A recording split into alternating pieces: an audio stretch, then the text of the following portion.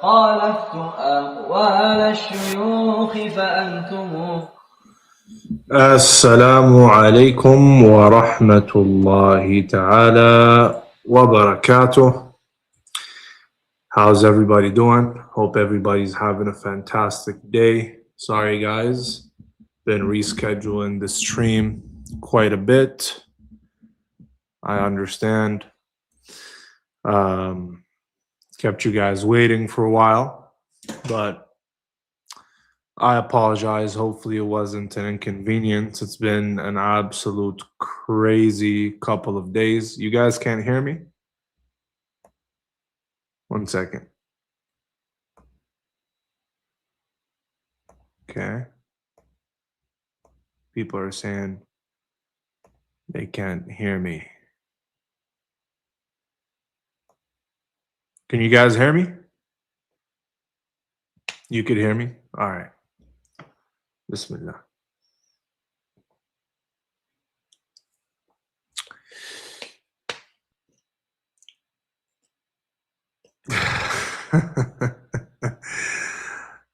One sec. Let me pin that right quick, man. Let me pin that right quick. The King Orthodox Muslim is back, man. King Orthodox Muslim is back.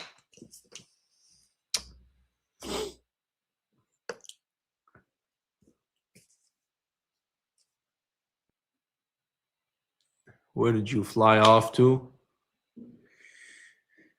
Guys, I've been busy, man. I took a last minute flight yesterday, and subhanallah, I had to leave back next day because of a family emergency. Very big family emergency, so I had to come back today. Can you guys stop talking about the blue beanie? Like it's okay, man. It's fine, you know?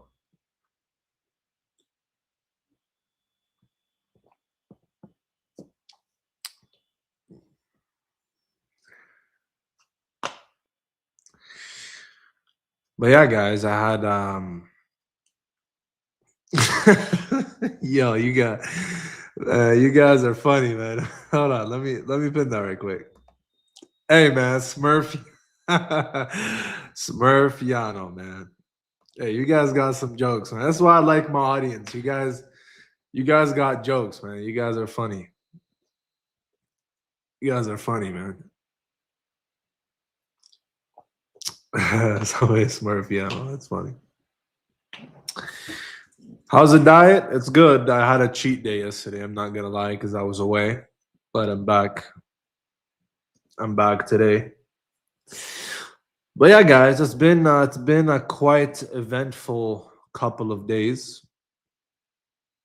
Subhanallah, 2026 just started, and by the will of God, we have absolutely shaken up Christian apologetics already.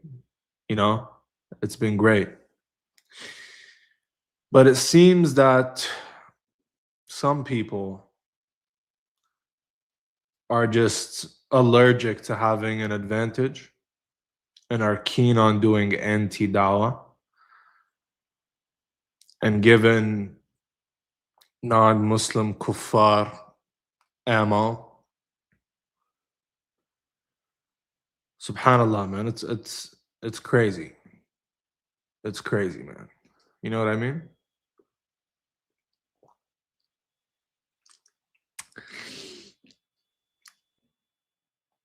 It's crazy. I mean, like, we had Sam Shimon scrambling doing reaction videos. Like, he's part 3. I think he's live, or he was live, or he's gonna be live. Inspiring philosophy is in shambles. Nick Swiv, Chris at Speaker's Corner, they're all in shambles. And, we got Sam Shimon coming out telling his boys that, they could have done better and that his platform is open for them to take some lessons with their Papa Shimon. And it's crazy, man. It's as soon as the year starts and we're doing good, alhamdulillah, we're doing good. Some people just are itching to cause unnecessary issues and problems. I don't know why that is. Don't understand what what kind of benefit there is with that. Not really sure. But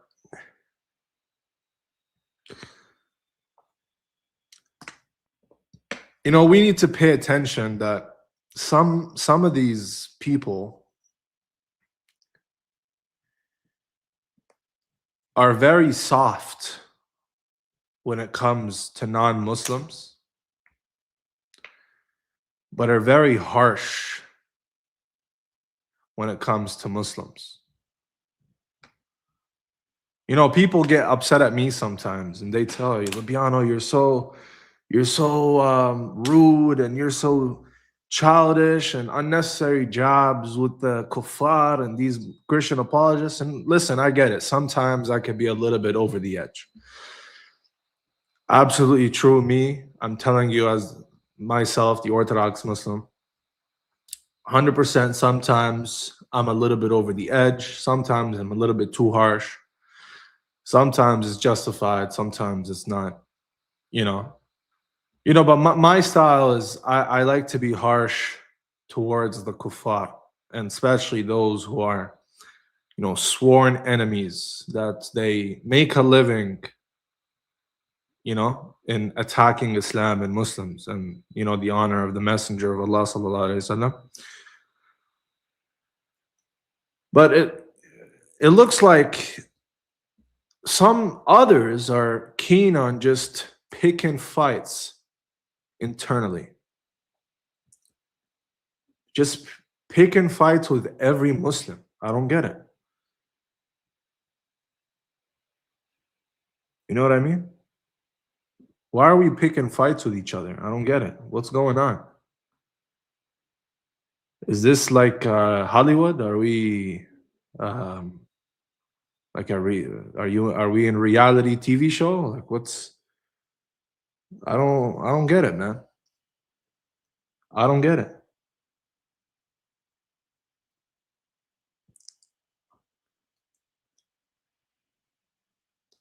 Listen, we need to know our place, guys. We need to know our place.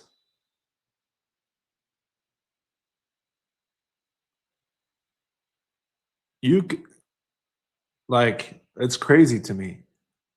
There's a certain respect that you need to have when we speak about those who preceded us in this, especially the late Ahmed Didat, may Allah have mercy on his soul, and Zakir Naik and all these guys. I mean, these guys are like almost the founders of what we're all doing.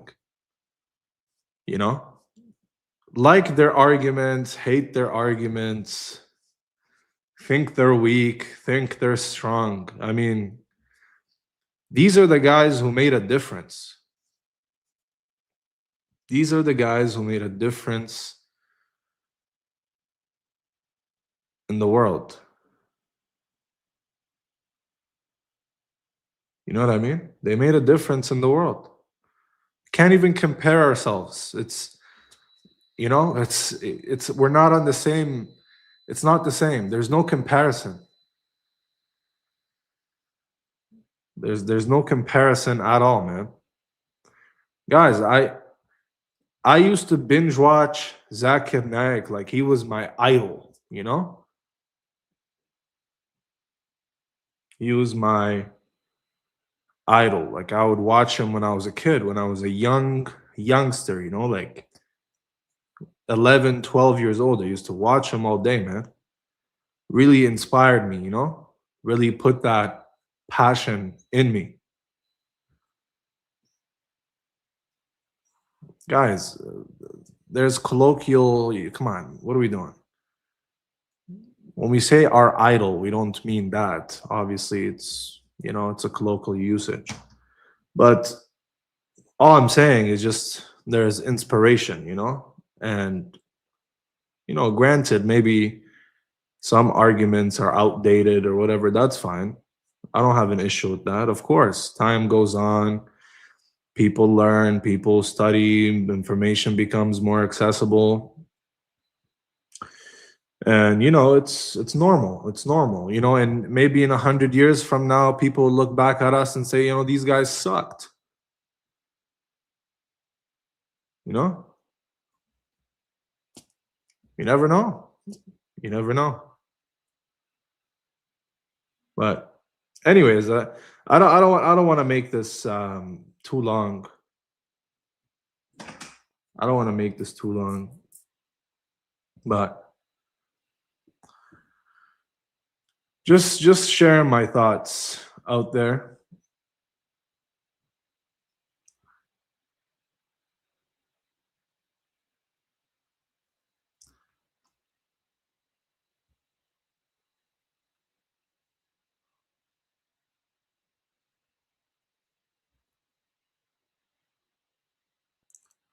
Bro, look at the amount of, like, brother, don't get me started on you.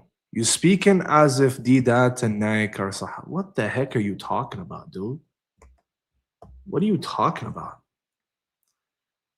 Oh my god, you got, like, log off the internet, dude. Just log off. Just log off the internet, brother. All right? Log off the internet.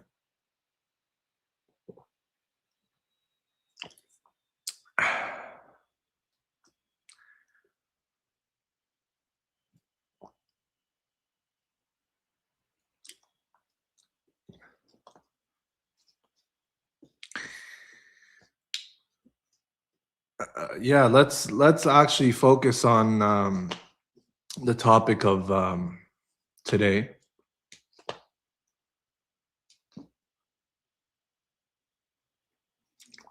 Dean, I called you. You didn't respond. Please join the stream if you're watching. Is Dean here, guys? All right. Dean is coming in 5. Great. Fantastic. Fantastic.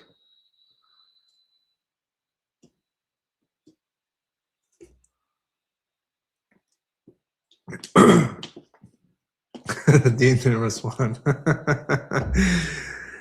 Dean doesn't respond, man. No, guys, we gotta give it up to Dean, man. Dean has been killing it. He's been shining like a star, killing it, man. Guys, Dean is on the come up. Mashallah, tabarakallah. Very classy, very, on point, firm when he needs to be. We gotta, man, Dean is fantastic, guys. Dean, and listen, guys, I don't know. You want me, guys, to be honest with you? I don't know anybody more humble than Dean. I don't know anybody more humble than Dean in the dawah. And, who I know. Maybe there is, I don't know. But from my experience, okay? Dean is as humble as it gets. And, we know that if you exalt yourself and you make yourself be more, Allah will humiliate you and bring you down. But if you humble yourself and you lower yourself, Allah will bring you up and He will exalt you.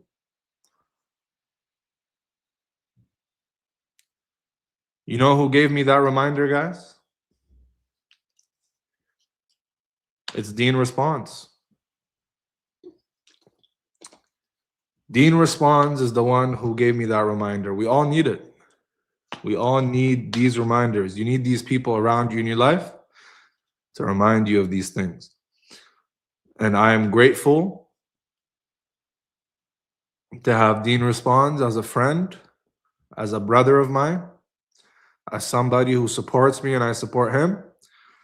And, inshallah, our relationship continues and grows and we're able to destroy Christianity this year together.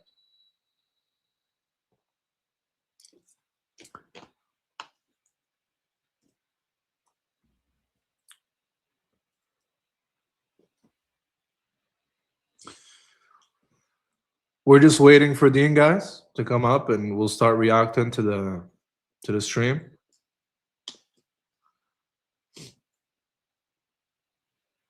Also, guys, I want to also say, in light of recent events,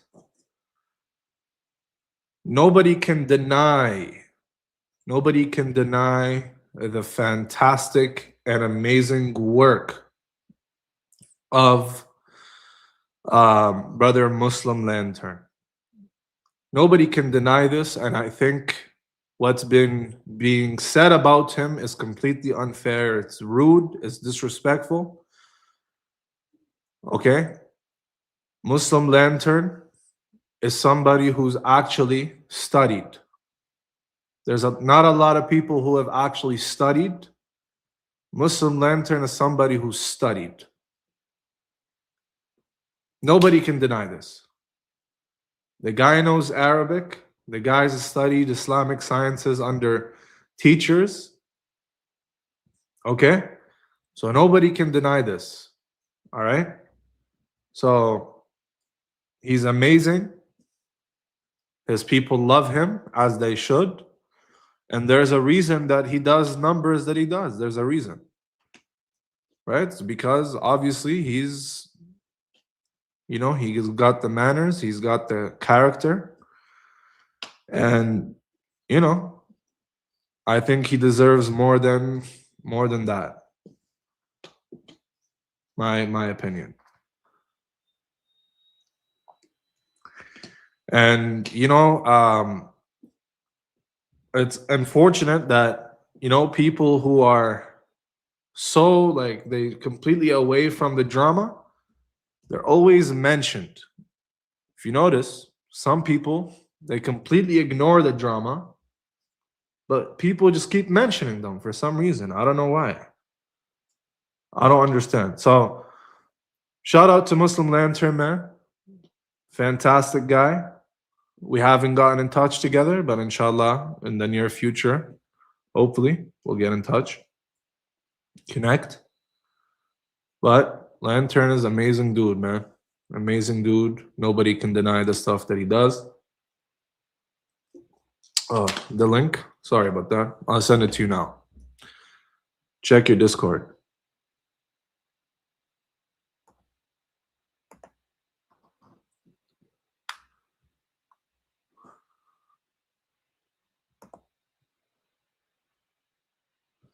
Guys, I'm not changing the beanie color. It's staying, man. It's staying. The beanie color is staying. It's not going. Sorry about that. You guys gotta deal with it, man.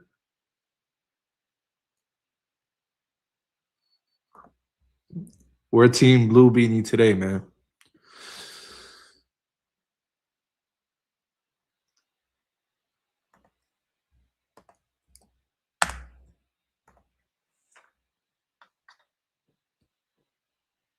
The heck?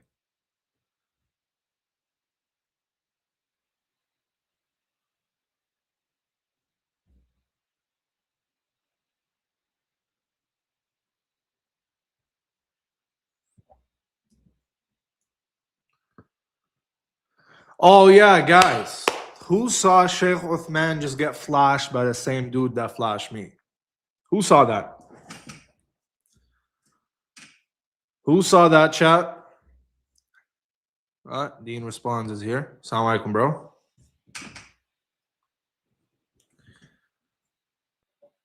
Yo, assalamu alaikum. What's going on, bro? Doing good from the lab. How come Dean barely responds lately, man? Well, I slept in a bit today, bro, to be honest. No worries, bro. You deserve it. You're usually always up early at like 6, 7 a.m.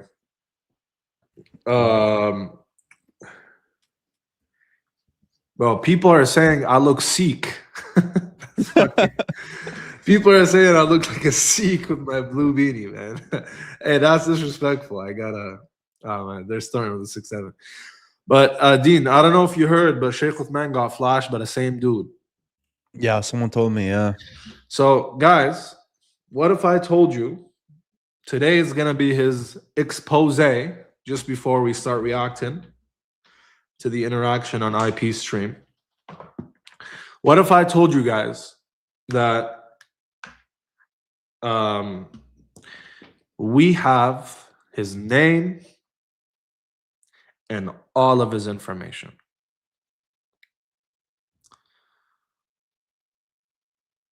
We got everything,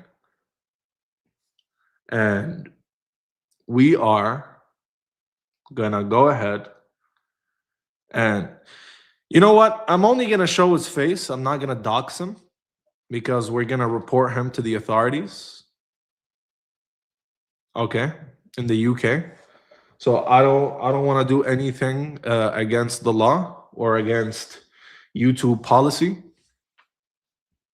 Okay, so I'm not gonna show any of his information, but since his profile picture is public, we'll show his picture. Dean, do you have a picture of him that you could put on the screen right quick?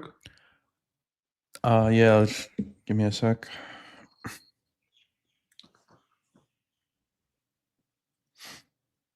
What if I told you guys it's the same dude who started the "I trusted you, Libiano" meme? Would you guys believe that? It is the same dude who started the "I trusted you, Libiano." Can you guys believe that, man?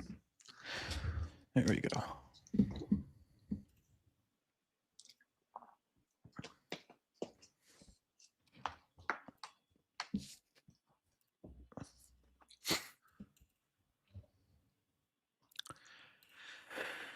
It's unfortunate, man. I don't know if he wants to just waste his life away or give up his life, or Yeah, there's he's got some nothing. issues, bro. There's nothing personal information in that picture, right? Nothing.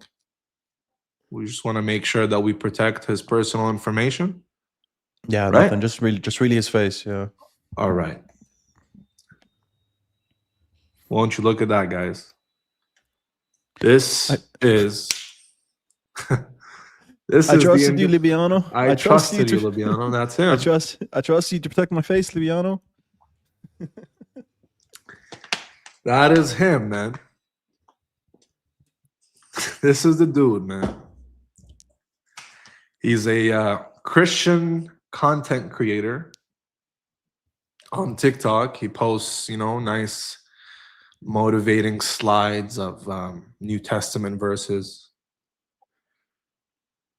It's unfortunate that I had to come to this, and I'm being nice enough to protect your private information,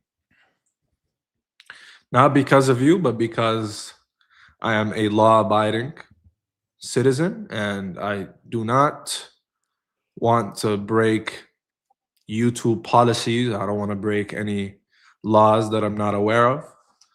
But you did it to yourself, man. You did it to yourself, and we are going to be filing a police report against you. Perhaps pressing some charges. And I'll make sure that this won't go unnoticed. I'll make sure that you do get in trouble because of this despicable online behavior. You look like a decent guy. You're not an ugly guy. You look like you got your things figured out. You're not a lonely dork in someone's basement. You look like a regular Joe Schmo. I'm not sure why you're doing these things. It's very sad. I mean, if I may remind you and everybody else watching, you were digging in your cheeks in front of another man, in front of in front of 1,000 people. You bent over and you started digging in yourself with no shame. And not only did you look back and regret your behavior, but you went and did it again on Sheikh Uthman. So it seems to me that this is not a one-off thing. You don't regret what you did. You don't feel any shame. You don't feel any what's it called? Any regret. This is what you do, man. You dig in your cheeks in front of men. If anything, bro, I think he has an addiction now. Yeah. Looks like you have an addiction of playing with yourself in front of other men. And if that's how you swing, then I mean, I'm sure there's a lot of dating applications available for you. You don't have to take this route. But I don't know what's wrong with you, man. I don't know what's wrong with you. You have some serious mental issues. Seek some help. Okay? Get a psychiatrist, get a therapist, get somebody to check up on you because you are not normal, my friend. By the way, guys, he ended up privating his account when we were suspecting that it's him. And we have him on record admitting and confessing to his crimes. Yeah, so we're not just speculating. It's him 100%. He has confessed. He has admitted that it's him. And he's also admitted that he's done it on, multiple other people's streams. Weird enough, he also said that he did it on Life GL's stream, Logic's sidekick. What a weirdo. What the hell? So, what's wrong with you, brother? I mean, I thought this was about Islam, but at this point, it looks like you just want to touch yourself in front of men on a public audience. That's so weird. It's even I more mean, weird now. you're doing it on Muslim platforms and Christian platforms. So, I don't know, man. Very, very weird guy. If somebody here knows him from the UK, you've seen him, recognize him, please reach out to this guy, man. I mean, he's crying out for help. He needs help, seriously. I mean, who wakes up in the morning and decides, I'm going to go on YouTube and flash my cheeks hole in front of the world and start playing with myself butt naked? Who just decides to do that? What a weird guy, man. What a weird guy. But anyways, without a further ado, let's get Riyad in. Before that, Dean responds. Did you want to say anything about any of the recent events without naming anybody, of course?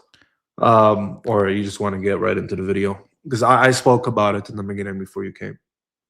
Yeah. A little bit. No, I'm just gonna say no one should be comparing any da'i to another person, especially those that have dedicated their lives and sacrificed a lot of time and effort, fi sabilillah. So I think that everyone, they have their pros and they have their cons, but at the end of the day, we're all being used by Allah Azza wa Jal as tools, and yeah, we should humble ourselves. Remember where we came from. Absolutely, man. Absolutely. Thank you for that. I appreciate it. And yeah, let's get right into the video. Ya Allah. Do you want me to share it or do you want to share it? You can go ahead. Okay. Pause whenever you like. You know what's funny? What's up? Both of these, every time I've scheduled a live, they've scheduled a live 15 minutes before. And you know how I kept pushing it, right? Yeah. I know. And even today, David Wood scheduled a live with Chris, the pork face, piggy face, right? And others 15 minutes before mine. Now, Nick is also live now. okay, which is, I don't know, man. It's just damage control. But AN, by the way, if you want to come up and join us in reacting as well, feel free. I'll send you the Discord link now.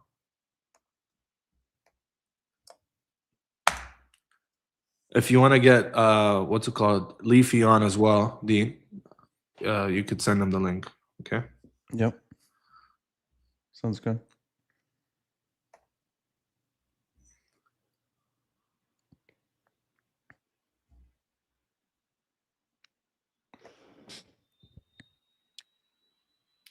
I'm gonna watch it from your channel because you have the full thing. Yep.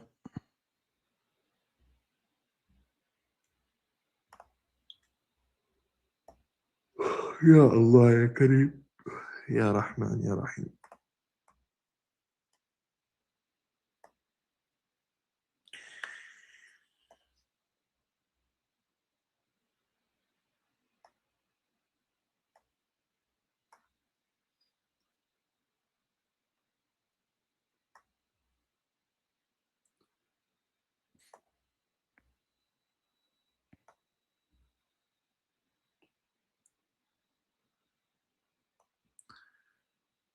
Okay.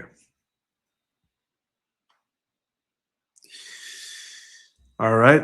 You got it right from the beginning, right? Or did your Yep. editor cut it off a bit from the beginning? Nah, it's right from the beginning.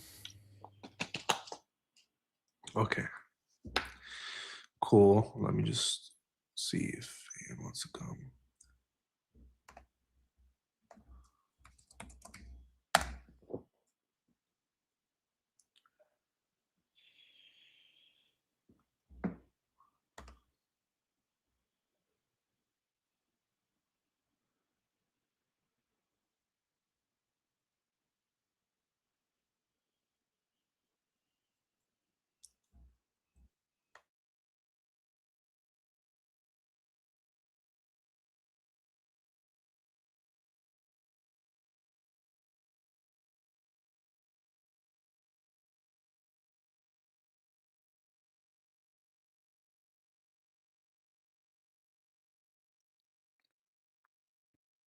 All right. Yeah, AN is going to join us. He's on his way. Okay. Let's get to reacting. Good. Mikey Jones. What's going on, man? How you doing? I see that you guys need some backup today. What's going on, man? Speed it up a little bit, Luciano. So, just some for context, because I said you guys need some backup. The day before this, I had a live stream, okay? And IP also had a live stream. And somebody from IP's live came into my live and said that IP is yapping his mouth about me. And I said, IP, why don't we talk right now? But he didn't want to join. And it was him, Fan, and Chris. So they said, well, we're not going to stop what we're doing for you, but we have a live stream tomorrow, me and Fan. If you go look, even on the thumbnail, it was just him and Fan. All right. Come join us tomorrow. And I said, okay, bet. Let's do it. We'll join you guys tomorrow. So now this is tomorrow. Me and Dean are expecting a nice conversation with IP and his butler, aka employee, aka useless dusty book on the shelf, Fan Christopoulos. And just an honest and sincere advice to IP. Religion aside, okay? Man to man. Financial advice, if you want to call it. Fire this guy. Fan is useless. He's making your brand look bad. He's adding nothing to the table. He is always clueless, looks confused. He blunders on basic things. And you're paying him full time to do what? Nothing? He's completely useless. He's a financial mistake. And honest advice, man, you need to fire this dude because he sucks. I'm just letting you know. Okay. Hopefully you'll consider what I said. Here we have AN here. Assalamu alaikum, bro. Yeah, alaikum salam. What's going on, bro? You good? John, everything's good. Alhamdulillah. Yeah, just reacting to the 2026 failure so far. So for Christians. But yeah, I was just saying, by the way, actually AN, our friend AN here, actually had a discussion with Than and Fearless Truth.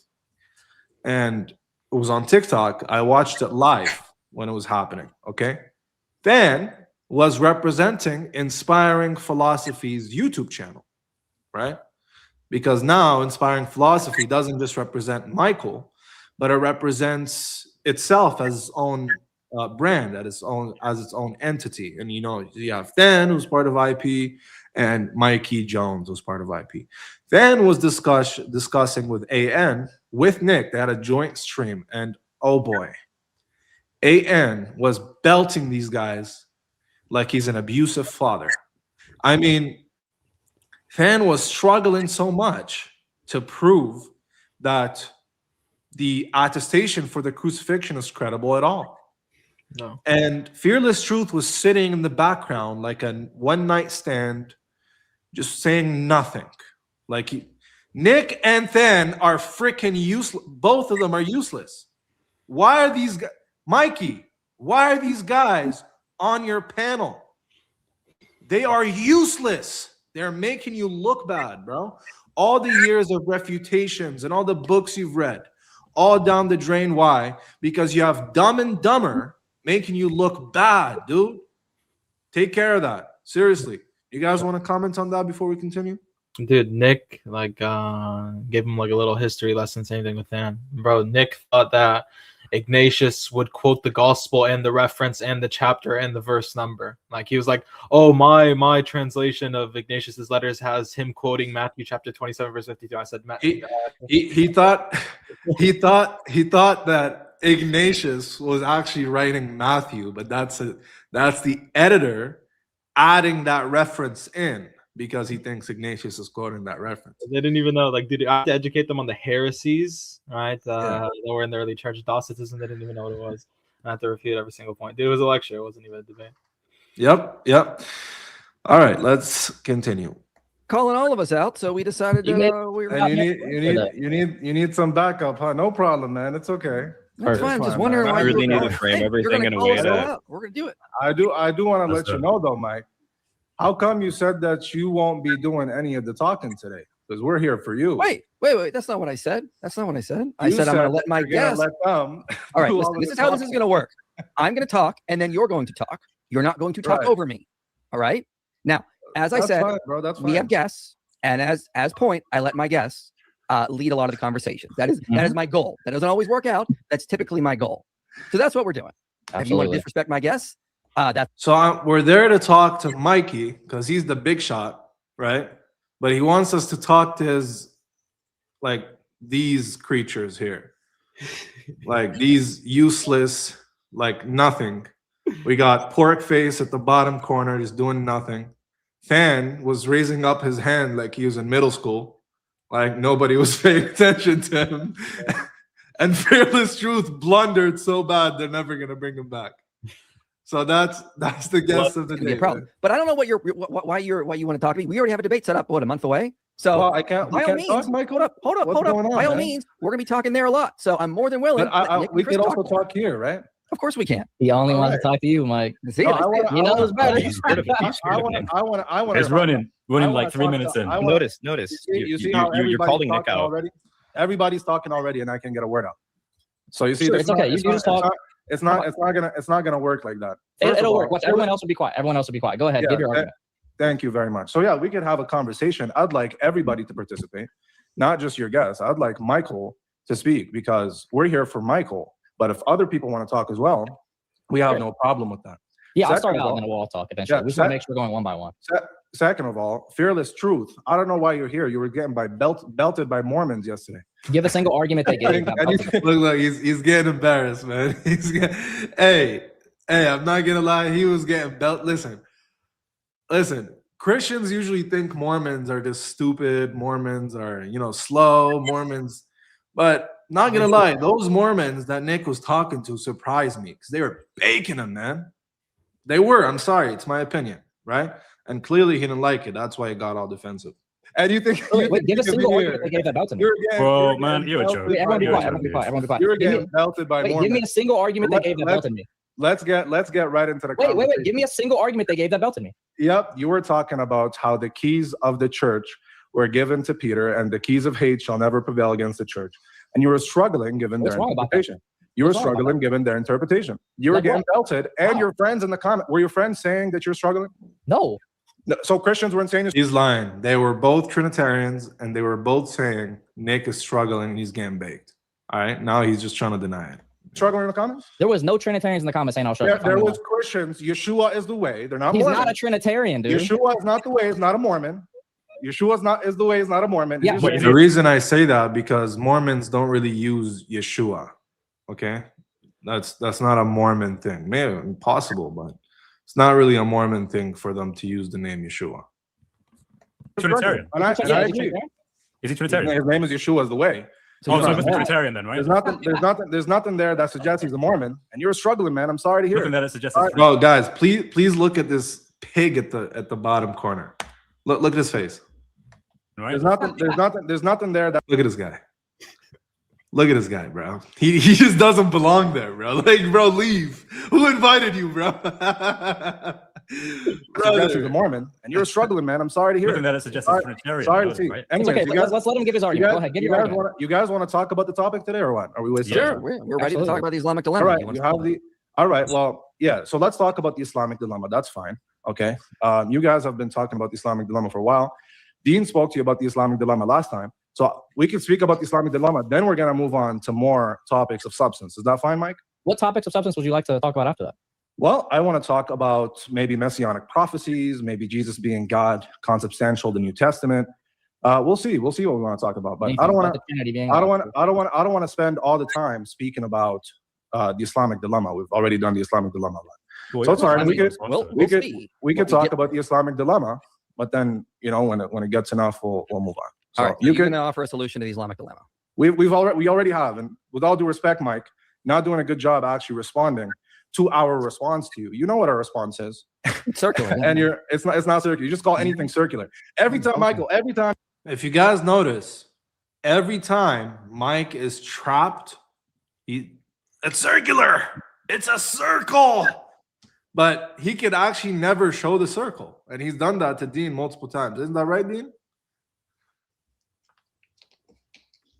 Yo, Dean, where you at, man?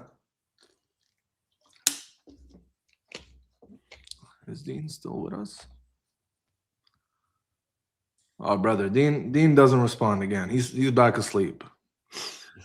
He's back asleep, man. All right, Sound a little tired. let's move on. You get belted. You say something is circular. Are you going to actually offer an I- argument, or you just do commentary? Go It's just ahead. commentary, Go man. ahead. It's Go just ahead and whatever. give the. So, Mike, go ahead and give the argument. The Islamic dilemma. It's very simple.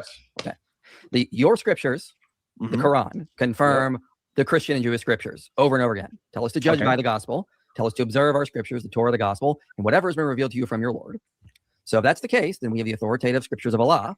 Then we can judge by them, use them, and we can judge that the Quran is false. But if our scriptures, Notice, he said, his premise is that the Quran confirms the Torah and the gospel, and that his scriptures are authoritative, and that he could use them to determine truth. Focus, pay attention, see how he's going to backtrack in literally 2 minutes. corrupted, Islam is also false because Allah is telling us to judge by corrupted scriptures. That Four verses we can preassumes- use. All Surah right. 24, Surah 241, 285, 568, 543 to 48, and so on and so on. Beautiful. So that argument preassumes that the confirmation is absolute, right, Mike? No, it doesn't. No, it doesn't. Not at all. Brother, he just said that his premise is that the Quran confirms the Torah and the gospel insofar as them being authoritative. How can they be authoritative if they are not fully preserved in his view? Does this make any sense, Anne? No, not at all. Dude, Like- this one question tears through apart this dilemma and just calling out their presuppositions and what they're pre-assuming coming into the argumentation. Yeah. It's crazy, bro. Like now they don't want to say that it hinges on an absolute confirmation because they know what's gonna happen. The conscious edits are very clear. But anyways, watch Pork Face now try to save face from Mike, look how defeated he looks. I don't know. Did your girlfriend break up with you, Mike? What happened that day, man? Look at this guy, bro. He look. Oh man, I feel bad, man. All right. I asked a question to Mike. Yeah, Yeah, the yeah, question yeah. was- and the answer I is think Mike no. can speak for himself. Mike can speak for himself. So you don't want to Mike, talk to me. No, we'll speak to you, but the question was positive to Mike. So Mike, Right, answer so the you question. already want now. to talk to Hold Mike. up. Okay, so Mike does is he know already it? running. This is not Wait, gonna wait, work. wait. How is Mike What? running? Because If I you asked, refuse- Stop Mike, stuttering, I asked Chris. Mike, Stop I asked stuttering. Mike. So now you're coming to be his lawyer. He doesn't need a lawyer. He can answer the question for himself. Bro, Listen, Mike, address. I What's the already question? said. Hold All up. right, Hold up. listen, My this guest is- asked you a question. This is just panic I mode told already, you. bro. You guys already Bro, you're the panicking. one I who- asked you one question. why and can't you we- refused to answer it. I'm asking Mike the question. Lubiano Can he asked him a answer? question first, dude. Yeah, the question answered was. No, I want to hear it from Mike. Okay, wait. No, You see, say the same thing wow, I you said. see? Your lovely, You're not- beautiful voice. we have- Apparently the Libiano. other way you speak. We have this dude Libiano. already playing. Libiano. Oh, come on. Libiano. Like, what are we doing? Libiano, Yes. you're not the moderator here. Okay. There is no moderator here. That is why. Well, We're just that's having a why we conversation. like to Mike, do it's debates Mike. with It's moderators. his That's channel. right. Well, But you insisted on Mike, doing you that. guys don't like doing debates with moderators. I've been What are calling you all of talking you. about? We're doing I've a been debate. Can you guys believe that? Can you guys believe that Mike has the audacity? He has the, sorry to say, testicles to say that they're the ones who want moderated debates? Am I not the one who's called out David Wood from moderated debate, Sam Shimon from moderated debate, everybody from moderated debate? These guys don't want to do it. But now he's saying that's why we want to do moderated debates and you guys don't. It's crazy, man. It's crazy. Let's keep 6 going. months in advance. Yep, 6 months, by the way. Next month with the moderator. And you needed 6 months for it. You You've been needed calling- 6 don't- months. wait, don't say you've been Mike, calling all of you us needed- out. you Don't say needed you've been calling 6 all of us You out. needed Let's fearless. bring it back. You're- Mike, how about you just answer the question? Yo, do you guys hear a little fish speaking, trying to get my attention? Oh, that's crazy. The guy who made you say Oh, rocket. Look, he's so easy to rage bait. Have you noticed? He's so easy to rage bait, bro. You're always looking confused, bro. Look at him. He's trying hard to defend. He's like, yo, this guy just called me a little fish. He's in like attack mode right now because I keep rage baiting this dude and he keeps falling for it every time. Come on, man. That's a rookie move, brother. So metaphysics, Crazy Mike. how that works, huh? Is that metaphysics? No, sorry, I said metaphysics, Mike. Look, this guy Mike. doesn't know what he's saying, bro. So Mike, listen, bro. I asked you a question, and you're saying, "Oh, this is why we need moderated debates." Bro, we could speak, no problem. I'm the one who's been chasing every single one of you. David Wood, Apos, you, Logic, You're chasing all me? of you guys. Bro, can I? Bro, you're a nobody. Who are you? There you go. Then. There you go. So You're not- so You're no. gonna So no. keep- So you're you're not not running my chasing me. doing this. So We're let not. me- Listen, no. Their complaint, you see, this is so funny. They were like using the victim card, saying I was cutting them off. Bro, who's cutting who off? They literally won't let me talk to Mike.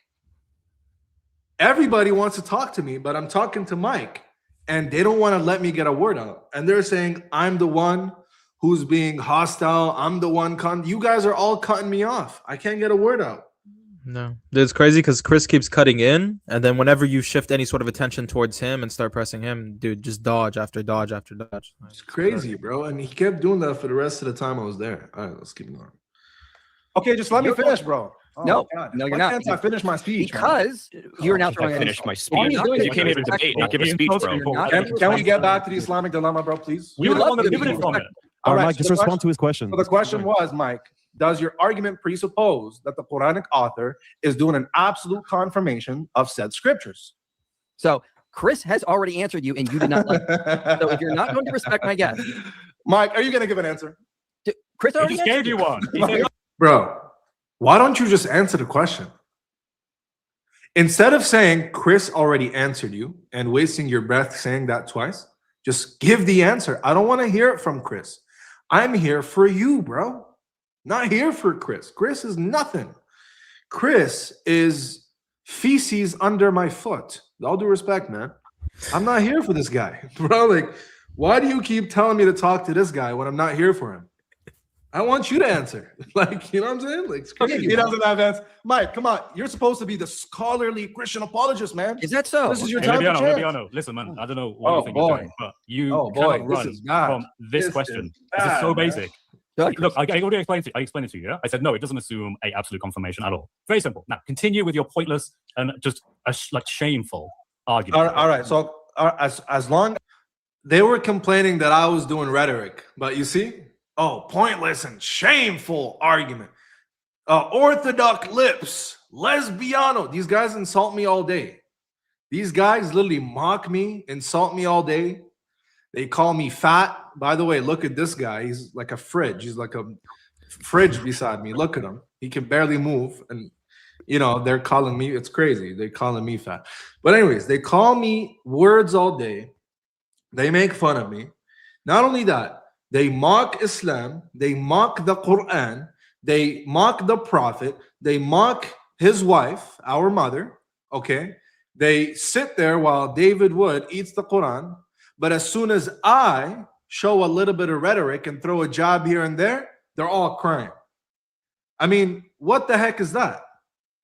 You guys expect me to be respectful to you after you're cursing the Prophet all day and letting somebody beside you eat the Quran?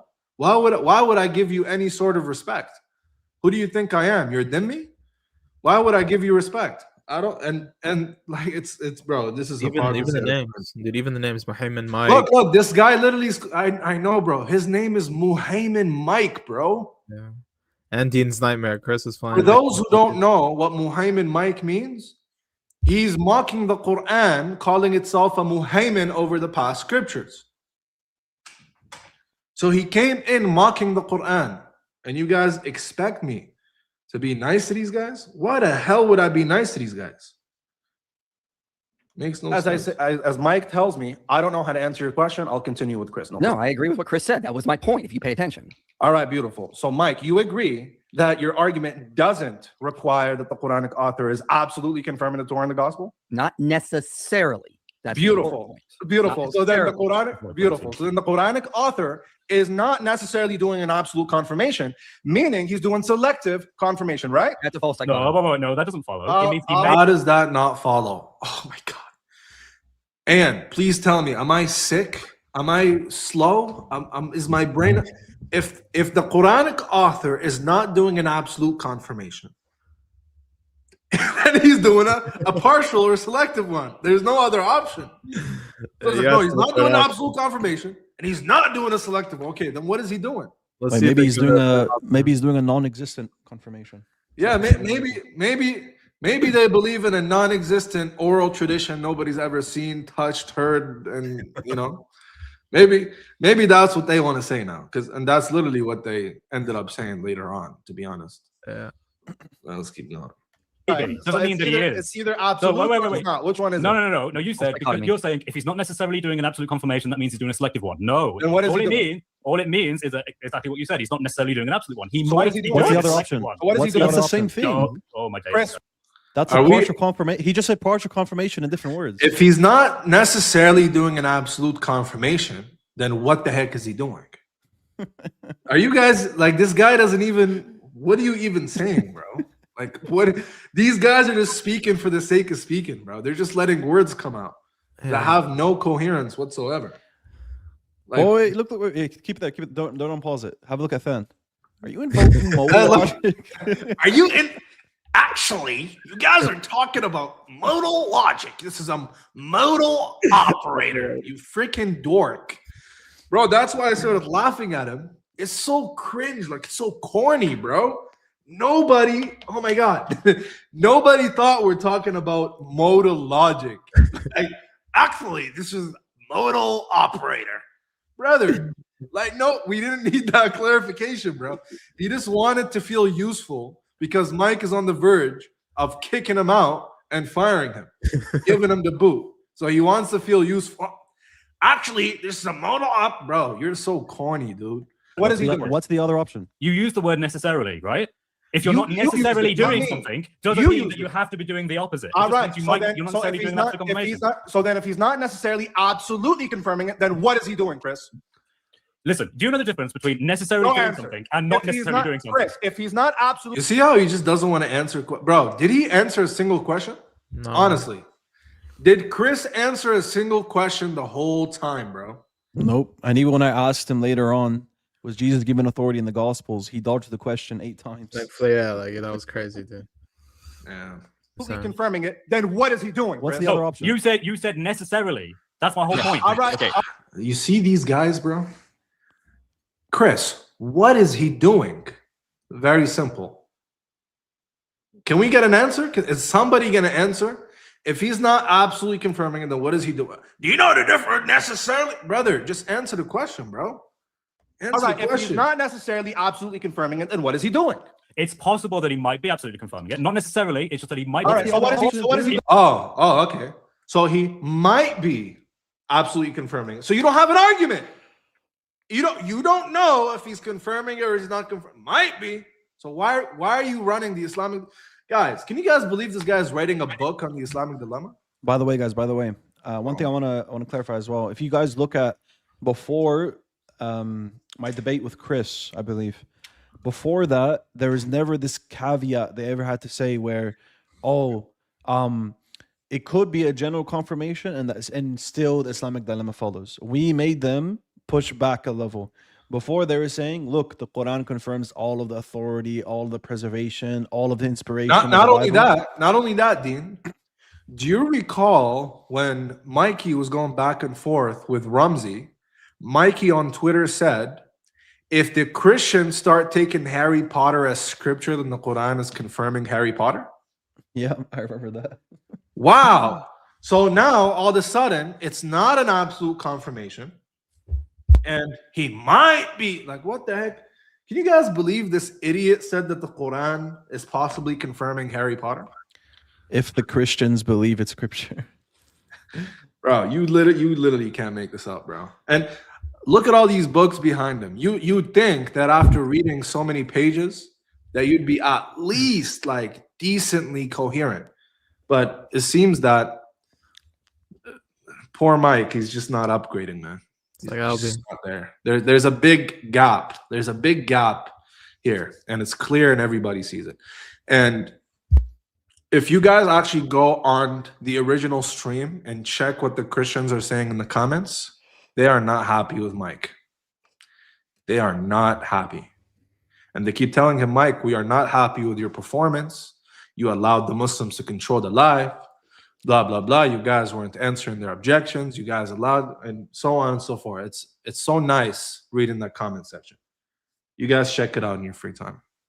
What are you doing a selective one? So under your view, Can I add a clarification for people here? Go ahead there. The word necessarily is a modal operator. So if you are I'm gonna, bro, shut up, bro. Bro, shut up, bro. Oh my god. The word necessarily is a modal operator. Like, brother, you're so corny, bro. Like, yo, get this cheesy guy out of here, bro. This guy's it's a logical operator. Brother, we're not. I know big words scare you. We're not talking about. Let's bring up Kloppenberg again, bro. We're not. Oh, Fan, we're not talking scaring about. you? Is that what's going on? No, it's not that big word. Scare me. Fan knows we're not talking about. He knows we're not talking about modal logic. You're not. obviously When not. Mike is saying not necessarily, Let me finish. he is Let me saying- finish. And let me finish. No, I'm not going to let you finish You're because I embarrassing- started talking and you you're just started acting embarrassing like a yourself. buffoon. Everybody I'm here is embarrassing myself embarrassed because big we're words not, scare you. We're not talking about modal logic, dude. Everyone knows we're not. Are you cheesy, bro? What's Okay, wrong? wait. We're not talking There's a about modal difference logic. between you talking about modal logic and Mike using a modal operator. using a modal operator doesn't mean you're talking about modal logic, Than. We colloquially use the word necessary and necessarily in our day-to-day speech. It's in our day-to-day vocabulary. And yet, nobody uses it that way in regular conversation outside of philosophical circles. We're not talking about possible world semantics when we're talking about the Islamic dilemma, Than. Than thinks that nobody big words. Brother, you're just corny, bro. That's all. You're just corny. Mike When is using Mike a modal said- operator? Yes, when Mike said not necessarily, he's saying it's not the case that it's logically necessary that he is. Let's just think about this for a second. It's not the case that it's logically necessary that the author of the Quran is confirmed. So he's trying to say that Mike is saying that the Quran is possibly logically necessarily confirming the Torah? What the heck does that mean? Dean, are you getting this?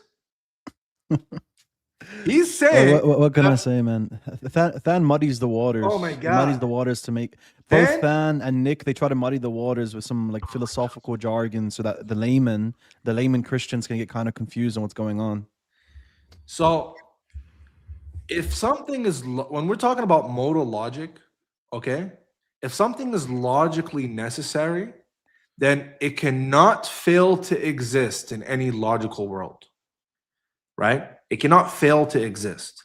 Surely he doesn't think that the Quran confirming the Bible possibly can't fail to exist in any possible world. I mean, it makes no sense. It's complete gibberish. Nobody thinks that's what we're talking about. Than is just trying to save face.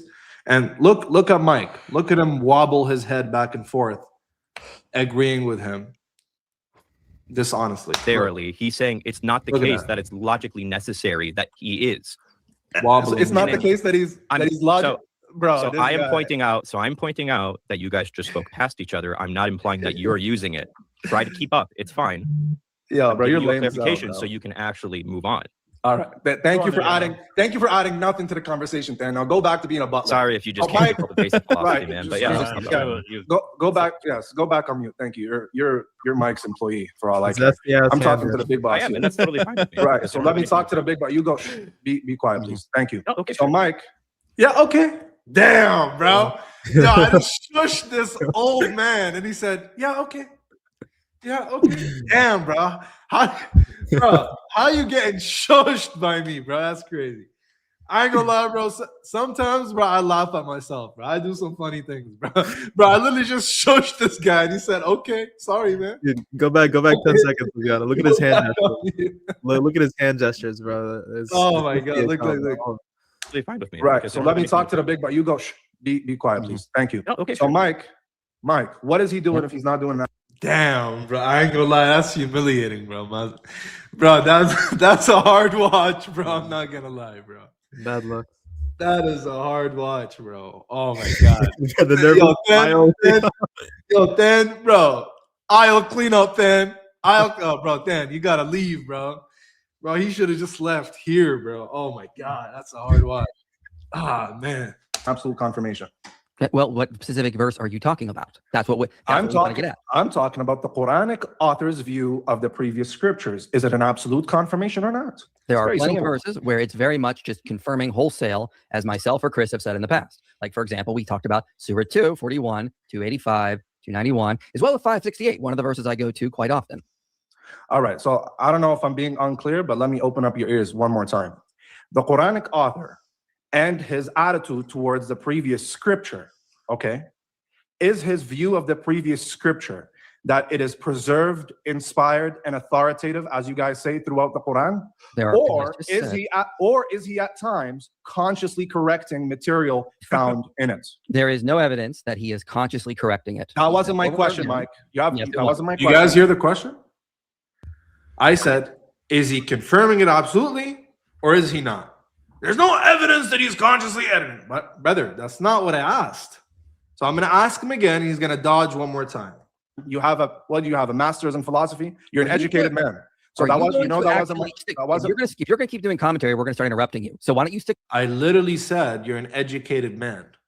Did that piss him off or something? Sorry, bro. You want to be an uneducated buffoon? No problem, bro. I think he's a bit insecure about it because he keeps getting baked on philosophy. He Maybe doesn't it's want people to because know. I know. Maybe it's because he has a master's degree in philosophy, and some random Discord Muslim kids are teaching him what an inference rule is. Maybe that's why. Maybe that's why. To the argument. So you don't like to make your sly comments. If you don't like my Hold attitude, up, hold then up, you don't hold have up. to have me here, man. All right, this is your first. This is your first warning. I'll give you one more, but I will have to mute you if you keep doing it. That's I scary. don't like muting, but if you keep doing it, I will have to. All So, right. Go back no, and ask your question. No problem, Mike. My question wasn't that. My question was, is he saying that the previous scripture is authoritative, inspired, and preserved? Or is he consciously editing material? Which one do you hold to? I already answered this. I said the other, which is the conscious editing. There's no evidence of that. And what we see throughout the Quran is confirming the scriptures as authoritative, inspired, and reliable. Beautiful. So then, So he is saying it's absolutely confirming it, right? Do you guys see how confused they are? Yep. Look how long we are 13 minutes in, and the first question posed has not yet been answered. They're telling me on one hand, no, it's not necessarily absolutely confirming. On the other hand, it is confirmed. I'm so lost. I'm so confused, bro. Like, we literally can't move forward, and they're complaining about me. Up until now, the conversation has been progressing okay. They're just not letting it keep going because they're not answering questions. Okay?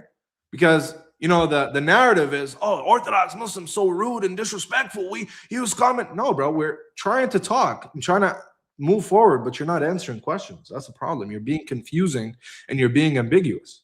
And your argument hinges on the fact that the Quranic author is absolutely confirming the Torah and the Gospel, right? No, I've used the term. Oh my God. So now he's saying, no, it's not absolutely confirming. Do you guys, bro, you guys actually can't make this up right now. Mike just told me it is absolutely confirming. Then Chris saying, no, it's not absolutely confirming. you see, I see?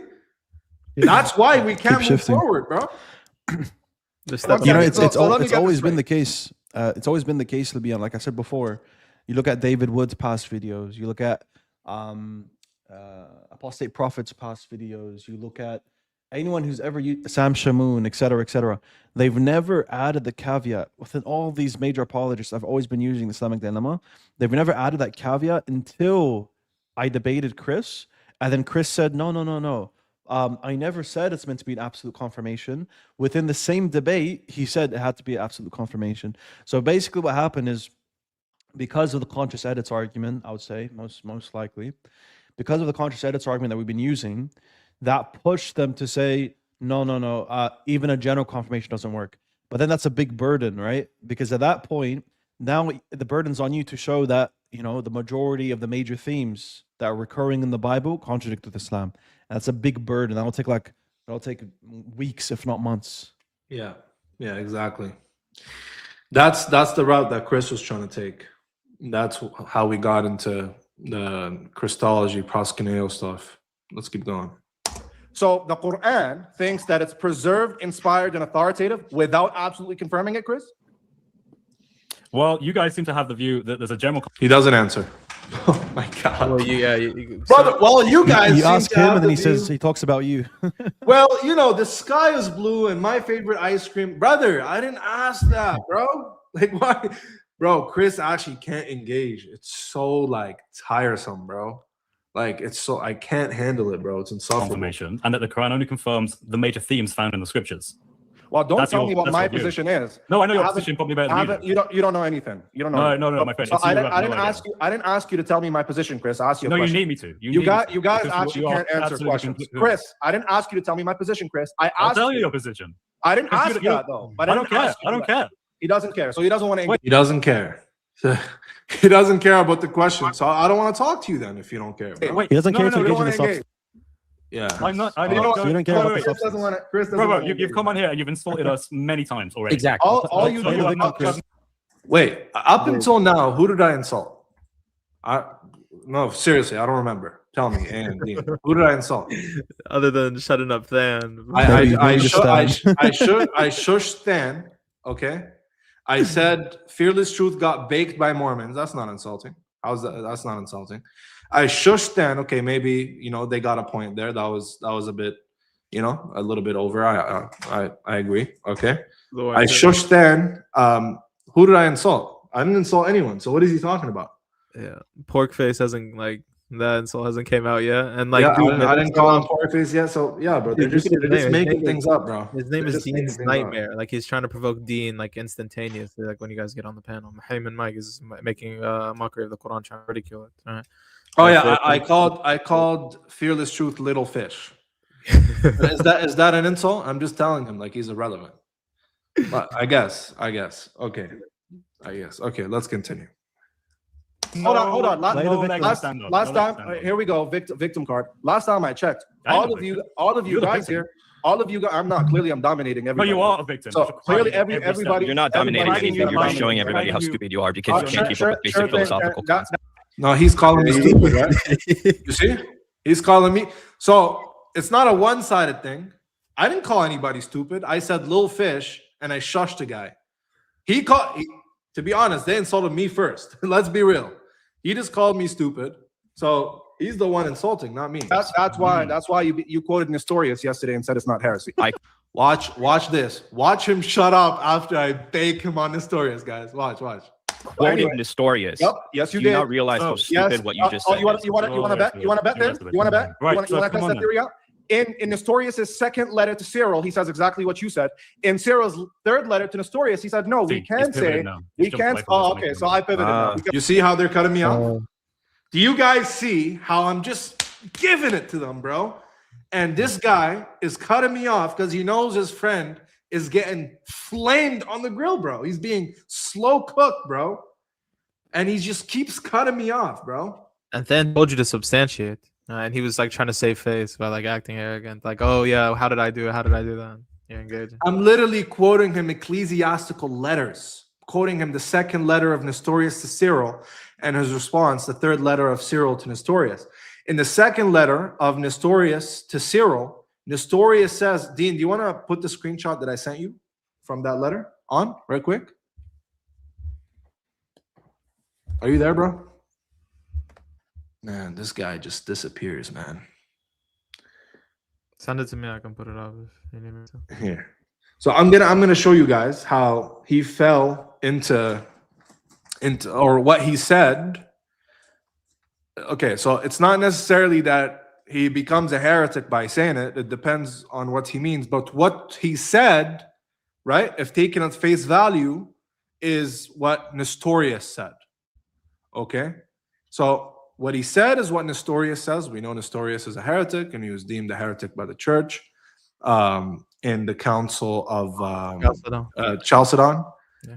Okay, so let me just get the screenshot from that letter I sent Dean. See if I could pull it up.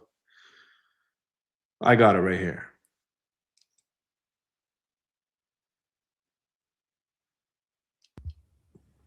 Okay, I'm gonna send it to you. Just share your screen, all right?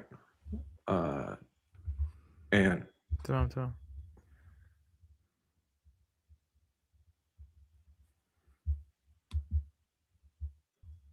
put the shorter one first. Shorter highlight first. I gotcha.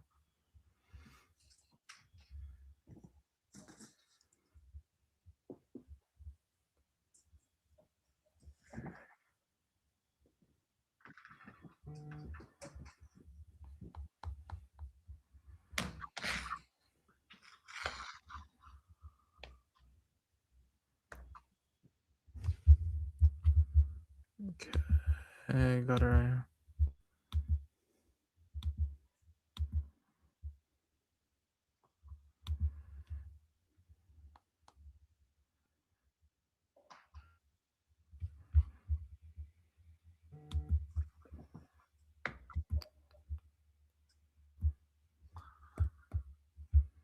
Okay, am I streaming? No, right here.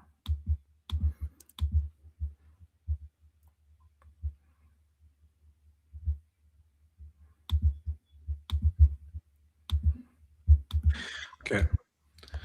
All right, guys. So this is Nestorius's letter to Cyril. This is what he says. This is the second letter, okay? This is Nestorius. For it is necessary for such as are attracted by the name propriety, to make God the word share because of the same propriety in being fed on milk, in gradual growth, in terror at the time of his passion, which means his crucifixion, and in need of angelical assistance. I make no mention of circumcision and sacrifice and sweat and hunger, which all belong to the flesh and are adorable as having taken place for our sake. But it would be false to apply such ideas to the deity and would involve us in just accusation because of our calumny. So he's saying these things you can't apply to the deity. You could only apply these things to the flesh: circumcision, terror, sweating, drinking milk, growing. These things you can't apply to the word to deity. You can only apply these things to the flesh. Look what he says, what Cyril responds. So this is in the third letter of Cyril to Nestorius. This is what he says. But when dishonor, by the way, there's more context, but we'll just read what I highlighted here. Okay? But when not dishonoring the measure of his humanity, he says to the Jews, but now you seek to kill me, a man who has spoken the truth to you. Again, no less than before, we recognize that he who, because of his equality and likeness to God the Father, is God, the Word, is also within the limits of his humanity. For it is necessary to believe that being God by nature, he became flesh, that is, man ensouled with a rational soul. Whatever reason should anyone have for being ashamed at the expressions uttered by him, should deny they happen to be suitable to him even as man. For if he should reject words suitable to him as man, who was it that forced him to become a man like us? Why would he, who submitted himself to voluntary self-emptying for our sake, reject expressions that are suitable for such self-emptying? He's saying, if you don't want to say these things about God, the Word, who took on flesh, why would he become flesh? Why would he, if these things are not suitable for him, who forced him to become a man for us? Right? That's his argument. Then he continues. Why should he, who submitted himself to voluntary self-emptying for our sake, reject expressions that are suitable for such self-emptying? All the expressions, therefore, that occur in the Gospels are to be referred to one person, the one enfleshed hypostasis of the Word. For there is one Lord Jesus Christ, according to the Scriptures. So according to Cyril, it is correct to attribute death, hunger, suckling, growing in knowledge and wisdom. It is correct to attribute these things to God the Word. It is not incorrect, as Nestorius says it's incorrect. Okay? Then said, God didn't die, the flesh died. But God didn't die. We don't say God died. That's what Than said. And that's why I called him out on it. And when I'm quoting him the stuff, now he's getting well, uneasy. He's getting nervous. All right. So let's just go back 5 seconds. You want to test that theory out? In Nestorius' second letter to Cyril, he says exactly what you said. In Cyril's third letter to Nestorius, he said, no, we can say, we can. Oh, okay. So I pivoted now because you guys want to. You see, when I start quoting the sauce, you guys get scared. So let's get back. No, you jumped to a totally different topic. Yeah, let's get back to the Islamic. You see how he shut up? He knew he wasn't going to defend that. He knew.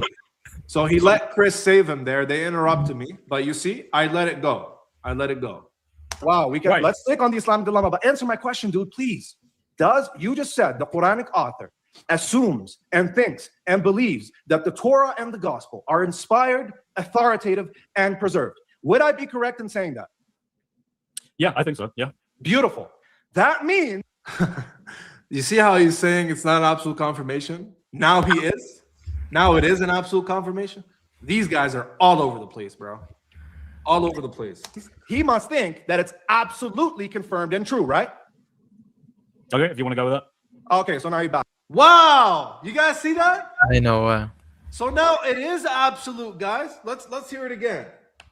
Absolutely confirmed and true, right? Wait, let's hear it again. Beautiful. That means he must think that it's absolutely confirmed and true, right? Okay, if you want to go with that. Wow, man. Oh, okay. If you want to go with that. Back. Oh, hold on. What did I do? Okay, there we go. Thank you. So yeah, it is. I just agreed with you. It is, yeah, because earlier you said it doesn't hinge. Now it does hinge. You see how inconsistent you are. So it does. Oh my God. So it does hinge on it being absolutely true, right? Okay, let me express my actual argument, which for some reason you haven't wanted me to do so far. I don't think it matters whether or not it's an absolute confirmation or a general confirmation. I think either one proves the Islamic dilemma. That's my point. Okay, okay, beautiful, beautiful. Let's go with that. So with the latter, that it doesn't have to absolutely confirm, how would the Islamic dilemma then follow? The Islamic dilemma would follow because under a general confirmation, the major themes and narratives of the Torah and the Gospels are still being confirmed. Those would be things such as the incarnation, the crucifixion, the resurrection, the baptism, the views on the afterlife. You could go through tons of these things, and not a single one of these things, these major narratives, works with the Quran. And hence, the Quran, one second. The Quran confirms the hypostatic union? Does the Quran Wait, stop there confirm for a sec, Lumiano. I just want to clarify something. So, when we're talking about a general confirmation, what does that mean? A general confirmation means you're confirming the majority of the major themes. Okay, what's a major theme? Now that's what they're going to ask you. Because when you're saying you're confirming the majority of major themes, Chris brought up, oh, but Jesus says in afterlife you're not going to get married or whatever, right?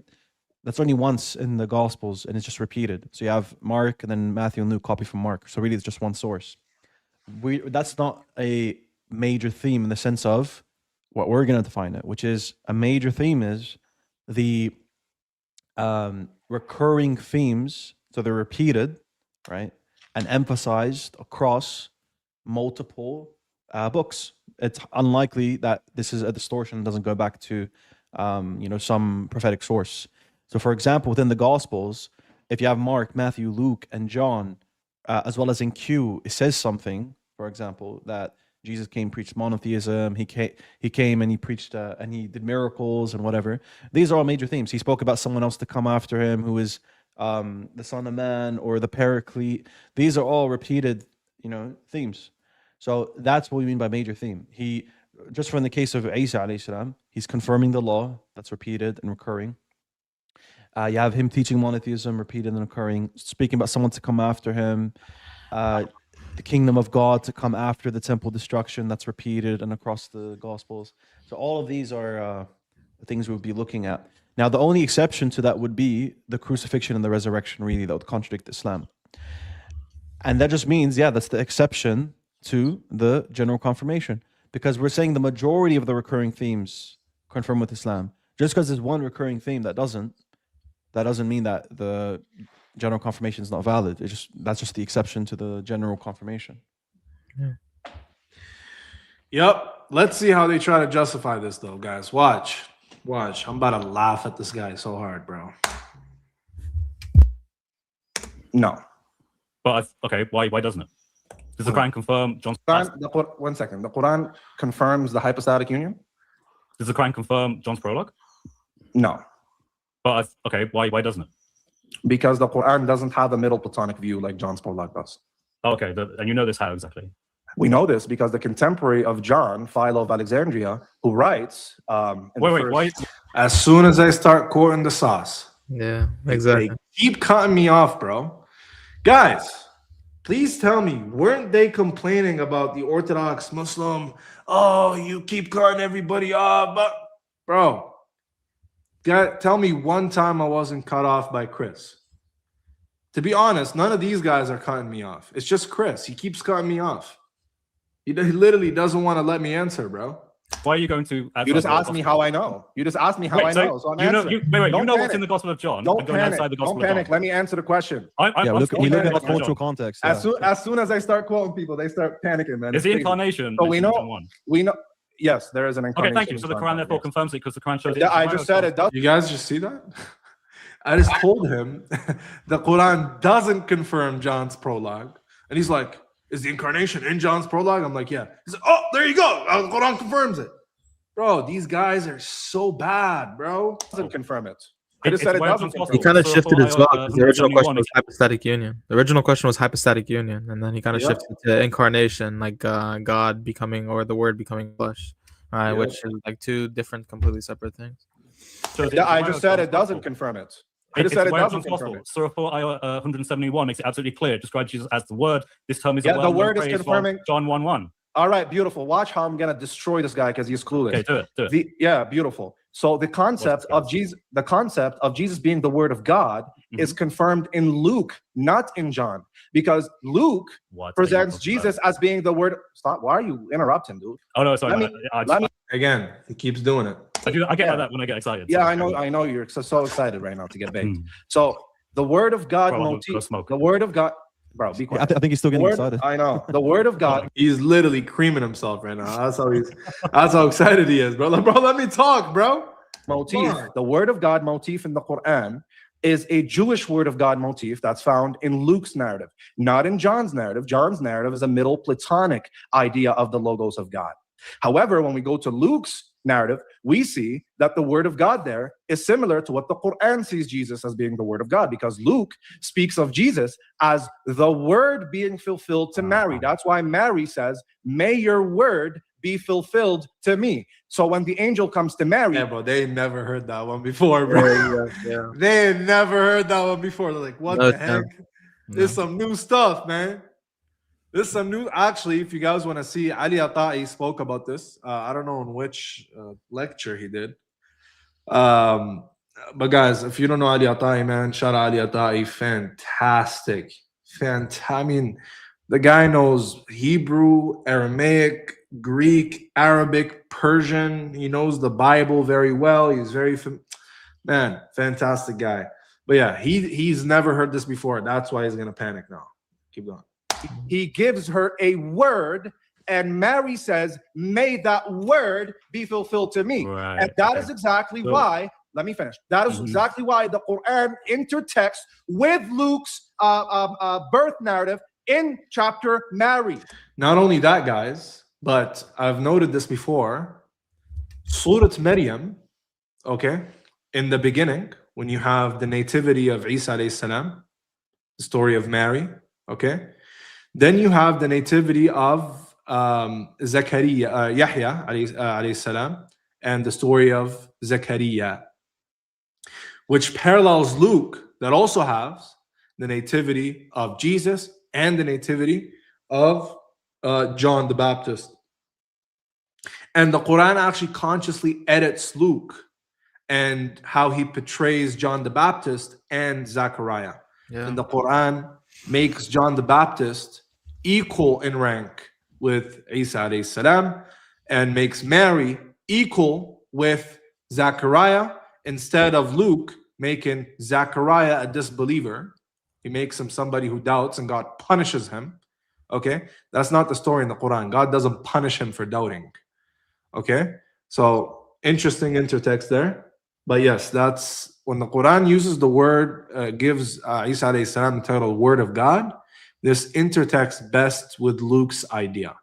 And by the way, just to know here as well, it's not even just that the Quran edits the view of Yahya alayhi salam, but it's actually reviving the earliest memory of Yahya alayhi salam, as scholars have noted with the Q Gospel, as many people maybe have heard about it by now. Do you want to actually show that? Yeah, I'll need a sec though. Just keep playing in the meantime. All right, sure. You have John the Baptist and Jesus, John the Baptist's birth, Jesus's birth, and you have that being contrasted with Luke. So no, Okay. I don't have to. Okay, I'm are you landing done? here. I'm landing. I promise. I don't have to concede that the Word of God motif comes from John. The Word of God motif comes from Luke. Okay, so first of all, there's a handful of scholars that openly disagree with you. Somebody said, Scotty, here, Scotty, dude, you're usually a smart guy, but you're being slow today. Okay. Nobody said there's a logos motif in Luke, brother. Oh my God. That's the point. Logos motif only exists in John. In Luke, it's a devar motif instead of a logos motif. Okay? Because the logos motif in John is Middle Platonic. In Luke, you have the devar Elohim, or devar Yod He Vav He, the word of God.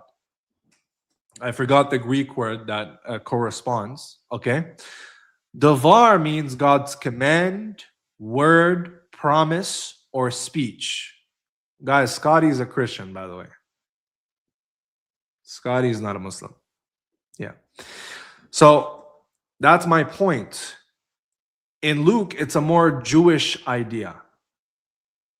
It's a Jewish idea where God sends an angel, and this angel carries a devar, a command, a promise, a word. He gives that word to Mary. and Mary takes that word and she believes in that word and she says, may that word be fulfilled to me. And so because of Isa alayhi salam unique birth, he is given this honorific title of Kalimatullah, the word of God. Okay, it's very simple. Very simple. All right, hopefully that helps, Scotty. And let's continue.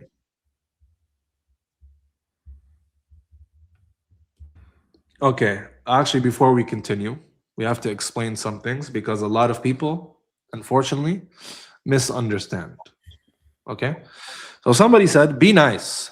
Even when Allah sent Musa to Fir'aun, he commanded him to invite him kindly while he was the Netanyahu of his time. Okay, so this is the difference. Okay,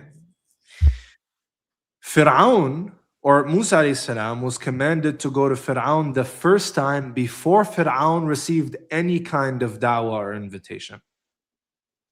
Okay? And of course, if somebody hasn't received the message yet, you're supposed to advise them kindly.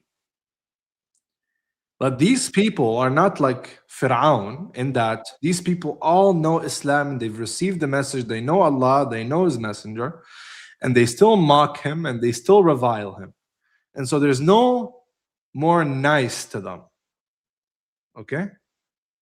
And we know this from the very same Quran. Okay? Hopefully that helps. Hopefully that makes sense.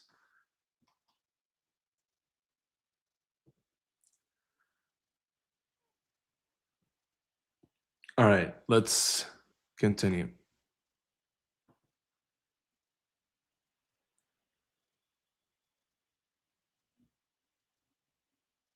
Thank you. Couldn't have said it better. There are two types of dawah. The initial one is kindly, true, but when they're continuing in their arrogance, they're dealt with harshly. The evidence is in the Quran from Surah Al-Isra. Yep. Yeah, that's what I said. Perfect. All right, let's continue. Cable side, Reynolds is one. It's an appeal to authority. He's a I pseudo. don't care. Let him I finish. actually, Let you finish. I actually give receipts. You don't give anything. So second of all, this I is just gave you pointless receipts. Second of all, this is pointless anyway. Do you accept that there is a prophecy in the Gospel of John of Muhammad? No. Wait, Okay, Libiano. okay, Libiano, pause there. Just quick note. Yeah. Gabriel Reynolds, right? Gabriel Reynolds is a pseudo scholar. Just have a look at the videos on my channel going through his blunders. So appealing to him is really a fallacious appeal to authority because he's not even authority to begin with, to be honest. And you know what's funny? Gabriel Reynolds concedes conscious edits. Joke's on you.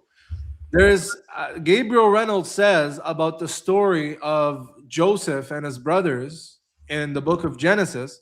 He says that the Quranic author consciously edited it to make the prophecy come true instead of the prophecy being a failed one in the book of Genesis. So the very scholar he's appealing to, Gabriel Said Reynolds, the Catholic apologist who actually hates Islam, hired by the Catholic Church, funded by the Catholic Church, pseudo scholar, doesn't even know what's that ridiculous point that he made about Ishaq and Ismail? Yeah, he was trying to say that. Well, first he was trying to say that it's possible that Ishaq and Yaqub are brothers, and that Ibrahim alayhi salam's son is Jacob. And then secondly, he said regarding Aba in the Quran, the word Aba, he was trying to say, look, Aba means father, and if Jacob's father Abba, if it's Ismail, then Ismail would have to be either his father or grandfather or whatever. So he's basically trying to say that, with the second point, that how can Ismail be the Abba of Jacob if it's his uncle? That's the second one. The first one, the first one, I don't even know why he thinks that, to be honest. Like, it's just that if you just check the video that I uploaded, it's a very simple verse that debunks it. I think it's chapter 2, verse 133. The same one that talks about Ismail being from the Abba of Jacob. Ishaq is part of the Abba of Jacob as well. So how the hell could he be his brother? I have no idea. Here, Libiana, if you give me share screen, I literally have the scan up. of the conscious edits. Or of him literally speaking on the conscious edits. Quran, the Bible, text and commentary, Gabriel Said Reynolds. He literally says, yet the Quran author also played an active role in developing biblical material. The Quran has not simply borrowed material from Jews or Christians. Instead, it has consciously reshaped biblical material. Wow. Conscious Wow, edit, bro. man. So it looks like Gabriel Flop Reynolds is the first one who tells us that the Quran does conscious edits, man. Wow. That's amazing. And he uses the word conscious too. Yeah. Wow. But the thing is, I'll tell you one caveat though. I'll tell you one caveat. He says there's conscious edits, which is one layer already, right? Which it takes forever to get them to concede because obviously that's already a step forward in terms of just demolishing this dilemma. But what Gabriel will then say is though, he'll say, I don't think the author of the Quran cares whether the Torah and Gospel are preserved or not. He says that he's agnostic about what the author thinks about the texts. But that's a very, like, I don't know many people that have that view, to be honest, even amongst Orientalists. So you got to bear in mind, this Gabriel Reynolds guy, he's not some, like, impartial scholar and actually trying to derive what the Quran is saying. This guy, of course, like, he can't deny the conscious edits, especially considering his whole book is about looking at these edits. But what he will do is he'll say, look, the author doesn't really care about whether texts are preserved or not. But obviously, if you just use the arguments we're using, the author is comfortable with that idea. He's okay with that fact, considering conscious edits of oral traditions or whatever it might be would imply the possibility or likelihood, high likelihood, that you could be contradicting the text. So it's just a natural inference at that point. Yeah. Yup. Let's continue. Accept that. Okay, fine. Right. But even if we were to reject this, there are other cases in the Quran that clearly quote from the Gospel of John. So either way, scholars already Quoting from the Gospel of John doesn't mean it confirms it absolutely. You already conceded that. Yeah, that's not my argument, though, is it? Thank you. Thank you. Wow. Did you guys hear that? Let's hear it again. Let's hear it again. Let's look at this goofy guy, bro. Goofy guy. Let's hear it again. I mean, it confirms it absolutely. You already conceded that. Yeah, that's not my argument, though, is it? Wow. But it is your argument. Let's hear, bro. Oh my God. Bro, guys, am I losing my mind? Did he just not say that the Quran confirms the Johannine prologue because the Quran has Johannine material? Did he not say that? Yeah. He did not say, he did say that, right? Let's hear it again. Other cases in the Quran that clearly quote from the Gospel of John. So either way, scholars already Quoting from the Gospel of John doesn't mean it confirms it absolutely. You already conceded that. Yeah, that's not my argument, though, is it? That's not my argument. Okay. No. Yo, you are so bad at this, dude. Come on, bro. These guys are so dishonest. Dude, he's been doing this for 10 years plus. Like, that's actually insane. When you think dishonest. By the way, on the Paraclete, when he asked me, do I believe that it's in John? I said no. That's not actually what I believe. I do think so. I just knew it's going to be a whole rabbit hole where we had to go into Paraclete and ignore the whole topic. Okay. Yeah, So it's not a part of, like, if Libiano wants to take the position in dialogue, right? Yeah. There's no issue with that because it's not part of, like, the fundamentals of Islam that you must believe the Paraclete is a prophecy, you know? Yeah. So just didn't want to open a whole can of worms there, but let's. he was using it as a way to like dodge like the whole points you were bringing prior. I know that. He wanted to muddy the waters. That's why I said no. All right, let's continue. Smart. Thank you. Thank you for conceding your argument fails. Then why did you? Why Wait, did you say bro.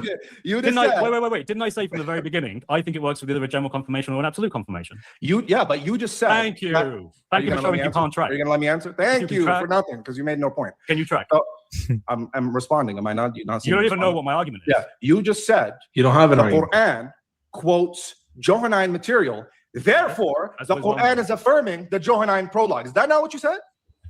Does the Quran affirm the gospel? Doesn't answer the question. He doesn't answer the question, bro. Yeah, Oh my God, he doesn't answer the question again, man. This is not good, man. He's not answering the question, man. I am answering it. Does the Quran So confirm the did you gospel? say? Was your argument not the Quran has Johannine material, therefore must be confirming the Johannine prologue? That's not my argument. No, argument okay, is- that's I think listen, that's listen, what it is, listen, man. listen. My argument is simple. The Quran confirms the It's not Injil, his which argument anymore. we say is the gospel. Yes? I The agree. Quran identifies what it thinks this gospel is because it quotes and paraphrases from it. Where does it say hypostatic union? It doesn't need to. That's You like me said- saying, when you when just- that you key made- that in the Quran. You made the assertion that the Come Quran on. confirms the hypostatic union, did you not? The incarnation, yes. What Evidence. I'm saying, but what I'm saying, Evidence. very Evidence. simple. The Quran Evidence. confirms in a very broad, holistic manner Yeah. the gospel, right? The question is, what is the gospel? We can tell this from the Quran itself because it paraphrases from John, Matthew, Mark. Remember, he granted me that is doing a general confirmation. Yeah. Remember that? Now he's saying it's confirming it holistically. This guy's confused. He's confused, bro. And Luke, as you yourself have admitted with Luke. And you've already admitted that paraphrasing from gospel material doesn't mean you're confirming everything in it, right? Right, just the major themes and Beautiful. narrative. Thank you very much. So which is again, general the confirmation. so the question is, where does the Quran confirm the hypostatic union? Is the hypostatic union not a major part of the gospel narrative? Nope. Nope. There you go, ladies and gentlemen. It's only There you go, ladies and gentlemen. Bro, what's the argument? What, bro? This guy has terrible rhetoric, bro. Get him, send him home, bro. And do they keep doing like the zesty like face palm, bro? It's Yeah, irritating. bro. Go home, bro. He believes- believes- he believes- There he you, believes there you that go, ladies and to the gentlemen. Christian, He the Chris, you're incarnation begging the and question, hypostatic Chris. You have to prove union the is not a hypostatic union major to theme the of the all right, gospel. all right. Can you show me? Can you show me the Now, you see hypostatic? Dean's jumping in. What, Dean's ready, jumping ready, in to help ready, you. But ready. he's coming in, bro. Well, me and Dean are here to speak. What? Right. So let's keep this All together. right, Very all simple. right. Let's hear the stuff. So is he not doing theatrics right now? Wow, bro. These guys, me watching it back now, I'm just noticing that these guys deserved what I did to them. Look, 'cause from all the comments, I started to feel bad, but now I'm doubling down. Well, me and Dean are here to speak. You see? You see that? Yeah. You see, he tried to mock me there. What? You see that? Interrupting. Yeah, interrupting. You see that, and bro? then, yeah. You know, wallahi, I started to feel bad, but no, I don't feel bad for you. Right. So let's keep this All together. right, Very simple. anyway, Let's so- hear the starter. no, one butter. second. Let's You hear the just- starter butter. You're Hey, struggling. You're struggling. Chris, everybody The can see you're Quran struggling, quotes Chris, and from it's the Gospel definitely of not Luke, me. the Gospel of John, the Gospel of Matthew, and the Gospel of Mark. Now, you say you believe in a general. Can I respond to the claim you just made? I haven't finished yet. Chris, we The heard your general- point. Prove Well, the just Can you let hypostatic Chris union. finish? Let Chris All right, finish. all right, let him Let finish. me finish. It's okay. Let You- him finish so he doesn't cry. Thank you very much. The general confirmation is that you believe in the major themes and narratives presented in Matthew, Mark, Luke, and John. Yep. Okay, is the crucifixion a major narrative in Matthew, Mark, You're Luke, and shifting John? now. No, you're Yeah. shifting. You see how You see how it's running? Yeah, You he see shifted how from he the went- incarnation to He went from crucifixion. incarnation. He's like, so is the incarnation a major theme in the gospel? And we're like, nope. He's like, there you have it, ladies and gentlemen. Brother, that's not a response. That's not a response. Yo, Libiana, before we continue, because I think we're about to end here with the gospel stuff. So Yeah. let me just share my screen sure. here. Okay, so basically, going back to what we were saying before about the John the Baptist stuff with Q, I wanted to show a couple of screenshots. So the first one's this. Because you know how you were saying that, oh, look, why does the Quran quote from narratives from the Gospels? Well, it doesn't mean that the Gospels are then the Injil given to Isa alayhi salam. Now, the evidence for this, we have Nicholas Sana, right? Key terms of the Quran. Nicholas Sana, a non-Muslim scholar. This is what he says on this. He says, the contents of the Injil, in light of its etymology, it is customary to translate Al-Injil as the Gospel. Yet, it has to be stressed that the Quran does not exhibit any palpable sense that the Injil narrates the life of Jesus. Okay. This is Nicholas Sinai, right? Sinai, yeah. Now with Sinai, I do disagree with him with his view on what the Injil is. And I think that just comes down to not less so his lack of knowledge of like reading the Quran, more so his lack of knowledge of the intertexts between the Quran and the Gospel, right? Because we can show very clearly whenever the Injil is invoked in the Quran, in Surah Al-Hadid, and you got the intertext in Surah Al-Araf, you got chapter 9, verse 111, if you read it in a correct manner, based on Ibn Qutayba's reading, where he interprets it as, you know, sacrificing your life and wealth in the sense of martyrdom and so on. Doesn't Ibn Once you read- Taymiyyah say it as well? I'm not Or too no? sure on that. Sorry, Ibn Taymiyyah does say Isa alayhi salam didn't come with like jihad in the sense of fighting. Yeah, that's right. Right, He says that. So it's a natural inference that, yeah, he doesn't think Quran 9, 111 is actually Jesus preaching jihad. So Yeah. the point is, is that when you have all these intertexts at play between the Quran and the Hadith, it's to be stressed that the Injil's contents, because we even have a hadith where Matthew 23, Jesus preaching, don't do what the Pharisees do, but what they teach is okay. We have an intertext even in Sahih Muslim of that. So every time the Injil is mentioned in conjunction with the Quran and Hadith, you're going to find it's in the sayings of Isa alayhi salam. It's never going to be his biographical material, right? There could be true biographical details in the Gospels, but the Quran doesn't envision that as what was given to Isa alayhi salam. So we need to make that distinction. Exactly. Yeah. That's smart. That's smart. Real quick, Liviana, if you can share screen for me now. Second scholar of the day, Dean Liviano, Conscious Edits, same book, Nicholas Sinai, where he says right here, and he talks about different verses, chapter 5, verse 46, yada yada yada. This suggests that the confirmation is not to be confused with mere reiteration, but may involve a degree of authoritative modification and rectification. There's a scholar today that we. So Nicholas Sinai is saying there's conscious edits. Gabriel Said Reynolds says there's conscious edits. Almost every single Orientalist will admit this. Yeah. It's you notice how Christians never have scholarship on their side. Literally, they always want to paint Muslims as the ones who disregard scholarship, disregard history. But it is we who are presenting the scholarship. It is we who are at times presenting the majority positions. I mean, these guys sometimes don't even want to grant Q. Like, nobody's going to take you seriously, dude. exactly. Yeah. Like, nobody's going to take you seriously. Like, come on. He agrees with a lot of our points. Like, he agrees with like a lot of our points. Like here again, like he's running the exact same arguments that we're running. Right, same book. Right here, basically, he says it is also possible that Muhaymin implies the stronger claim that the Quran does not merely confirm previous scriptures, but also stands in judgment over them. In other words, that it is entrusted with authority over mutaman ala them, as early Muslim scholars gloss the expression under discussion. It goes to Tafsir al-Tabari, especially if one opts for the passive reading Muhaymin. This interpretation has the virtue of agreeing very closely with Syriac phraseology, yada yada yada. But basically, he talks about the entrusting over it, correcting it, being in the highest authority, being in judgment over the previous scriptures. Right, so he's agreeing that the Quran is the Furqan, the criterion, the Muhaymin in the authoritative and in the judge-worthy sense, right? And it's editing conscious, like it's making conscious edits as well. Yeah. Sorry, I actually forgot. My bad. I was meant to show the other source. 1 second. Go ahead. Go for it, man. Yeah, appreciate it. So, just share my screen here. But before I do, I wanted to clarify what Sonnet. I didn't really say his position clearly.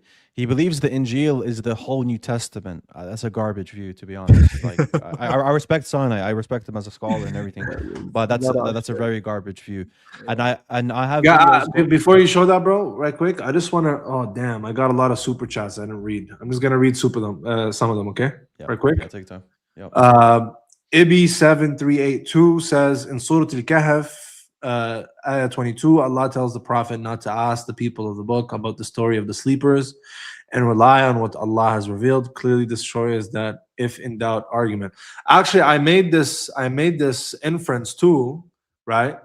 That Allah subhanahu wa ta'ala is not telling the Prophet to ask like any Christian and Jew, because it would make no sense with the Quran's attitude towards asking them, corrupting the scripture with their tongue. So clearly they're not trustworthy. And from the mouth of the Prophet himself, where he says that do not ask the people of the book about anything, right? And just, it may be that they tell you something true and you deny it. And maybe that they tell you something false and you affirm it. So clearly these people are not trustworthy to ask them about things. So then the only plausible, in my view, the only plausible interpretation of that is that of Muqatil ibn Sulaiman and others who held the same view, that chapter 1094 is referring to Christians and Jews who embrace Islam, who are knowledgeable of the scripture, who embrace Islam, that ask them, they will confirm to you, okay? Because they have confirmed for themselves, right?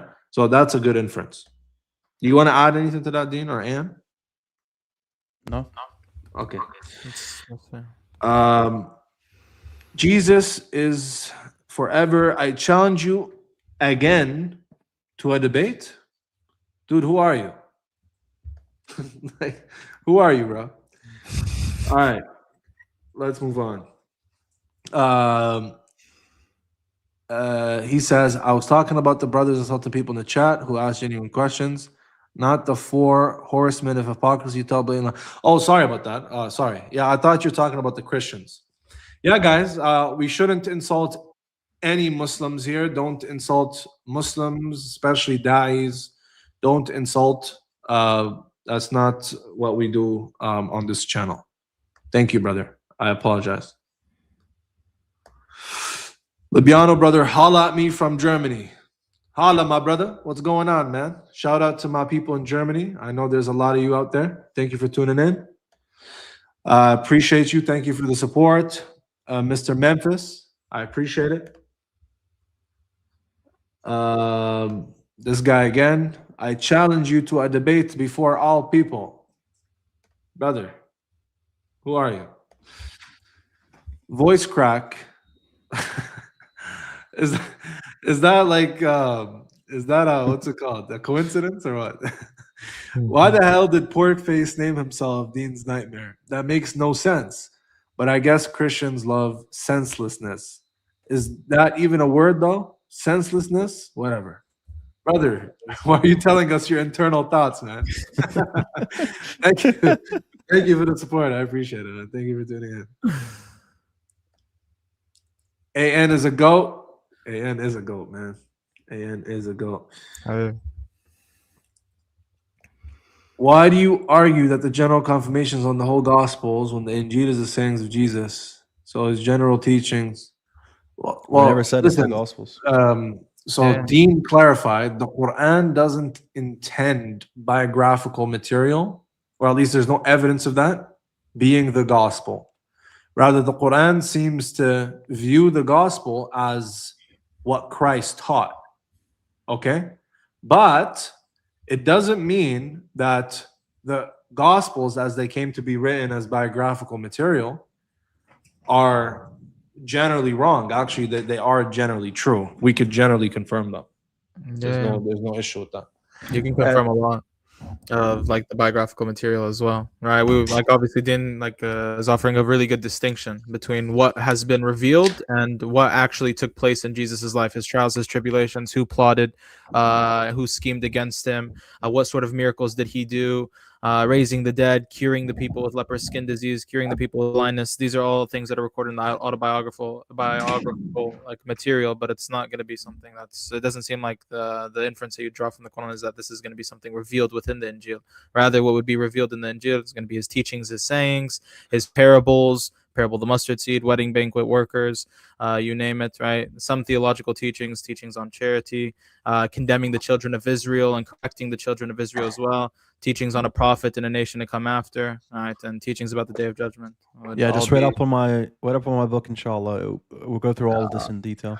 Yeah. So guys, I don't know if you know, but Dean has a book upcoming. Okay. So make sure you get it right when it comes out. The book is a Muslim commentary almost on the gospel and the sayings of Christ, and highlighting the level of compatibility with Islam. So you have color coding, and each color is going to be a level of compatibility. And then in the footnote, there's going to be a small commentary. Okay, and maybe an intertext or correlation.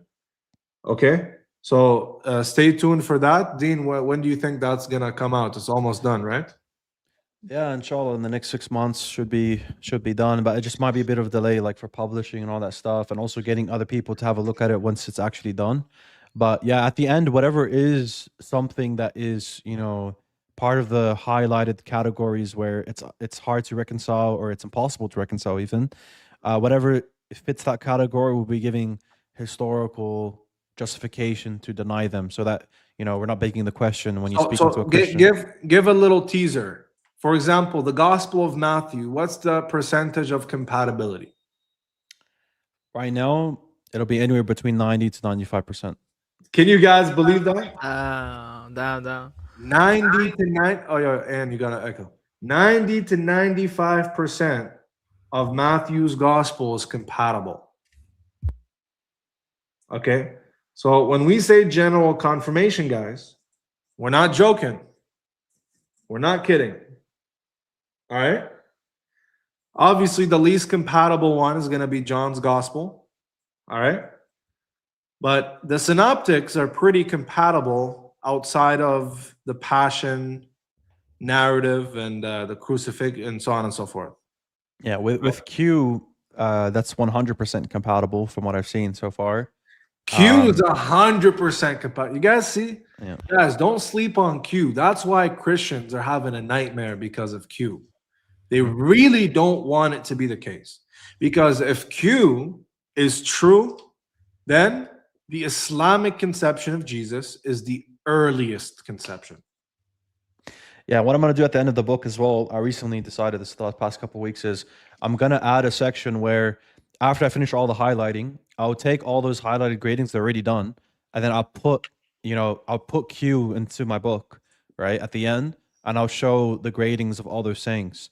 Then what I'm also going to do is, because obviously Q material is hidden, because we only know Q material between what's the double tradition. The double tradition between Matthew and Luke. Basically, whatever's common between Matthew and Luke that isn't in Mark, that's going to be the Q material we do know about. Like, we can make a good degree of certainty that we know this from Q.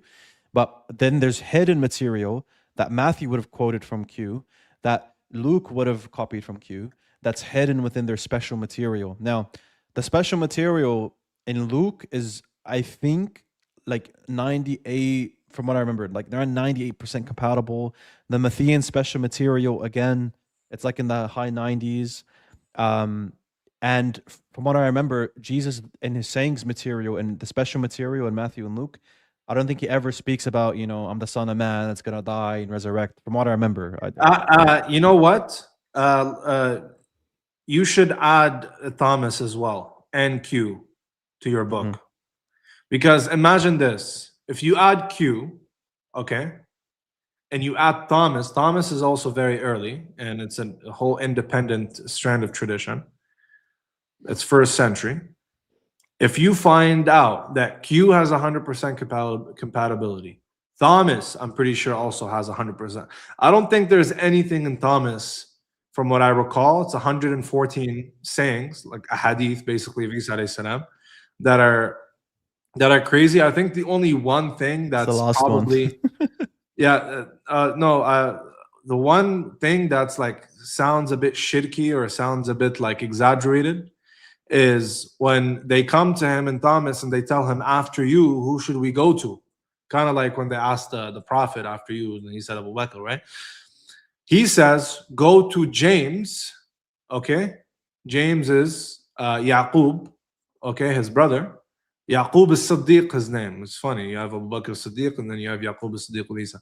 So he says, go to James, for whose sake heavens and earth were made.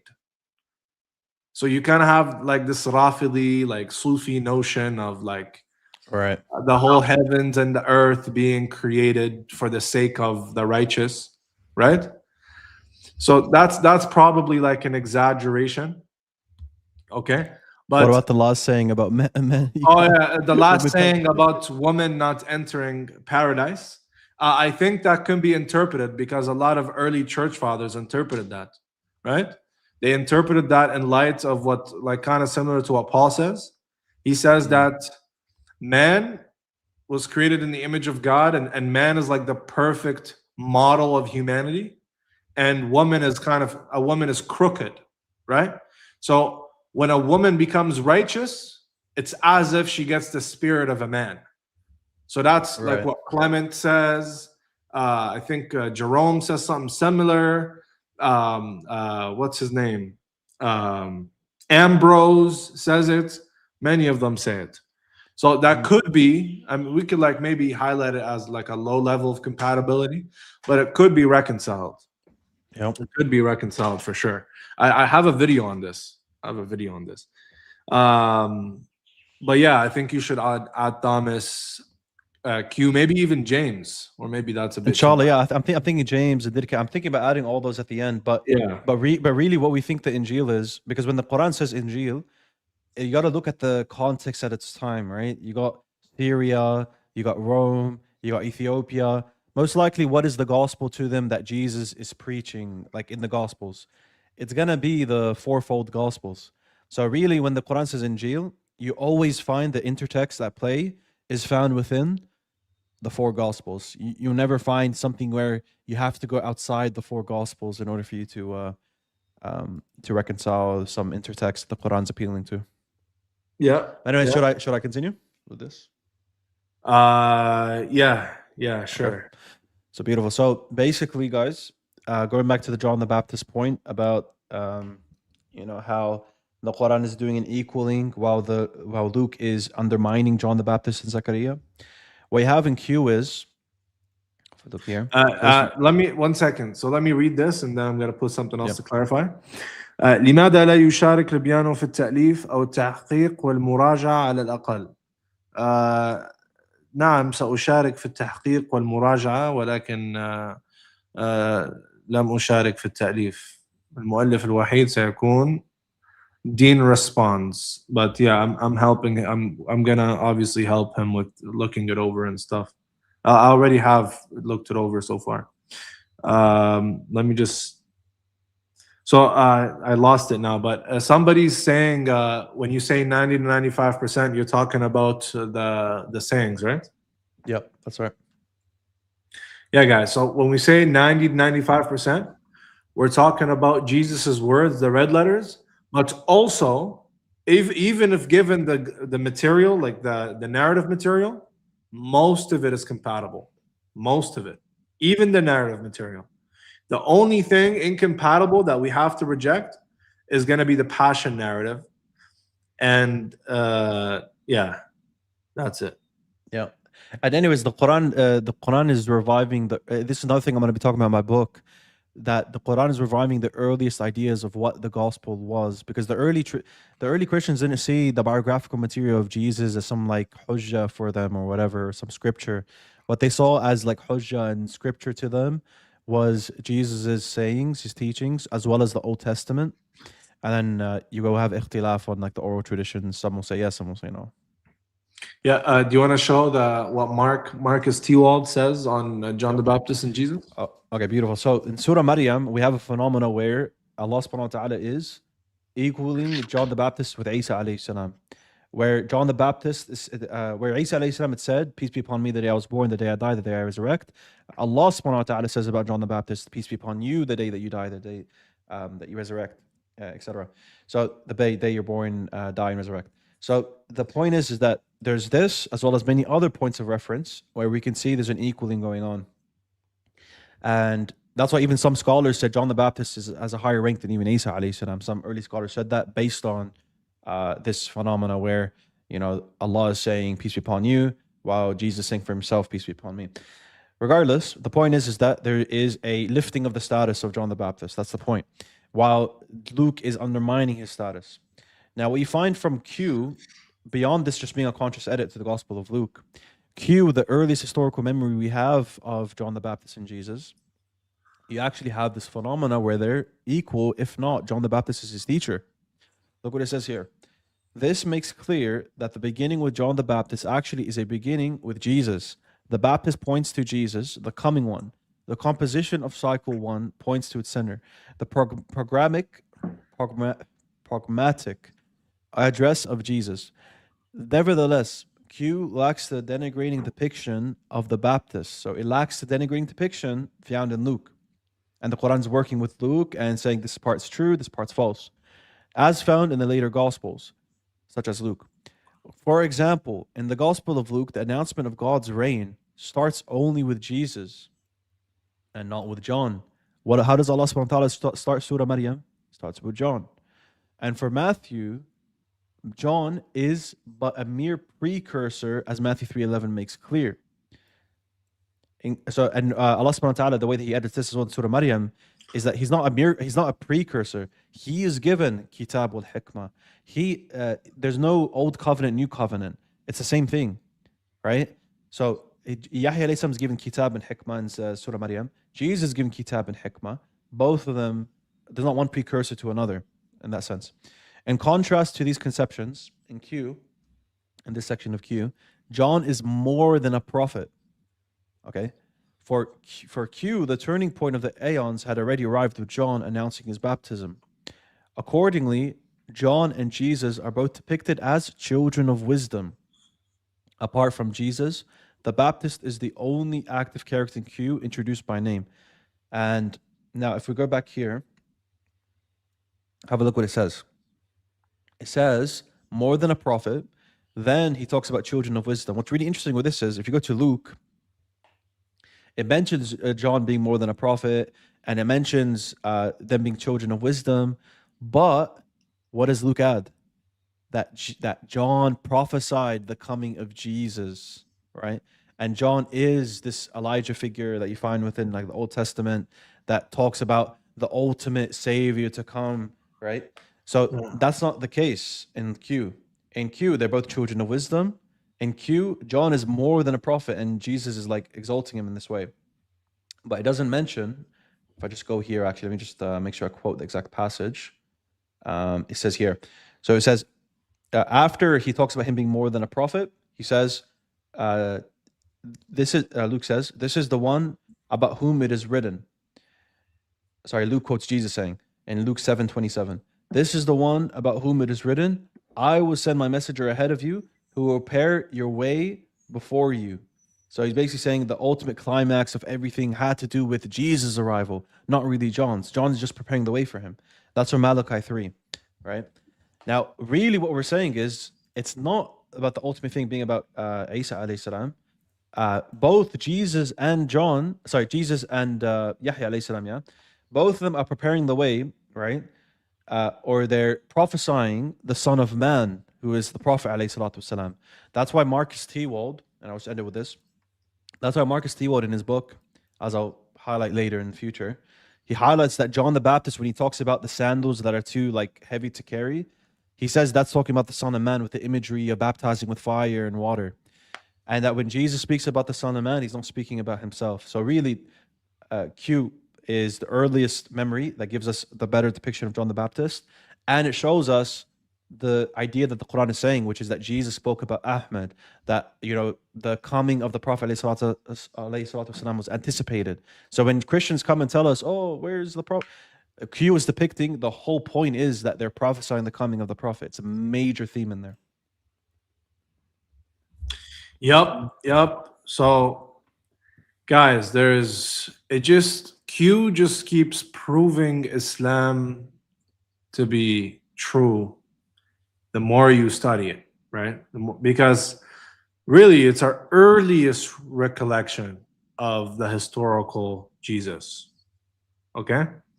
So, guys, if you haven't picked up a copy of Q, make sure you do so.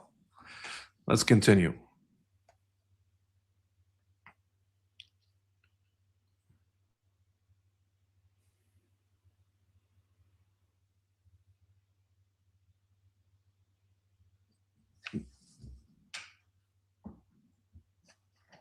Make my camera lower. I think this is good. I'll get to some more super chats in a bit. How he's shifting from the hypostatic union, guys? Hold on. You see how he's shifting from Are you going to answer this question? Let's go back a bit. Yep.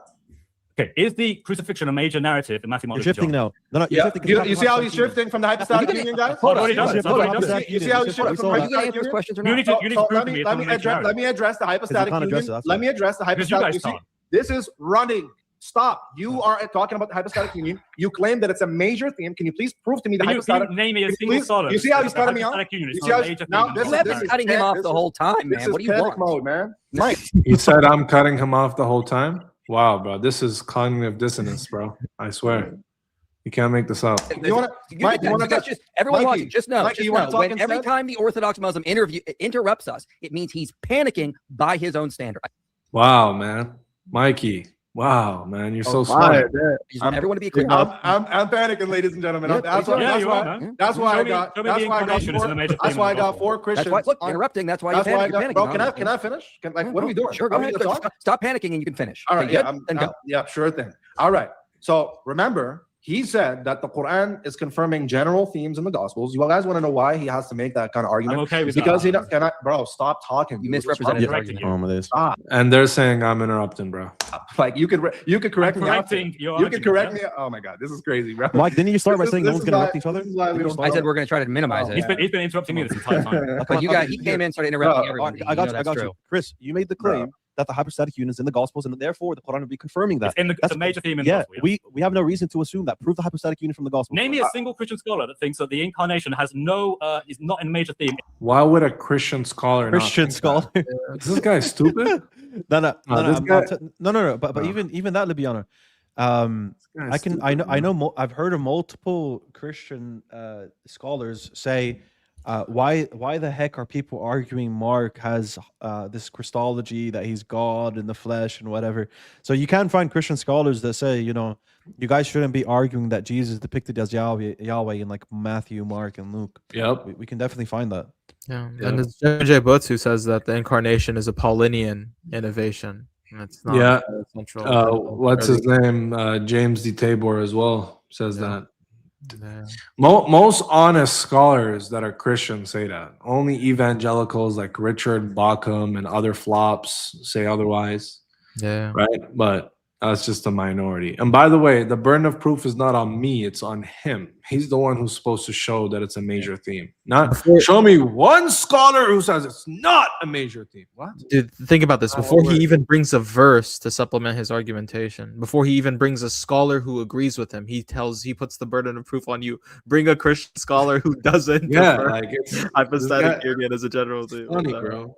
These It's guys so are low funny. tier. So low tier, bro. All right, let's continue. In the gospel. Name a scholar. Wait, name a scholar that does. N.T. Wright. Bring the quote. You want me to go digging Bring N.T. the Wright's quote. work right now? Bring the No, quote. I don't have it with Bring me, the obviously. quote where he says the hypostatic union is a major. It's a theme. major thing. We can Bro, yes. no, I'm not aware of a single Christian that's like, yeah, All right, the bring the- incarnation. bring the That's not a quote. major part. Exactly. Show me a Yes, single. Show me a you. single Like, all Christian. the There's very much. many liberal Christians that will say that. Look at all their faces right now, please. Look at Nick. Look at Nick.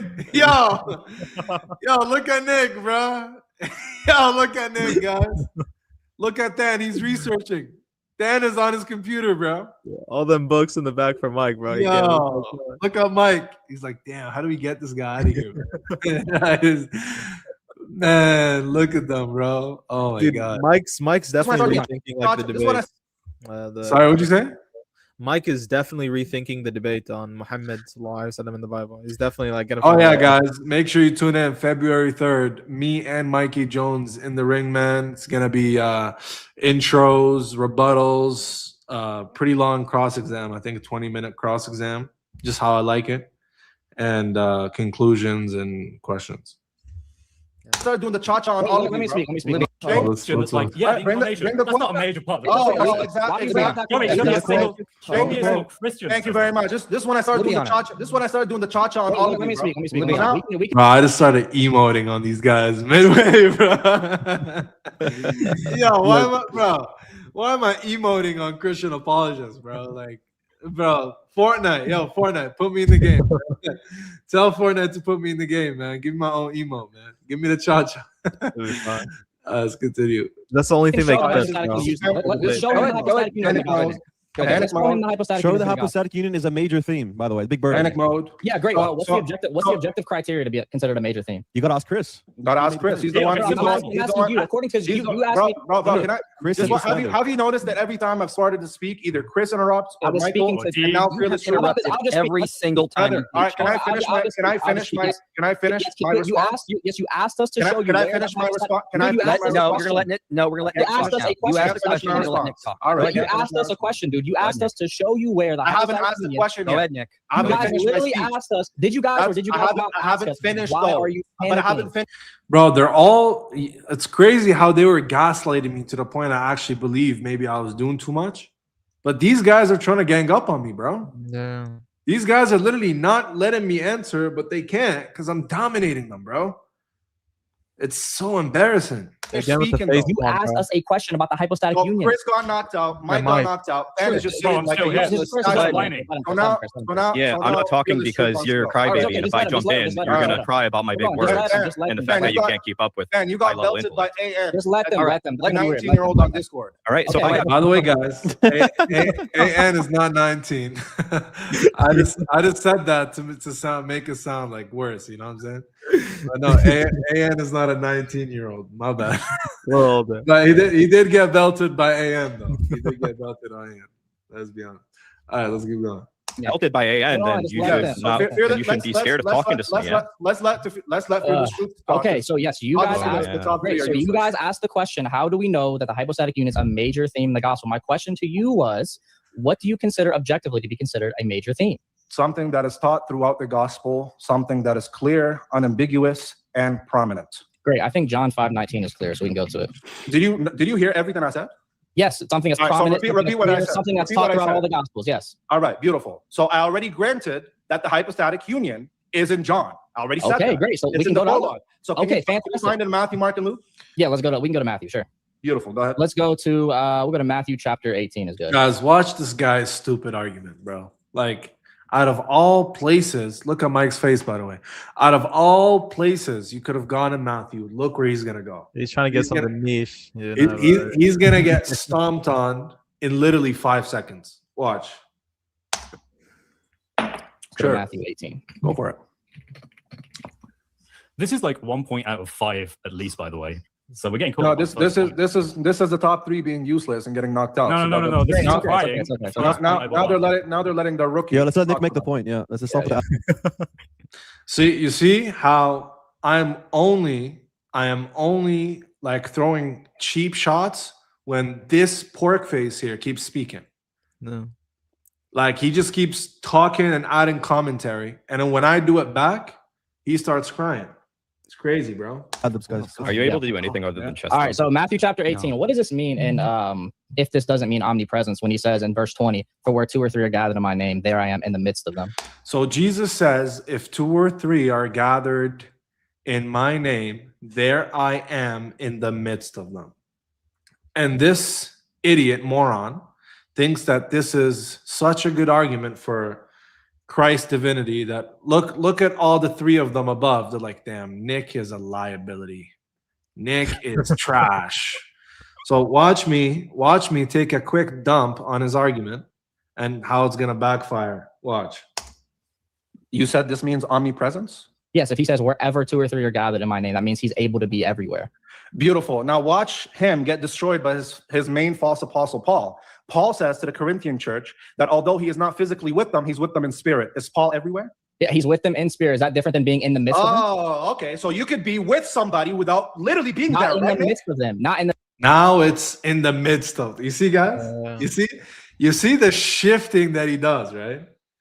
So how is Jesus with us every time we mention him? That's his argument. If that doesn't mean that he's omnipresent, then what does it mean? But Paul says to the Corinthian church, although I am not physically with you, I am still with you. And now he's like, well, he doesn't say in the midst of them. Man, this is bad. Let's keep going. The midst of them. How is he in the midst of them? Oh, beautiful. Does Paul say that God is in the midst of the believers? Yes, he is. Beautiful. Is God literally in their midst? Yes, God is omnipresent. God is in my pocket now? God is omnipresent. His Is presence he in my everywhere. pocket? Is he in my pocket? Yes, his presence sustains. Oh, wow. Wow. Nick's 3 gods are in my pocket. Wait, let me check. Are they still here? Oh, I guess Nick's 3 gods don't exist. They're a figment of his own imagination. Let's keep going. Is God in my pocket? He doesn't have a localized presence in your pocket. Is God but he's in my pocket? omnipresent. If So you're he's not talk- literally. So he's if not you're literally talking about his presence, So then he's yes. not literally. So he's not literally spatially Bro, located, bro, right? bro. Nick? No, I can show Physicality you. and Wait, I can show you. Right, Nick? I can show you. Wait. You think that literally Let me and continue, physically bro. are the same thing? Continue. Dear God, Really let me quick, continue. really. Oh, my Do you think Allah is Continue. omnipresent? Only in his No, they knowledge. Okay, wait. Okay, great. His knowledge is omnipresent. but I didn't say his knowledge is omnipresent, stupid. I said only in his knowledge. You see, this guy's a complete moron. Why is he such a moron? I didn't say his knowledge is omnipresent. I said he is omnipresent insofar as his knowledge. lost, man. Okay, let me speak, guys. Yeah, the guy that can't do metaphysics. Please, let me speak. You want His to knowledge is talk? We can talk about it if you want. Dan. His knowledge No is problem. omnipresent, but he's not. What kind of distinction is there between his knowledge and himself? Meaning he knows all places. He's not ontologically everywhere. We Great, if believe he's that God. We believe that God is spatially extended above his throne. That is his ontological place above his. So let's just make this clear, because I saw some Ash'aris and Maturidis clip this and they're like, oh my God. Anyways, okay. So to say that God is spatially extended, I know the term is not familiar to many people, and rightly so. To say that God is spatially extended is just to say he has a place. Okay, and us in our school of thought, we believe that God has a place, and his place is above his throne. That doesn't mean that God is confined, that he's limited, because we don't think a place is something that God is created and is floating around and it's some kind of box that you step inside of. Rather, place is a point of reference that is abstract and doesn't have any real existence. We call that, in kalami terms, there's a wujud haqiqi and a wujud dhihni. So a place doesn't have a wujud haqiqi, a real existence. It only has a wujud dhihni insofar as it's a point of reference between two concrete objects. Okay? So where is God? He's above the throne. Who says that? The Quran. Ar-Rahmanu ala al-arshi istawa. All right, let's continue. Yes, he does. Do you have a problem? What's your argument against that, Chris? Chris, what's your argument against that?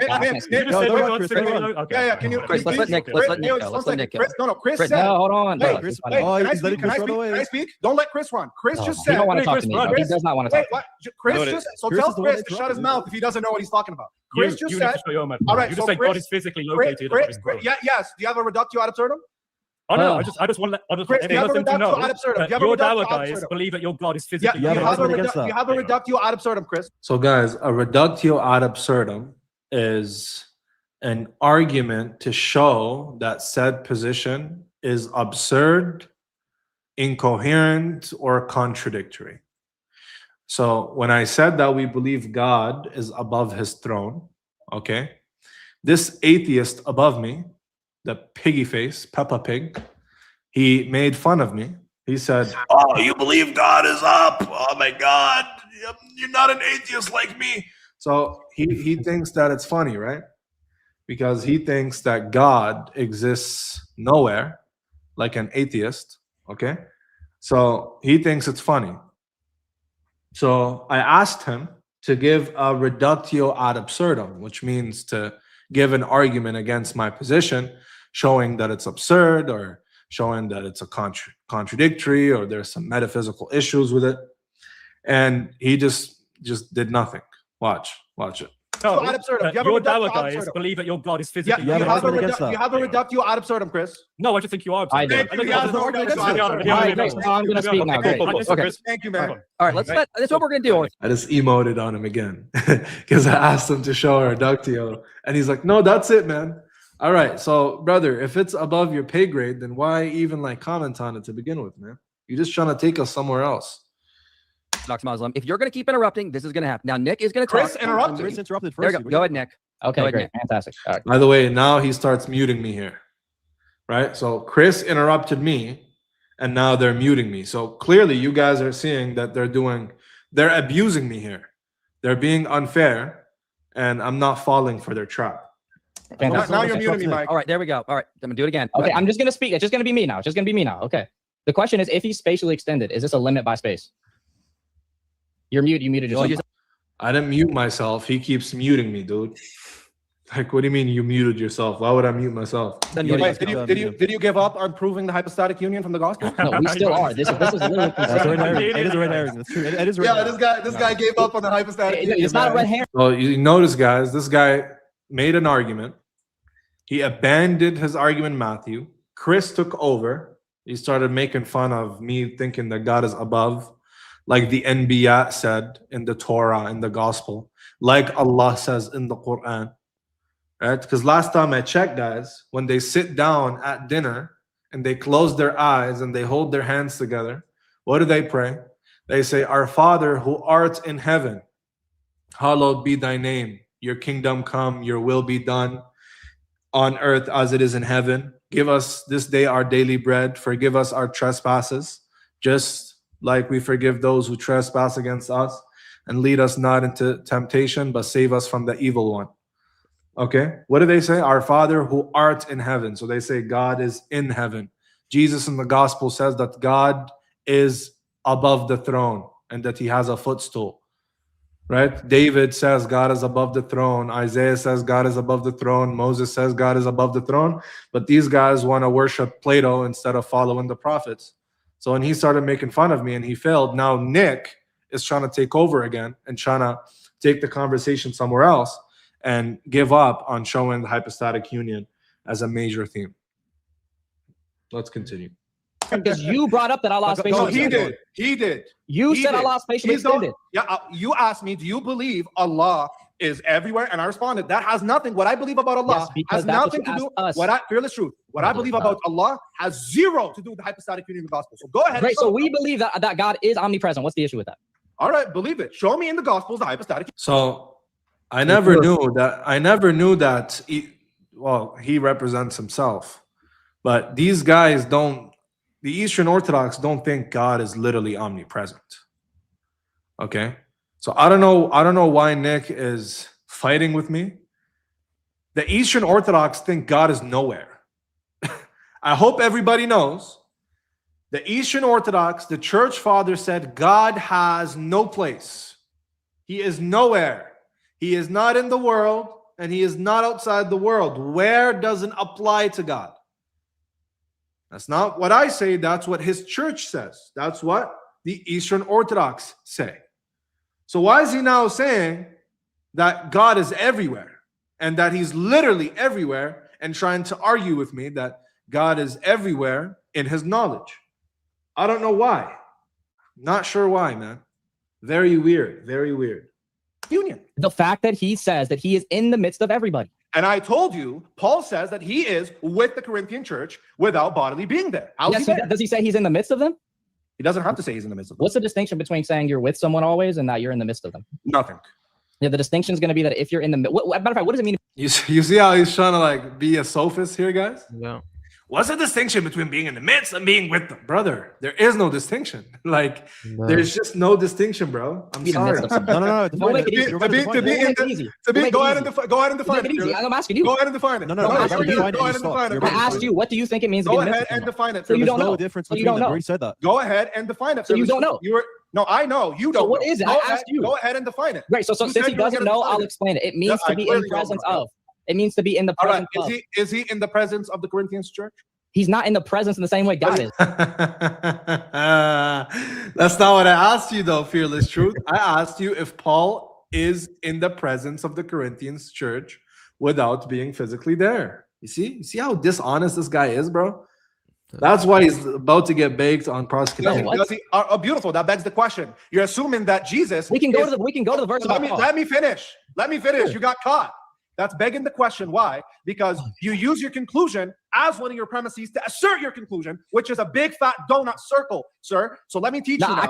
Let's go to the verse you're talking about. What Paul says, I'll show you. This is panic mode. Stop cutting me off. Bring up Paul. Let's go to the verse. You guys are muting me. You're cutting me off. All of you are panicking because of one man. Let me finish. Go ahead. Let me finish, bro. You use the verse in Matthew. You guys, they keep cutting me off. And you know how they made it seem is that, oh, the Orthodox Muslim is chest thumping. He's arrogant. He's not, no substance. I'm the only one trying to talk about substance there. They're just cutting me off. And I barely give any side comments. They just happen here and there. Matthew 18 to say, Yeah, if but two people mention Jesus, then he is with them. That's a non sequitur. It doesn't need to be that he's literally with them as some kind of God who has presence everywhere, because we see that this language is employed elsewhere to mean with them in spirit. When they mention Jesus, Jesus is with them in spirit. Another example is this. In the parable of Lazarus and the rich man, okay, what does, when he goes to the place where Abraham's bosom is, and then there's a barrier between them, and Abraham's bosom is in bliss, and he's in torment, he says, how do I prevent my family from coming here? What does Abraham say? Tell them they have Moses and the prophets. Did they actually literally have Moses and the prophets? No. Moses and the prophets were with them in their teachings and in their books. In the books of the prophets. They're stressed, bro. Please look at their faces. Dude. Guys, am I tripping? Am I tripping or are they super stressed? This guy looks like he's having a panic attack on the right. This guy is zesty as hell. I don't even know what Mike is doing. All right. And Nick is just, he's like, why the hell did I come here? All right. Nick regretful. Look at their faces, bro. Look at their faces. There's, oh my God. Like, bro, this is a beautiful sight. And in the books of the Torah. That is how they had Moses. Same thing with Paul. He says, although I am not physically with you, I am with you in spirit. So it is upon you to substantiate that Matthew has high Christology for your argument to follow. Yes, great. Does he say that he's with them in presence, or does he merely say with them in presence? What the heck is Nick talking about, guys? Guys, Nick is just talking to talk. Does he say he's with them in presence? What does that even mean? For your argument to follow. Yes, great. Does he say that he's with them in presence, or does he merely say that he is with them in spirit? He says, I'm with. What? Did you guys understand his question? Because I don't. No. What are you talking about, dude? Them in spirit. Okay, so he doesn't say the same thing as So being prove with them in Jesus is not with them in spirit. Where does he say he's only with them in spirit? He doesn't need to. It's an inference from the text. Where? Show me. I just told you it's an inference from the text. Why? Because Matthew doesn't portray Jesus as being divine. So there's no reason for us to read this as Jesus being omnipresent in any sense. He does portray them as being divine. All right, let's see it. Let's see it then. Was he worshipped in Matthew? Nope. He was given proskuneo. Hey guys, this is where it starts going downhill really fast. This is where it starts going downhill really fast, ladies and gents. And proskuneo, we can show you that that's given to God as well. Let's go. No, it's also given to God, but it's also given to not God. So you have to prove that it's worship due to God. Yes, because when they bow down and kneel, has anyone ever bow down and kneel, give proskuneo to anyone else? Yes. Okay, yes. show me where they King kneel. Nebuchadnezzar, Daniel chapter 2, verse 46. Baked. That's Yeah. hard. That hit right here, bro. Oh man, He's speaking too fast. He's speaking too wow. fast. I felt like AN there, bro. Damn, I felt like AN there, man. That's crazy. It's a bit too fast. Dude, it feels good. It feels good. Man. It's a bit too You fast. can't lie. It feels good, bro. It feels good, man. Let's keep going. Okay, is that Greek? Why would it be Greek? It's Daniel. Why is this guy asking me if Daniel 2 is Greek? Obviously, I'm talking about the LXX, not Aramaic Daniel, dude. This guy is literally he's Daniel's in Aramaic. Daniel's not in Greek. Why would it He be went from Greek? Greek. It's Daniel. Proskuneo Greek? Why would it be Greek? It's That's my Daniel. point. Is the LXX. proskuneo Greek or I'm not? telling you, Proskuneo is Greek. the LXX.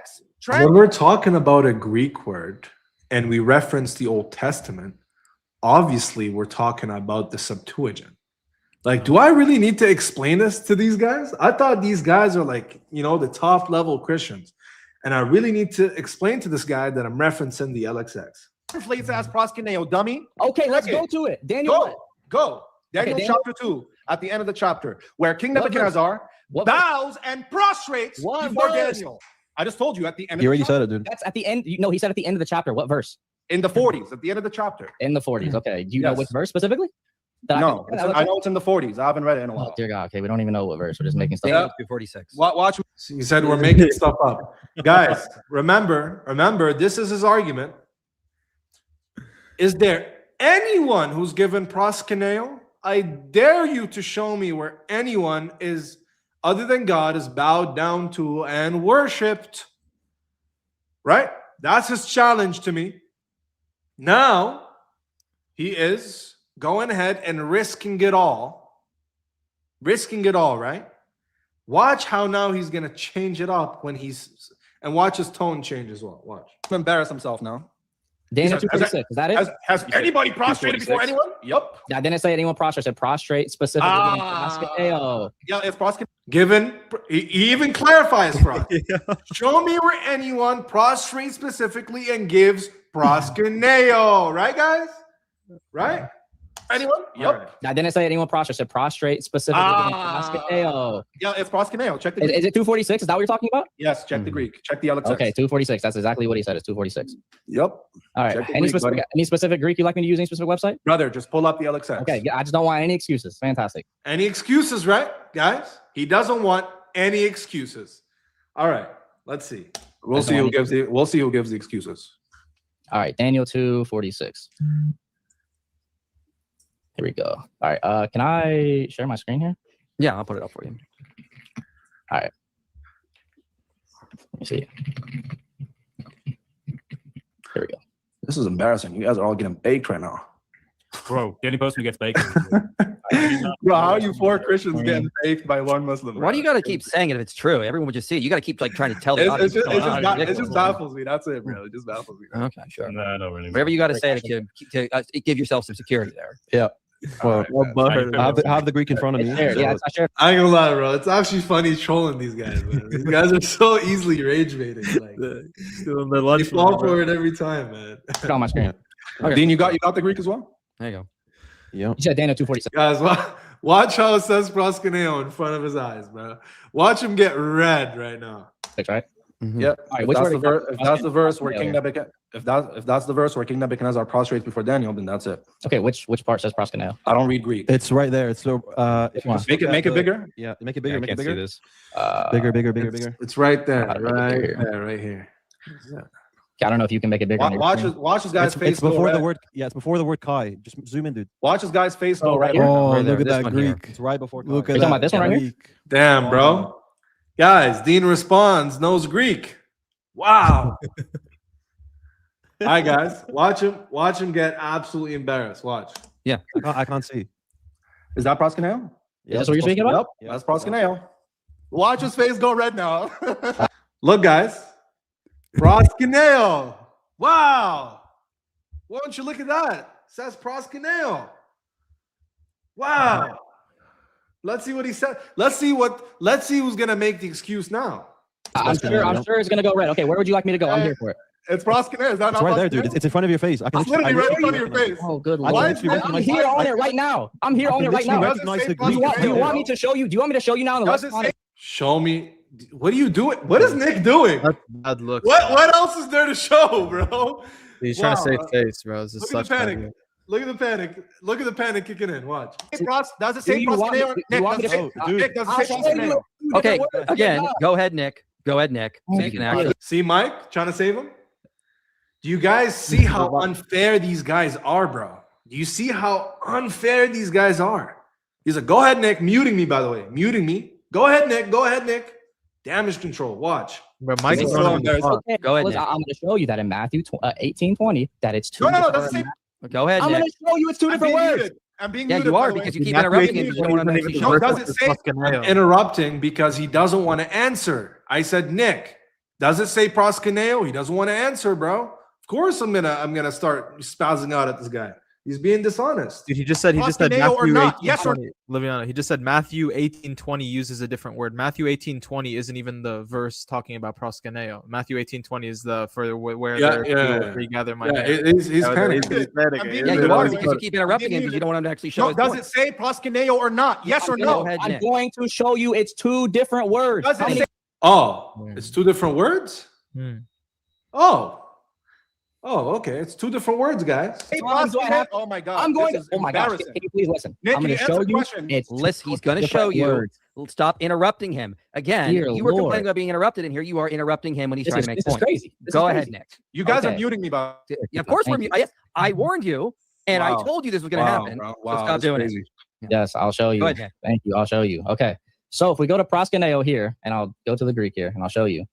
I'll share this screen as well. I'll share the other screen here. Go ahead. I'll This put it is up. good damage control, man. Sure, it's good damage control. Sure.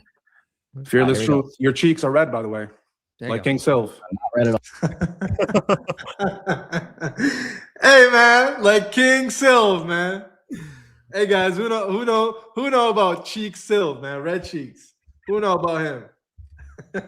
Let's keep going, man. Oh, but okay. Sure. King Let's really Sylv's are. red face, red cheeks. Okay, proskuneo here, right? All right. This is proskuneo, correct? Both of them are proskuneo. Okay, is 4352 going to be the same in the lexicon? Yeah, they're as the- both proskuneo. Yep. Okay, now let's go to this one. Are they This both is- proskuneo? Let's try this right now. See how he keeps dodging? No. Nick, are they both proskuneo, Nick? Watch. Ka. Are they both proskuneo, Nick? I'm going to show you that they're Can you, literally can you different. just answer this No, question? I'm saying Are they they're both different proskuneo? instances. Did you say it's not proskuneo? Oh my or not? gosh, I said it's different inferences. Yes. Okay, is it proskuneo though? No, it's a different inference. Is it? Not asking that. Not asking that, bro. Is it proskuneo or not? Watch him. Oh my God, he's so dishonest. I'm glad Sam Shimon cooked this guy, bro. He called him out for being wrong. We're going to check that out in a second as well. Proskuneo, yes or no? What the hell does it even mean? Different inference. What does it I don't know what the heck. Oh, it's not proskuneo, it's a different inference. Like, what are you even talking about? This is like Sophist's final boss, bro. Right here. Is it proskuneo? Yes or no? No, it's a different inference. Is the word Just proskuneo? let him show you on the Okay, screen. do you know? Why is he not answering the question, I'm bro? showing you. Do you know what a parsing tag is? I want to know if it's proskuneo. That's what I want You to know know. what a parsing tag is? Do you know is what a what he asked parsing you. tag Yo, is? this is You know what a parsing amazing tag is? mechanic Answer the damage question. control. I'm going to Is show it you. proskuneo? Look at Mike, Yes or right? no? Look at I'm trying to show you Mike. that. God, that's It's crazy, Mike asking, bro. like, Basically, the I'm parsing Is it tag. proskuneo, Nick? Yes or Nick, just Answer show the him. question. Nick, In the just show Greek, him. two. Nick, just show Wow, him. that's crazy. I'm being Very muted. simple. Yeah, It's Nick, very, just show very him. simple. They're muting me right now, by the way. Dude, You Mike guys is believe it? asking, do you know what the parsing tag is? Like Now, Mike doesn't- now it is the same word, just a different parsing tag, guys. You see? So in the beginning it goes, show me anyone who's given proskuneo. Now it's proskuneo, but it's a different parsing tag, guys. Wow. Let's keep going.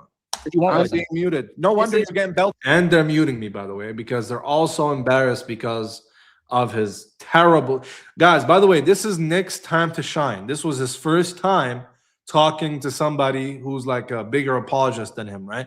This is his first time to shine. They brought him because what they're doing is they think Nick is like philosophy final boss, while Nick really sucks, right? He's not that good. Okay. But he definitely knows more than these guys. I'll give him that. Okay. And what they're doing is they're trying to make him a bigger apologist. So whenever they have issues with metaphysics or the LPT, right, they could have Nick there. That's kind of like what God Logic was doing after I baked him. And then he did damage control with Nick the next day, right? So that's what they're doing. This was his first time to shine. And guess what? He got baked. He got baked, man. He got baked like all of them. And that's what happens when you face the Orthodox Muslim. Let's keep going. By Mormons. Lord, Go ahead, Nick. can I Nick, answer show or him. not? Nick, just show him. Don't Okay. even try to ask him a question. He's not going to answer. Okay, I'll He very, doesn't know very what- he clearly doesn't know answer. these terms. Very clearly answer. Two words in the Greek can look similar but be different by the parsing tag. The parsing tag is what indicates what the word actually means itself. So this is what I'm asking. Is it two words or is it the same word with two different parsing tags? Wow. Can't even keep a story straight, man. Asking you, do they have the same parsing tag? Go ahead, Louis. I want to know if they're both proskuneo, Nick. Can you answer the question? This is insane. No, he Already didn't answer answered his the question. So he's not Nick, gonna answer. He wants me to answer his irrelevant question, but he hasn't answered mine. The very reason we came to proskuneo was to see if it's proskuneo or not. And he doesn't want to answer it. But now he expects me to just answer his questions. Nick went there You're not because he answering. said it's not proskuneo. Now he found out it is proskuneo, Oh and my he's God. doing. And I he's already doing, said and this he's before. doing, and he's doing the Mexican cha-cha. So can you please So answer? instead of Is it throwing proskuneo? ad-homs, can you please answer the question? I want to know if it's proskuneo, Nick. You're not I'm going to get so- away. You're not going to get We're away. not going to with get this, away Nick. from answering what a parsing Can tag you is. please tell me, is it proskuneo or It's not? not the same proskuneo. That's Guys, by the way, I just want to address something, okay? Sometimes I do show a lot of arrogance with these guys. Like, you know, when I came in, I said King Labiano is back, and that's true. But you guys have to understand that showing arrogance with these guys is a virtue. Okay? That's what Imam Abu Hanifa said. That's what Imam Shafi'i said. That's what the great ai of Islam say, that showing arrogance to these kind of people, to the arrogant, is virtuous. Why? Because it humbles them and humiliates them. Okay? But inshallah, may Allah protect me from arrogance with my Muslim brothers and with people who are, who their hearts are open towards Islam and are not arrogant. So, may Allah protect us from arrogance in those circumstances. in Matthew. No, because they have different parsing It tags. is proskuneo. It's a different. Different word. It's a different parsing tag. That's not a different word. It's just the same word conjugated, dude. Come on. Has a different parsing tag. It's the same thing conjugated. It was a different parsing tag. Nick, Gives it's the same word. It's the same word conjugated. I just answered it 3 times. You guys are literally. You guys are the same word conjugated in Daniel. Look at them interrupting me now. Look at them interrupting me now. I'm not gonna lie. Go ahead, Nick. Is this guy really saying we're interrupting him? Come on, bro. Why are you gaslighting? Like, you're not answering questions, man. Nick, I'm gonna answer directly. Nick, He's muted me. We have to Go ahead, Dean. He's muted me. By the way, right now he's spamming mute button. That's why I'm like coming in and out, because he's literally spamming mute button on me right now. Dean, go ahead. You can go. Let me try to mute Dean, go ahead. I'll mute Orthodox Muslim for you. I'm gonna answer Nick. Go ahead, I'm gonna answer directly. Nick, Go ahead, I'm gonna answer directly, but you're gonna answer Libiano afterwards, correct? Okay, beautiful. So that word in Daniel, it's the same word, but just conjugated, meaning it's saying to worship. This is saying they prostrated or worship, whatever you want to translate it to. The point is that one of them says they bowed or he bowed, that is, and it's like, I don't know how to pronounce it, but it's prostrate. Let me just explain this, what Dean is saying. You guys, what he's talking about, the parsing tag. So both of the words are the same, proskuneo, right? It's the same word. One says he proskuneo, he worshipped, and the one in Matthew says they worshipped. So he's saying because one says they worshipped and the other one says he worshipped, that means the meaning is different. Oh my God. I hope that you guys understand what's going on here. One says they worshipped, they proskuneo. One says he worshipped, and he's saying this is why it's different. You guys have to understand the level of cope going on right now. The other one is proskuneo. One is saying they prostrated. This one is saying they prostrate. That's what it's saying in the gospel. That is right. Does a parsing tag change the meaning of a word? Now it's the same. He's muted. Same word. He keeps muting word because Dean is speaking. Dear Lord, it's the same word with different forms. Sorry, we had to have Dean speak because you can't speak. He's muted. Is it the same word or not? The question. Libiano, one more. I'm being muted. All right, that's so. Right now, what they're trying to do is divide and conquer. Okay, so you see, before they kick me, they're trying to paint it as if the reason they kicked me is because I'm interrupting everybody, including Dean, who's on my side, right? So this is called divide and conquer. It's, guys, remember, this is warfare, okay? This is psychological and spiritual warfare, okay? Now they want to make it seem like, oh, Libiano is out of control. He can't keep a conversation. And he's even interrupting Dean, right? So that's what they're trying to do right now. But obviously we all saw that they started panicking to save face. And I wasn't even interrupting. They were interrupting me. And I was interrupting, yeah, sure, here and there, okay? And I wasn't insulting even that much. They were insulting me just as I was insulting them. And the comments, they were leaving comments as I was leaving comments as well, okay? So we all saw that. Dean, please continue. I'll bring Libiano back in when you're done talking. I'll bring Libiano. They kicked me here, guys, okay? So he kicked me at this point. Answer his question. That's the thing. I answered your question. Are you going to answer his now? Yeah, I'm glad that you actually answered the question. I'd like for him to answer it. Because I think it's embarrassing that you're being disingenuous now. You're being disingenuous because I allowed Libiano ask you a question and you were asking him one, and then I answered your question on the condition you answer him. Yeah, you said yes. Yeah, and I answered the question just like I answered it again. Okay. Proskuneo is not going to be the same thing as proskunei, which is when it's talking about a different parsing tag. One of them is talking about the do. Wait, do you deny that parskunei is different than parskuneo in parsing tag? It's the same. It's the same meaning of the same word in different conjugate. Do you agree the conjugative form. One second, Nick. You asked me a question. One is dude, this guy loves interrupting, man. Which is in. I know, like he won't stop, bro. Daniel, which means they prostrated down. Proskuneo means they prostrate. Do you agree there's a difference between proskuneo and proskunei? One is just in the conjugative form. Thank you. You agree that there's a difference. My point in showing that is that there's a difference in the actual worship. Guys, my mods, by the way, don't mute or ban Christians in my comments just for leaving their own opinion. Only mute them if they blaspheme. But we're not like them. Because when Muslims go on their panels, on their live stream, you could say W Libiano, W Dean, and they ban you, mute you right away. Okay? We're not doing that here. So if they want to come here and express their own opinions, that's fine. It doesn't bother me, as long as they don't leave disgusting comments. Okay. Itself. What? Okay, watch this.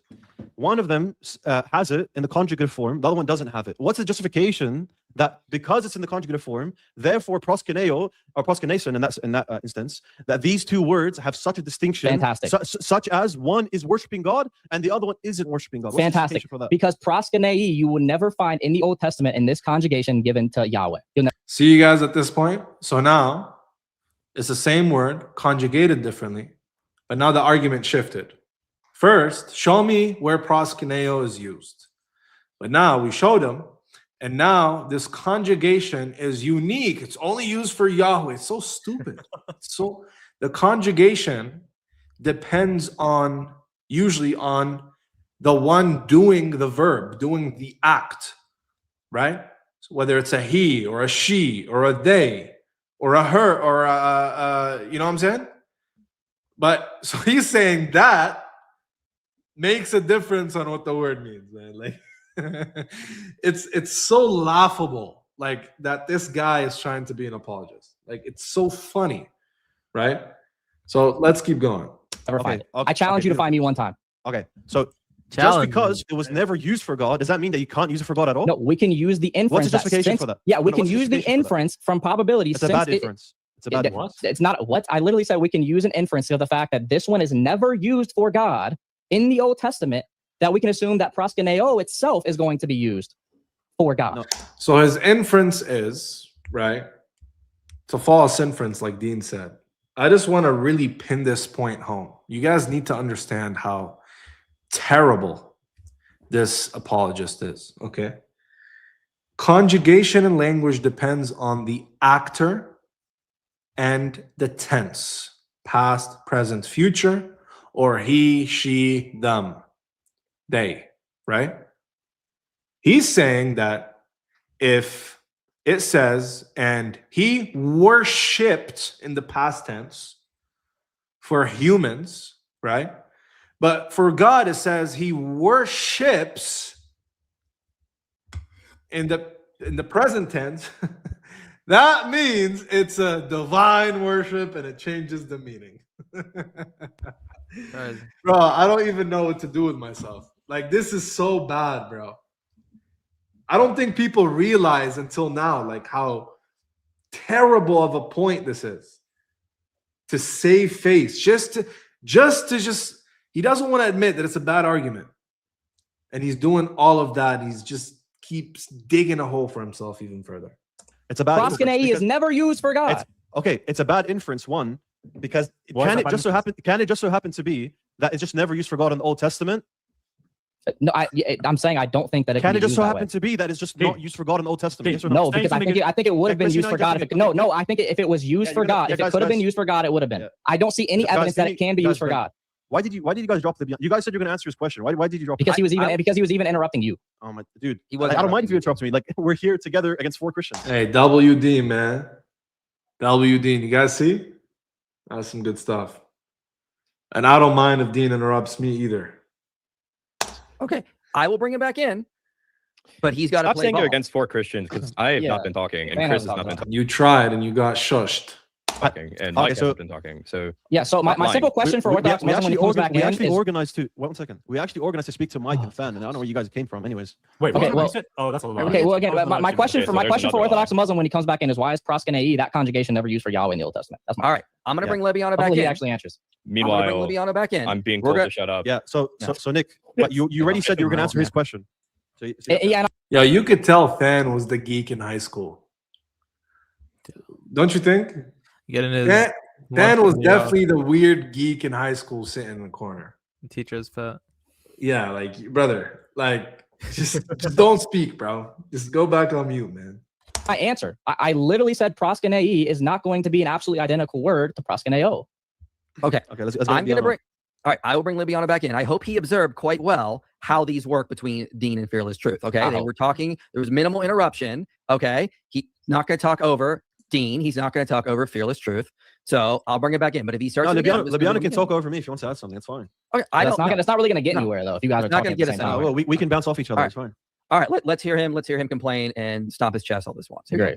Great. The King Orthodox Muslim is back, and good you God. guys are See, Colin. terrified of me. Oh, so That's why you terrified, want to drop me, and That's that's why why we you bring keep back in. muting No, me. you're getting dropped. And 'cause can you're I an can I annoying finish? child. Can I No, finish? they can't. Can I? No. You see how my presence just bothers them, bro? Yo, Like it's yo, okay if you do think wanna- if you think I'm arrogant, just let me do my thing. Yeah, go ahead. I was gonna ask, are you just gonna be going through your section today, and then you're gonna head off? No, we could go through the whole thing? yours. I don't No, 'cause think I we'll just wanna- finish it, but we could go through as much as we can of yours, and we could do the rest tomorrow if you want. Yeah, sounds good. I wanted to pull up this thing. Have a look at my recent post on Twitter, because this is got to do like the Islamic dilemma and such, and these scholars like Gabriel Reynolds and whatever. That's why I was on mute for a bit. So, did you know Sean Anthony, right? Yeah. About an hour ago, he was responding to a Muslim bringing up James Tabor's scholarship. Yeah. And he was saying he's out of line to say that the earliest Christology matches with Islam. Okay. Do you know what his argument for that was? What? What do you think? What do you think he tried to bring from the early, like the DK and Q and whatever, that seems to contradict Islam? Have a Like guess. like our Lord Jesus Christ or something? Yeah, he James? said. No, he said, no way, not even specifically that one. He said the terms Lord and Son contradict Islam. That was his point. Oh my god. Oh my god, brother. Let me- You let me guys bring it up. see how they are so desperate to negate Islamic Christology being the earliest. I'm gonna make a response video, inshallah. But for Wow, now, bro. I made a tweet on it. He blocked me on Twitter, by the way. I caught him stalking my By, page. by the way, the Didache never calls Jesus the Son of God. It mentions Jesus 3 times and calls him the servant of God, using the word paida, which comes from pais in the Greek, which means child or servant, abd.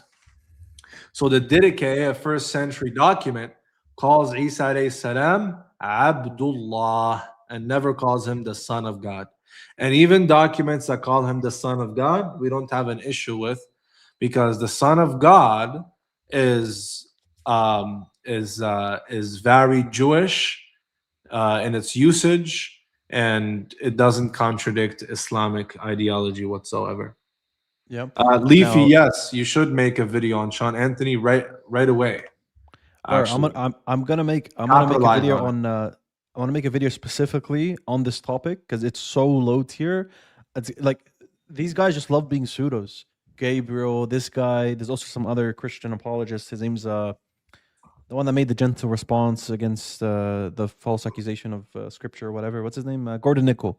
Right. So Gordon Nickel, Sean Anthony, Gabriel Reynolds. I'll put them all under the same boat.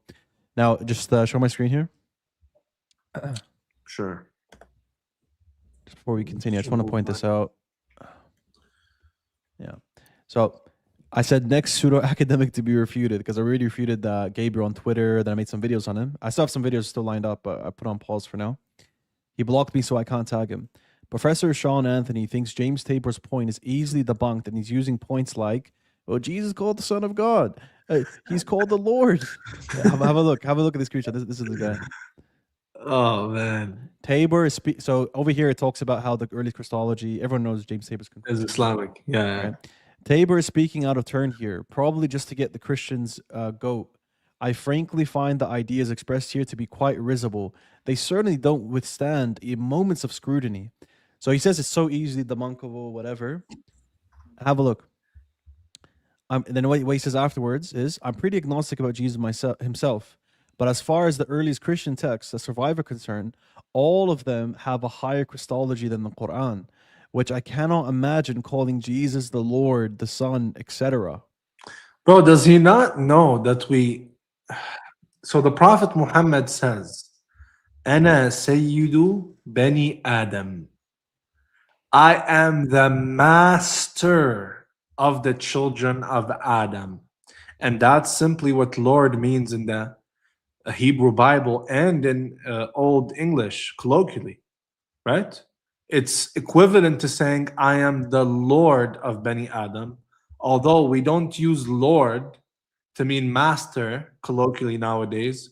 We use Lord to mean something more, like Rabb, right?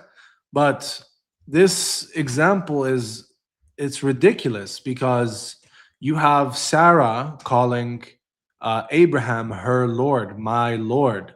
Esau calls Jacob my Lord.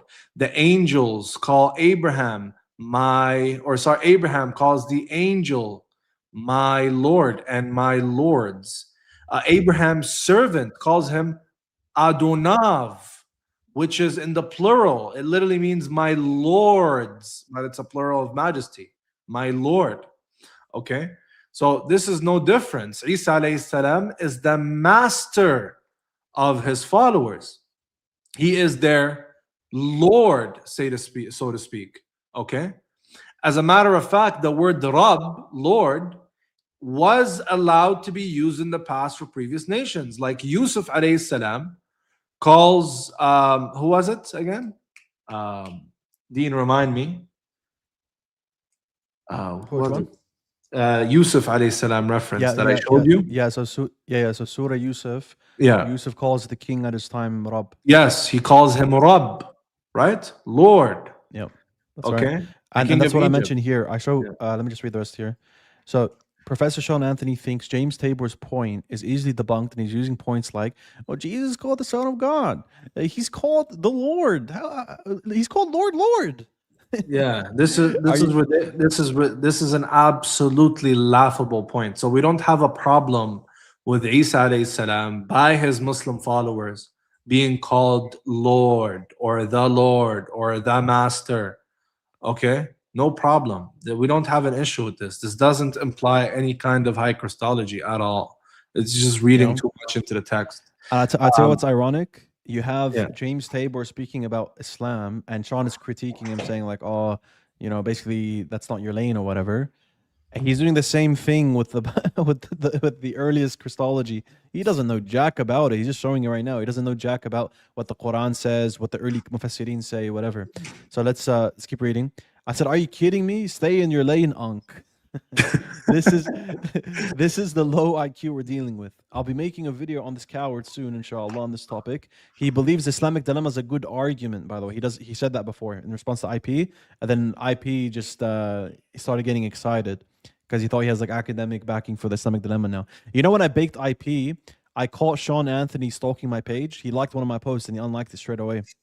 Yeah, I saw that. Yeah, I saw that. Yeah, I was on Twitter at the time, just responding to people because the past couple of days I've been really active on Twitter responding. And this guy I saw on top of my page, I saw, Wallahi uqsim billah. Everyone knows I do not lie. Let alone on Wallahi, right? You won't catch me lying. I saw on the top of my page, he liked my post. I went back to my bill. I wanted to see what he liked. I went to the bill. It was gone. Unliked it. He unliked it. So this guy was stalking my page.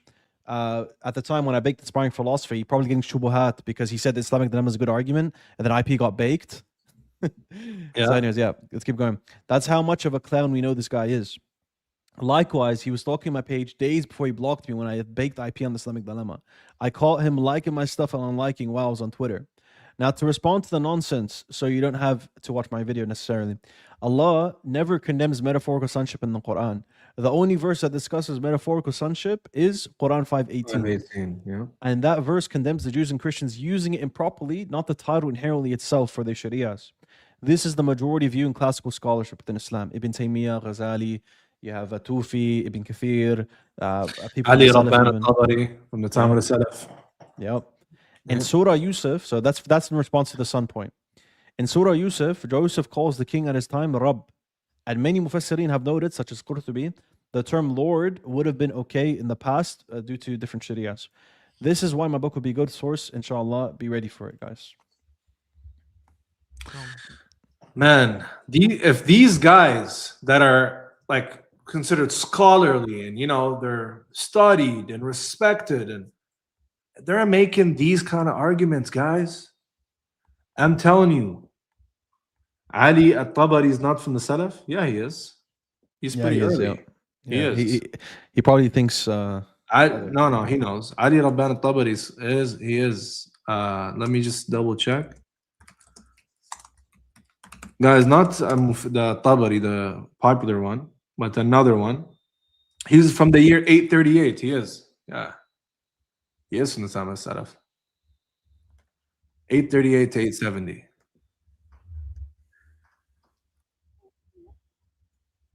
If I'm not mistaken. But anyways, that's besides the point. He's early on, nevertheless. Okay. But yeah, guys, these are their arguments. These are their arguments. Very shallow, very weak. You know, anybody could refute these guys. Let's move on. Hey, pork face, be quiet. No. So let me. Oh, there comes the pork face. Be quiet. And can I finish? Can I No, finish? I can't. Can I? No, Hey, pork no. face, be No, quiet. no, it's, No. So let me. And there we go. They kicked me again. Bro, it's expected, bro. You're treating me like S word, bro. You're not treating me good. How what? Like you think I'm gonna like kiss you on the forehead or something? Kiss you on the cheek? What? No, bro. Yo, Dean, Respect how he does. Dean, I have a question for you. See, when you were on with Chris and I, I'm sorry, with Thaddeus and I, you talked about how it was great that we let you talk. Is he letting us talk?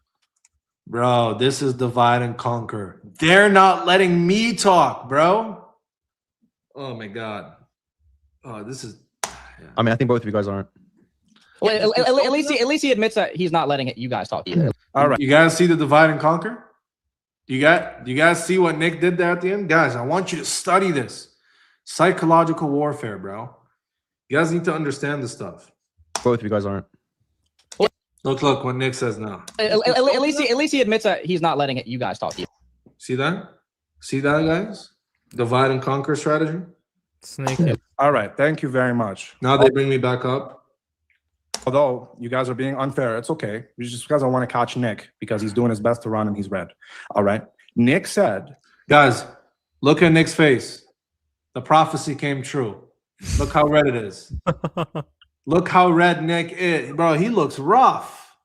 He looks rough. He looks like he hasn't showered in a while. Look at that. Constipated, bro. He looks like he's holding it in, bro. Look at that. I told you guys he's gonna turn red like a tomato, like Statue Sill. that his argument was first that it's not the same word. When he got caught red-handed, now it's conjugated differently, therefore it makes a difference. He's fidgeting. Look, guys, look at that. He's fidgeting, bro. When he got caught red-handed, now it's conjugated differently, therefore it makes a difference. Now, let me address that because I like to address everything and bring receipts. Nick he's nervous. Look, he's doing this with his hand. All right. So he said, "Bro, come on, let me answer, bro. What is this?" I'm gonna give him the same time though. Just let me talk, and then you let him talk. Whatever. The ad homs then. All right. No ad hom. Whatever. All right. So Nick said that because the conjugation is different, therefore the word now means worship to God alone. I need evidence for that. Who preceded him in this? Bring a scholar, bring a lexicon, bring a Greek linguist, bring whatever you want, and let's see the evidence that a change in conjugation means a change in meaning, or that it becomes worship due to God alone. Everybody here is embarrassed because of that. They're going to have a long conversation with you because they all know it's wrong. Who has Sam Shimon's reaction to this moment? You called it. Yo, and do you have Sam Shimon's reaction to this? To this part we just saw? I don't. Hey, if somebody is in Dean's Discord, send it to Dean right quick. I just want to play it. Who has it? Yo, Dean, can you check your messages? Maybe I'm pretty sure somebody will send it to you. Yeah, just send it through the general chat, guys. Anyone on the server, if you have that clip.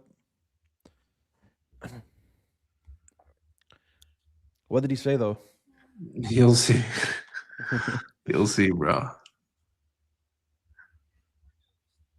6 versions of the Old Testament in side columns, side by side.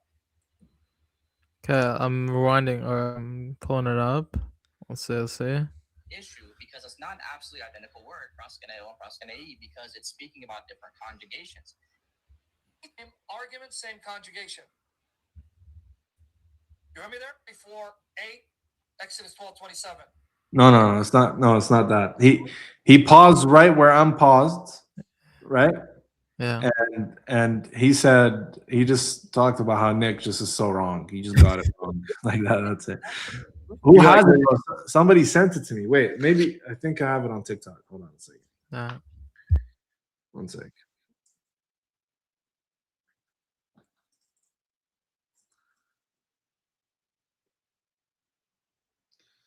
I got it. Yeah.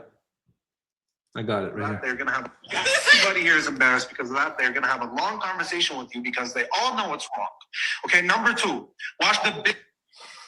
So, sadly, Orthodox was right about the word proskuneo. He said they're going to have a long talk with you. I don't know what he meant by long talk, but out of love, I counsel my young brothers and sisters and the Lord Jesus Christ are up and coming, and I want the best for them. Right? You guys see that? All right. So even Sam Shimon, and actually Sam Shimon offers Nick classes to better his apologetics. Let's play that as well. Hold on. He tells him, Nick, if you want me to come teach you, I'll come teach you. Hold on, let me get it. I have it recorded right here. I tagged them 4 or 5 hours ago and sent them the link. Why aren't you here? You showed up for Inspired Philosophy. Show up. Are you learning, Nick? This is some information you need to use, bro. And if you want me to do a session with you where I'll set it up and you can come on board and share it on your stream how to show Jesus is God. Yo, he told him, Nick, are you learning, Nick? If you want, I can come teach you to show you how to prove Jesus is God in Matthew. Yo, that's actually embarrassing, dude. I'm not gonna lie, man. Hey, man, look how defeated Nick looks, man. That's upsetting. Okay, number two, watch the big boom, ladies and gentlemen. He said it's not used for anybody else. Well, it's used for David in 1 Chronicles 29:20, where the same exact conjugation is used. So, Fearless, is David God? Great. I would like him to show the same conjugation there is used in 1 Corinthians. Beautiful. Guys, remember, now I'm entertaining his argument about conjugation because he said it's not used for anyone else. I'm going to show him the same exact conjugation, same exact everything is used. Watch how he starts panicking. Beautiful. Let's pull it up. Let me just pull it up here. Yeah,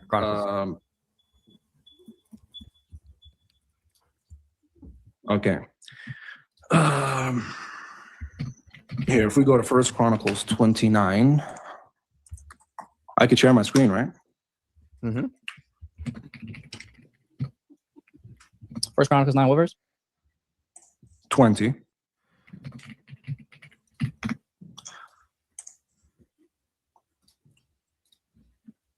First Chronicles chapter 9, verse 20. I'm here. 29. 29. 20.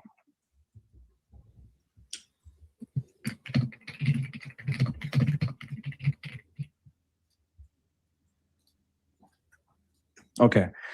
If you pull it up here, let me pull it up on the screen. Okay. Share screen. The entry you brought was 4352, right? Is that the entry you brought? 435. Yeah, that's what the I don't have to look at. That's what the root word is, though. All right. So what is this here? Let me go back to StreamYard. 4352. Yeah. What is this? Is this the same? Identical, guys, by the way. The same exact conjugation, by the way. Now watch her start panicking. Yeah. Yeah, that's the same root word. No. What? Same root word. Bro, hold on, this guy's in trouble. And the conjugation. Is it the same? No, what's the conjugation there? Do you know the same, the same conjugation in Matthew, from what I can recall? Do you know what a conjugation is? Yes, it's how a word is used based on the context that it's in, whether it's others, whether they are doing the worship or I am acting upon the verb and so on and so forth. Yeah, it's based on how it's actually used within the parsing. All right, so does it say here? Is this an indicative active? So does this? Bro, what is it? Yeah. What is he even doing, bro? He's actually sweating Freestyle. right now. He freestyled this one. He's freestyling. Okay, here he's yapping away now. So By the does way, it is an indicative active, by the way. It's not yapping. That's about. Does it say here the God of their fathers bent down the knees to bow to do obeisance to the Lord? Does it say the same thing? I'm fine with that. That's not my question. So it says the same thing? No, I'm asking you to prove it's the same. So it conjugation. says the same thing? No, I'm asking you to. All right. So what's the conjugation? What's the word there? Bro, I have no issue saying it's the same root word. I'm saying is it same root word. He had an issue with that earlier, by the way. At least he's conceding it's the same root word. Is it even the same conjugation? You were supposed to show me. Yes, take a look at. I have it in front of you. Take a look at it. If it's the same conjugation, can you answer me? What's the verse? What's the verse in Matthew 18? What's the verse in Matthew 18? Matthew 28:9. So my question is that in the indicative active or not? 28:9. Well, we'll see. Matthew 28:9. By the way, you didn't respond to my argument, so I'm still waiting for that. Completely ignored what I said. Sure. 28:9. 28. What do you mean 28:9? Matthew 28:9. 28. You know what I mean? 28:9. Okay. Okay. Let's see. Watch, by Yeah. the way, guys. Take a close look at this and the verse in 28:9. It's the same exact one. Same exact conjugation. Looks the same to me. Here. Yeah, we know the root word will look the same. Not just the root, bro. Dear God. Not just the root. Here we go. Dude, dear Lord. So now let me share this screen now. Fantastic. Share the screen. All right. So you saw that one? All right. Now let's go to Matthew. All right. Is that not the same? Right there? Yeah, it's identical. The same thing. Proskinesin. Same thing. in a different conjugation. As What's I've already the said. difference? That this one is in the indicative active. All right. Go ahead and show it. Both of them. Oh my God. It's on the screen that it says it's in the I indicative know. active. Show that the Chronicles. I said show that the Chronicles one is a different conjugation. Dude, you said it was the same conjugation. You're not showing Can it. you said it's. You just said it's different. I just showed you both words. I don't read Greek. They look the same to me from the form, from the skeleton itself. Does Go ahead. conjugation have Go anything ahead. to do with the form Go of the ahead. word? Go ahead and show me that's different. Wait, You're does the Greek expert, conjugation right? have anything to do with the form of the word? I just told you. Show. Do you guys see how like low that it's come to? We're arguing about this. Like seriously? I'm so fed up with this guy in this video right now. Like He's just grasping at straws, man. I know. Like, Yeah, it's tiring. Like it's so embarrassing that it's tiring, bro. Me that it's conjugated differently, bro. You said it was conjugated the same. Why are you running from your own claim? I just showed you it. The both words have the same exact skeletal reading. The skeletal I just reading have to showed do you with wait, is skeletal reading the same thing as conjugation? If a word is conjugated the same, it's going to have the same skeletal reading. Yes, of course. What? Why would it have a different skeletal reading? The heck? That's my point. So it'll have the same skeletal. That's my. Oh my God. Oh my. Did you guys just see what happened? Did you guys just see what happened? Let's go back, guys. Pay attention to what he says. Why would it have a difference? Have the same skeletal reading? Wait, is skeletal reading the same thing as conjugation? Is skeletal reading the same thing as conjugation? If a word is conjugated the same, it's going to have the same skeletal reading. Yes. So he's going to disagree. If a word is conjugated the same, it's going to have the same skeletal reading. He's going to have a problem with that. Watch. Yes, of course. Why would it have? He's like, what? No, what? That's not true. Now watch what he says. Why would it have a different skeletal reading? What the heck? That's my point. So that's his point now. So now it's his point, guys. So they do, bro. There's literally no way. So tiring to talk to this guy, bro. Like it's actually like, bro. Oh my God. we'll have the same skeletal reading, right? All right, you just said it's different, bro. No, this guy, there's no way. Dear Lord, please listen very closely. There's no way this guy is serious. Bro, So, please listen very closely. Stop wasting time and tell me. Please listen very closely, Go ahead and tell me what the difference is. Please listen very closely. If two words have the same skeletal meaning, it has nothing to do with the conjugation, correct? Bro, both of them. Let me just read it. You answer the question? Are both of them proskinesin? Dude, can you please answer the question? Both are the same exact word. Yes. That's not what I asked you. I said I'll ask it again. Ask it again. Go ahead. If two words have the same skeletal meaning or same skeletal function, right? They look the same. Does that mean they have the same conjugation? Yeah, usually, yeah. From what I know, yeah. Where do you get that from? That's just from what I usually observe. From what you observe? So you don't actually have any evidence of that? Because I can show you. Does he want me to start quoting Greek lexicon or something? What are you talking about, dude? Does he want me to start like speaking ancient Greek for him? Of course, it's going to be based on your observation. What else is it going to be based on? Last time I checked, you or I. Would you want me to give you examples? Can I respond? Can I respond? Sure. Can I respond? Yeah. Last time I checked, both you and me are not Greek linguists. Okay, so of course it's from what I observed. Stupid. So now please go ahead and show me. You just said, guys, he backtracked twice. He first said the conjugate. He first said the word is not proskuneo. It was proskuneo. Then he said it's not the same conjugation. It is the same conjugation. Now what? What's the argument? I'll show you it's not the same conjugation. Is it both proskunesin? I'll show you it's not the same conjugation. I just answered this. Is it both? I'm going to show you right now it's not the same conjugation. Okay, is it both proskunesin? That's the same root word. Yes. Proskunesin is a root word. Yeah, proskunesin is coming directly from the root word. Proskunesin is a root word, bro? Yes, it's coming directly. So guys, proskunesin is a root word. Wow, I didn't know that. Proskunesin is a root word, guys. Wow, man. Should we see what Shimon said? Yeah, Lubiano? Let's see it. Let's see it. Okay, let me put it. Wow, guys. Proskinesin is a root word. We're just saying anything at this point. Okay.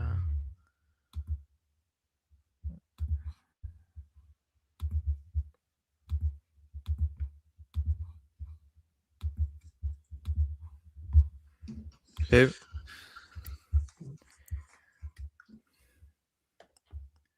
Are you sharing it? Yeah.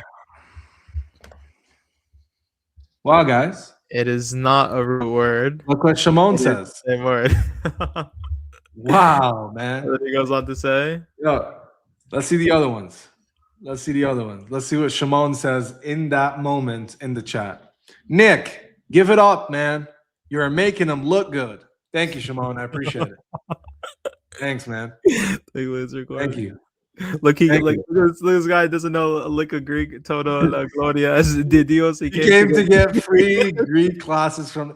But bro, do you guys see that these Christians are straight bots?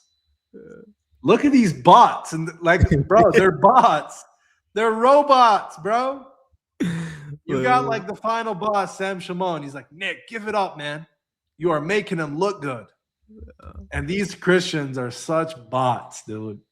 Oh my God. Those are the only screenshots I had. Man, that's embarrassing, man.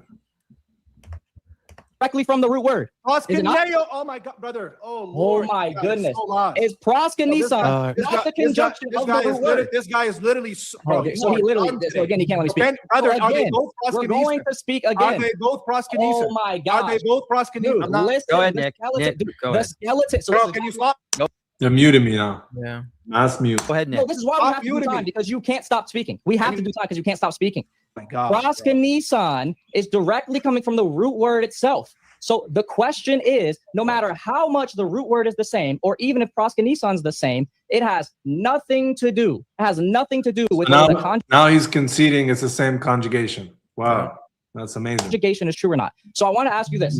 No, I'm going to address what you said. Wait, I want to ask you this. Go ahead. I'm just asking you a simple Finish your question. point. If Stop I muting show me, you- I bro. will. I'm going to Dude, keep dear muting you Lord. if you're not If going to I, let them dude, talk. if I show, it's a very simple question. If I show you that this word in First Chronicles is not used in the indicative active, will you agree you're wrong in the conjugation? Go ahead. Bro, if you mute me one more time, I'm out of here. I'm serious. Okay, fine. I Stop don't muting. care. Stop muting me. What was the point of this whole conversation? He kicked me. Yeah. So there, he kicked me.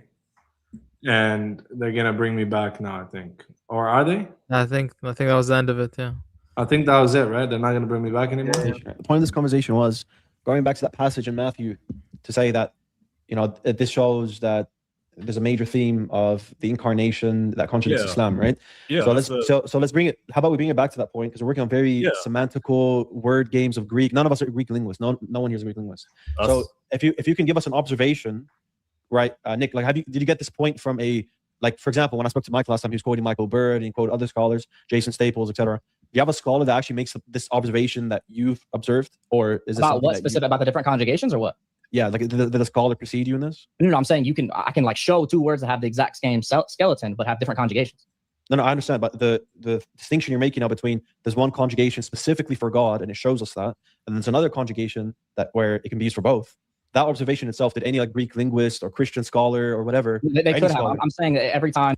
Bro, wait, what did he say? He could bring two words that are spelt the same and have different conjugation? Is that what he said? I didn't hear. That you look in there in the Old Testament, it's never used in that specific conjugation. That's what I'm saying. Okay. So let's bring back up Lubiano. If you go back to the left, main man. point, I mean, I just want to know. Did you drop him or he left? Oh, he put him left. I put him in the Yeah, backstage. I think because you're muting him. Yeah. I mean, yeah. The entire point is that it's weird that me. So they dropped me and I left from the backstage because I was being treated like they're treating me like an animal in there, bro. So I wasn't gonna go back. Me and Dean are able to have actual conversation, but Libiano is. I wonder who the problem is. Yeah. So listen, what we can do is, like I said before, we can do a moderated discussion. All right, we're on your channel. We don't mind if it's on your channel, like I said before. So we can do myself, Libiano, and preferably we want just like two speakers and a moderator, right? You can pick whoever you guys want for it, right? Yeah, we can do me and IP. We're fine with Yeah, that. we said Yeah, I'd go do it, Nick. That's fine. Do you Yeah, have any if you have any dates, you can let us know and we can figure out exactly when we're going to do it. But we're down to do that. You pick a topic, we'll pick a topic. I think that would be. So for now, but because considering like we're here and so on. No, guys, I didn't. So how StreamYard works is when you join, you're in backstage and you wait to be let up. They kicked me down that last time. I never left. They kicked me. So after they kicked me, I left the backstage. I wasn't gonna go back up anymore. Yeah, let's just seal it on the Islamic dilemma. Yeah, what do you want to talk about? And then I'll head out. Okay, so let's go back. You see how Nick just is okay with moving on? He's like, yeah, what do you want to talk about, Dean? Yeah, what do you want to talk about? Because it shows that he knows he fumbled and he's very uncomfortable. That's what Islamic dilemma point. Yeah, because we only got so as far the as point is say- with Islamic. Let Dean finish. Let Let Dean finish his let me make a point on the Islamic dilemma. So we got to a point where you guys were saying it's like even if it's a general confirmation, still it would be the fact that the major themes in the Gospels contradict with Islam. Now that's a bigger burden now upon you guys to prove these major themes contradict with Islam, recurringly so, right? So there's a recurring theme. The majority of the recurring themes in the Gospels when Jesus is preaching, that contradicts Islam. That's too big of a burden for you to prove to begin with. Can I address that? Yeah. Wait. Can you help me understand what the big burden is? Wow. So now this Peppa Pig pork face is now asking, can I address it? But before you were cutting me off every 2 seconds. You wouldn't let me get a word out. But now it's, can I address it? Do you guys see this, bro? This is straight hypocrisy, bro. Like, I swear, bro. This is crazy. It's to show, because even if you prove to us, let's say there's one major theme in the Gospels that's recurring, the claim is that you, as Chris stated before, we can show that the majority of the recurring themes contradict with Islam. So you can't just show one major theme in the Gospels that contradicts. You're gonna have to show that the majority of them contradict. So that's the big burden. Oh, so, okay. So you're saying, just to make sure we're clear again, you're saying one recurring thing and that contradicts Islam isn't enough. You want to have multiple recurring major themes. That's a standard. Yeah, because that's the standard we set with Chris at the beginning. Okay, cool. Yeah, like I said, I'm just clarifying. That's all. So I will push back on the need for things to be like recurring a lot. I don't know why that needs to be a thing. So, for example, when we look at the crucifixion, like the crucifixion that event doesn't happen at the beginning of the Gospels, right? It happens at the end of the Gospels. But that doesn't take away from the fact that it's obviously a major theme that the Gospel writers are trying to get to. So the crucifixion, I think, is one. The fact that Christ rose from the dead is one. The fact that Christ's baptism I would include as one as well. I would say that the idea of marriage in heaven not being applicable in the gospel context, according to Jesus' words in the Synoptic Gospels, that's something that Quran disagrees with. I think that's a pretty major thing. Like, if Dean, are you there? Yeah, I'm here. Yep. So I just want to add that even with the crucifixion, the Quran doesn't, the crucifixion narrative or the passion narrative, the Quran doesn't even reject it in its entirety insofar as the Quran actually says that it was made to appear so. So the Quran affirms that people believed and transmitted and told that Jesus was crucified, right? Yep. So even there, I think I would have even granted him that, to be honest. Like, you know. No, so but still, when Jesus speaks itself, it's quite multiple where he talks about like him the, dying you as mean a the record. predictions? No, I'm not talking Yes. about those. I'm talking about the crucifixion narrative. Yeah, that one we can grant. But in I'm terms not talking about the passion prediction. Yeah, those stuff that you said, yeah, we can grant that. Obviously, yeah, that's 100% compatible. But listen, look, we don't need to say that all of the recurring themes are compatible. The point is that the majority of the recurring themes are compatible. Yeah. This can just be the exception. I think you would have to to the rule. reconcile these things. Yeah, go ahead. Yeah, it could just be the exception to the rule where one of the recurring themes, which is Jesus predicting his death and resurrection, we now have an ability. Well, not even just now. Back then, I'll give you an example. Right, Imam Tufi, right, talks about this in his book, right, and he talks about how why are the disciples, like, why are they all doing kufr? Why are they all apostate when Jesus dies? If he was meant to preach his resurrection and his death as the fundamental part of his mission, then why are all the disciples doing kufr at the end, where they disbelieve in his messiahship because he died, and they disbelieve in his resurrection even though it's told to them? So that's a point Tufi brings, and we can use that to say, yeah, like the Gospels itself even the stuff that contradicts Islam, those recurring themes, such as Jesus predicting his death and resurrection, there's enough left in what you have to undermine those points, such as like the disciples. It doesn't make any sense if Jesus was actually saying these things internally because the disciples weren't expecting it. Yeah. In Luke 24. Let's continue. In order for general confirmation to work. Yeah. So let's deal with that one by one, right? So first we'll just start with like the crucifixion. I'll grant you the crucifixion resurrection is a major theme, right? I'll grant you that. That's a major theme. That's one of the major themes, but this is the exception to the rule because the Quran does the conscious edit on that point, saying that they didn't kill or they didn't crucify nor kill Jesus in 457. So that's gonna be like the exception to the general rule. Then what you're gonna have is the other stuff you mentioned, which we can discuss on, right? So marriage in heaven, that itself is not a major recurring theme because we know Matthew and Luke copies that detail from Mark. So really, there's only one source that mentions it, which is Mark, that they're taking from, right? And even then, it's one time where Jesus says it. He just says it once within the gospel. It's not like this major recurring theme. So, right, but why? Besides the crucifixion, resurrection, one of the points he made that was major and recurring was the fact that there's the incarnation, like Jesus is God in the flesh, right? But for me, I think it's the opposite. You see a recurring theme that Jesus is subordinate to God. He isn't God, and yeah, he reserves these properties to Yahweh, the Father. Do you say it's a major theme that Jesus, for example, he performs miracles without explicitly having to state as he does them that he needs his Father's authority or permission? Yeah, that's fine. But the point is that if you have something that's ambiguous, such as Jesus doing actions, doing miracles, that's implicit. You can interpret that as he did that on his own, or he's doing it by permission or by authority given to him by the Father. Now, we already have explicit verses where Jesus says he's doing it, right, on the permission of the Father. He does nothing besides what the Father allows him to do. So based on that inference, right? So you can have that clear verse establish an interpretive lens for the Gospels. When you see Jesus doing miracles, it's always by the will of the Father. Sure. So what I'm getting at specifically is that when Jesus performs many miracles, he doesn't explicitly state as he's doing them that he's only doing this because he's got the authority of the Father to do this specific miracle.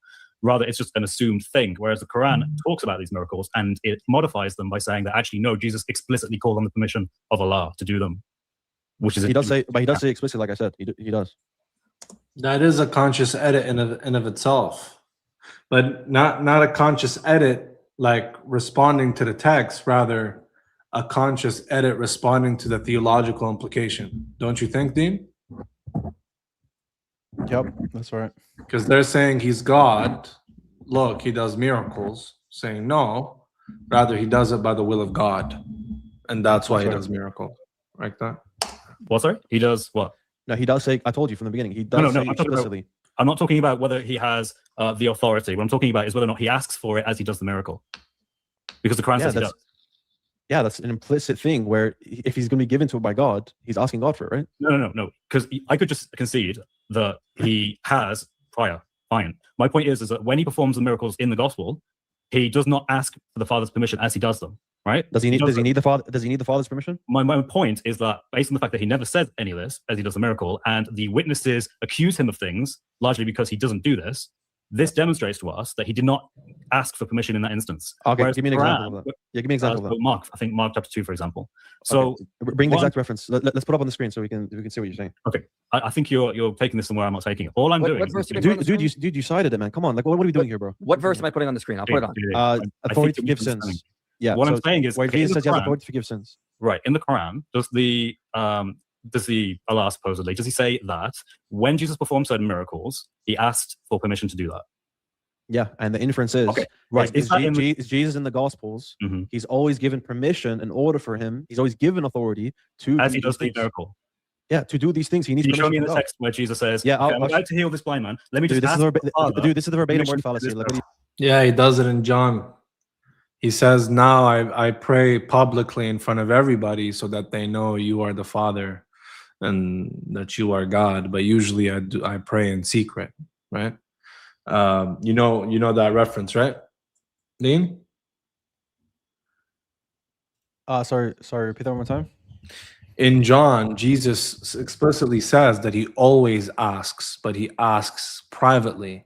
When he was raising Lazarus, now he's asking publicly, so he makes sure that they know that this miracle is coming from the Father. Yes, I quote that in a bit, yeah. Yeah. doing. It's cringe. What? How's it verbatim? It's- The entire you're narrative. because you're Wait, asking. let me finish. No. You can't make a point and then not let me respond.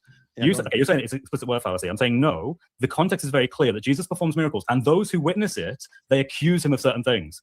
Right? They accuse him of blasphemous things. Right. Okay. Whether they're wrong is irrelevant. What I'm saying is that they perceive it in that way because he doesn't ask for permission as he does them. No. The Quran says he does ask for permission. Let's let Dean respond to that now. Yeah. You notice how all these guys are tatted up and stuff like that? Like, they don't look like pious people, you know? Like, these guys don't look like righteous, pious people. You know, they're tatted up. I'm not saying for those who are tatted and they repented now, like, you know, obviously I'm not speaking about you. But these guys don't look like you don't look at them and think, wow, he's a man of God, he's so righteous. You know, that never comes to mind, man. Not at all. I mean, let's throw up on the screen so we can look at it first. All right, let me pull logos up. All right. So Mark 2 is where you want to go. Yeah, sure. Yes. So just zoom in on that. Let me just try to make this bigger. So Mark 2. Now I've zoomed in on it. All right, beautiful. I appreciate it. So yeah, so let's just read it first so everyone can understand what's happening. So let's read from here. And when they could not get near him, there's a paralytic man in front of Jesus. And when they could not get near him because of the crowd, they removed the roof above him. And when they made an opening, they let down the bed on which the paralytic lay. And when Jesus saw their faith, he said to the paralytic, "Son, your sins are forgiven." Now some of the scribes are sitting there questioning in their hearts, "Why does this man speak like that? He's blaspheming. Who can forgive sins but God alone?" And immediately Jesus, perceiving in the spirit that they thus question within themselves, said to them, "Why do you question these things in your hearts? Which is easier to say to the paralytic, 'Your sins are forgiven,' or to say, 'Rise, take your bed and walk'? But that you may know that the Son of Man has authority on earth to forgive sins." Okay, so that's the gist of it, right? Now, the fact that Jesus cites being the Son of Man, you do know where that's coming from, right? That's Daniel 7. Yeah, Daniel 7. So when in Daniel 7, the Son of Man is in the dream, doesn't God give him the authority and glory? That's not and my sovereignty? point. Again, We're looking at context, dude. Come on. No, my point. Okay, Dean, very simple. In anywhere here, just Yo, he's caught. He's caught, bro. Oh my God, man. So for those who don't know, in Daniel 7, which is where the Son of Man motif comes from, and obviously Mark thinks the Son of Man is Jesus, right? Son of Man is given authority by the Most High, by the Ancient of Days on earth. So Jesus says, don't you know that the Son of Man has authority on earth to forgive sins? If he's referencing the Danielic Son of Man, then the authority is delegated by the Ancient of Days. Jesus explicitly turned and asked his Father for permission to heal the paralyzed man. He doesn't need to. He's already given it, man. Oh my God, this guy is stupid, bro. Yo, sorry, Ben. I had to take a phone call. We asked me anything? No, we're just looking at Chris Cope over the Son of Man given authority. Yeah. Permission by inference. Oh, my camera died? Oh, 1 sec. The camera died for our sins, bro. Camera died for our sins, man. Camera died for our sins.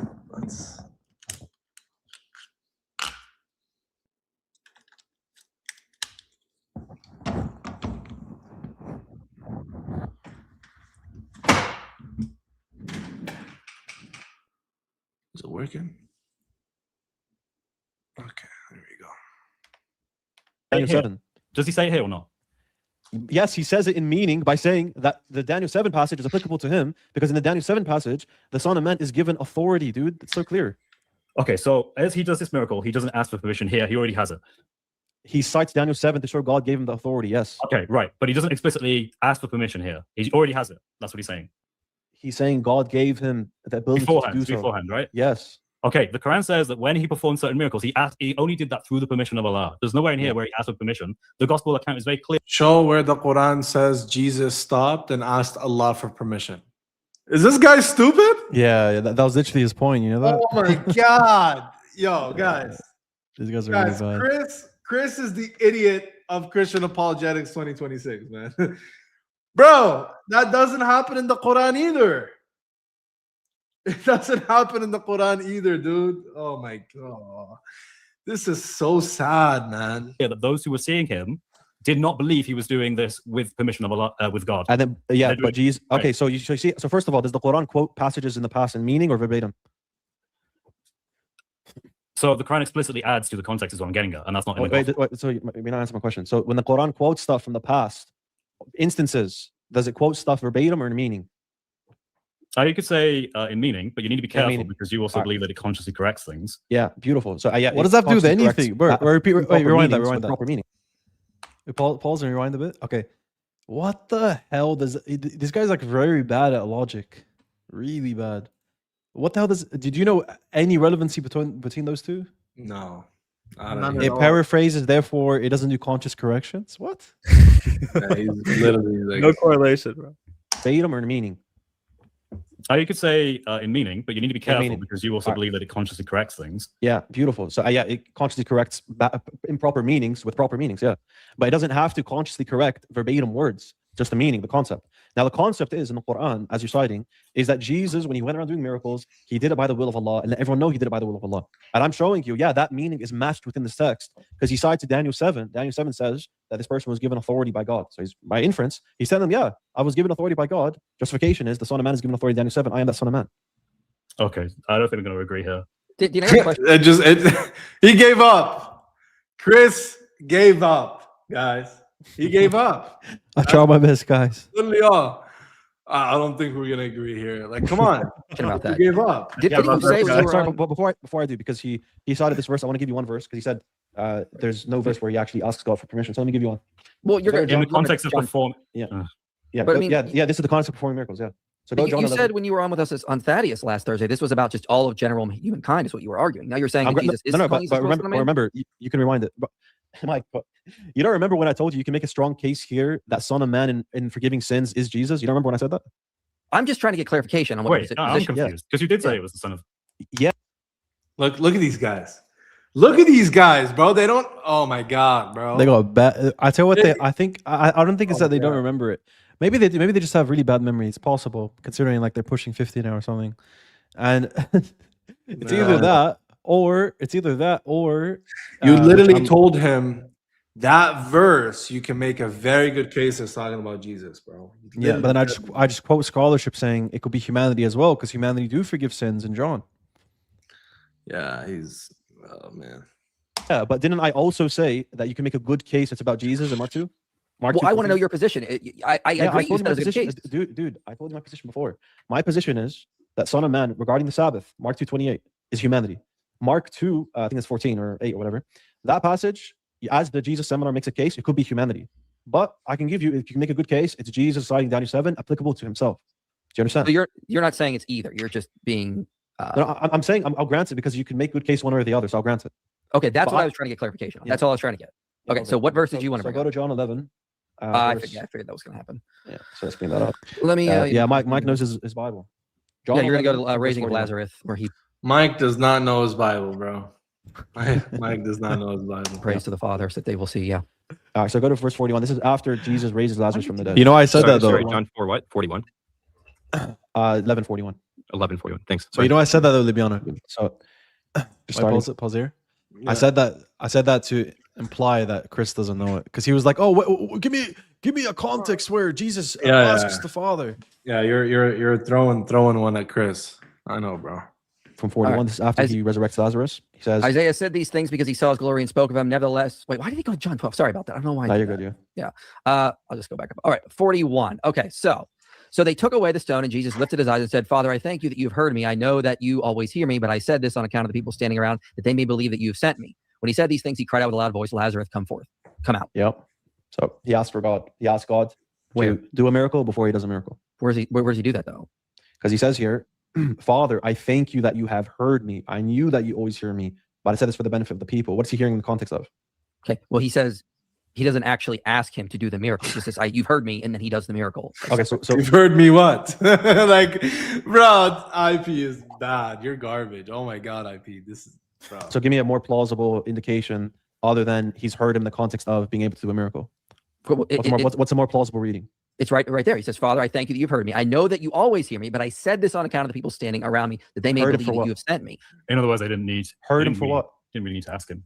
He heard it so the people around him would know. No. When he says, "Father, I think that you have heard me in the context of what? In the context of praying before the people so they all see. That's the point. Okay, so the context. So yeah, beautiful. The context says he does pray to the Father for a miracle, but he does it in front of the people, this actually gives me justification now. But this Because doesn't show he's asking permission. That's an assumption. Just let me finish. So just to establish, when he says, Father, I thank you that you have heard me in the context of being able to raise Lazarus, correct? No, that doesn't say that. Okay, let's read the whole thing from the beginning. Jesus, once more deeply moved, came to the tomb. This is verse 38. Came to the tomb. It was a cave with a stone laid across the entrance. Take away the stone, he said. But Lord, said Martha, the sister of the dead man, by this time there is a bad odor if he has been there for 4 days. And then Jesus said, did I not tell you that if you believe, you will see the glory of God? So they took away the stone. Then Jesus looked up and said, Father, I thank you that you have heard me. I knew that you always hear me, but I said this for the benefit of the people standing here, that they may believe that you have sent me. So hearing here is in the context of what? To be able to see God's glory in raising Lazarus, correct? So he's asking God for them to see the glory of the miracle, which is asking him to do a miracle. Well, hold up. What did you go back? What did you just say right there? So he's the context here in verse 41. I'm going to repeat it one more time. Sorry, not 41, 40. He says, then Jesus said, did I not tell you that if you believe, you will see the glory of God? The glory of God here is the miracle, correct? No. Yeah, it's part of the miracle. But notice he's not asking permission. Jesus is doing miracles for the glory of God. He doesn't have to ask permission, though. So does the Father have to hear him before he does a miracle? No, because the Father always hears him. Yeah, but is this guy stupid? If he always hears him, that means he's always asking for it. Is this guy? Well, come on. Hears him in the context of what? Being able to do miracles, correct? He's doing the miracle, though. But this is the point that Chris and I were trying to make earlier, is that notice what he's doing. He just does the miracle. He does not say, with your permission, Father, send Lazarus out. He just has Lazarus out. Wait, Mike. Why does the Father, what is the Father hearing from Jesus? What does that mean? He's hearing the cries of Jesus. Actually, he does say by permission of God in Mark. Oh, I'll open it in a second. Cries of Jesus. The communication of Jesus. He's always being able to hear Jesus. Communicate. So what's the communication in the context here of him raising Lazarus, correct? That is what he goes on to do as the action. All right, beautiful. So there's no, the most natural reading is he's communicating with the Father. And when he speaks to the Father, he's saying, let them see your glory. And God always permits Jesus, whatever he asks, for it to be fulfilled. But he just verbalizes it here so that the people may know that, as I will read here, I don't want to misquote it. Let me get it up. Yes. It says, yes. Yeah, I knew that you always hear me. So he knows that God always hears his communication for miracles, whatever it might be, or for people to see the glory of God. But I said this for the benefit of the people standing here, meaning he doesn't express it in front of the people, right? He doesn't have to express it in front of the people. God will always hear him. But he said it in front of the people so that people may believe that the Father has sent him. So God always hears him, so he doesn't have to be asking for permission. Now, we agree the Gospel of John says that everything that the Son does is from the Father. But this is the point that, going back to Chris's, what he was arguing earlier with the difference with the Quran. He doesn't have to ask for permission. Jesus just has this power, this authority given to him by the Father to go do these things. He doesn't have to keep asking for permission each time. This goes back to Chris's point earlier, that it's different in the Quran where he has to ask permission. Is that correct, Chris? But he's still, wait, pause here. But here he still concede. So he's not saying that every time he has to ask for permission. The Quran isn't even saying that Jesus ever said explicitly, verbatim, God, grant me permission to do this. It's merely an implicit inference. Now, Mike actually still concedes, as you're going to see soon, he actually does concede that Jesus was given permission to do everything on earth. Chris was too much of a coward to actually respond to that point. Mike actually did say, yeah, Jesus is always given permission. He's always given authority. But just in a hypostatic sense, right? And we'll get into that in a bit later. Let me show something right quick.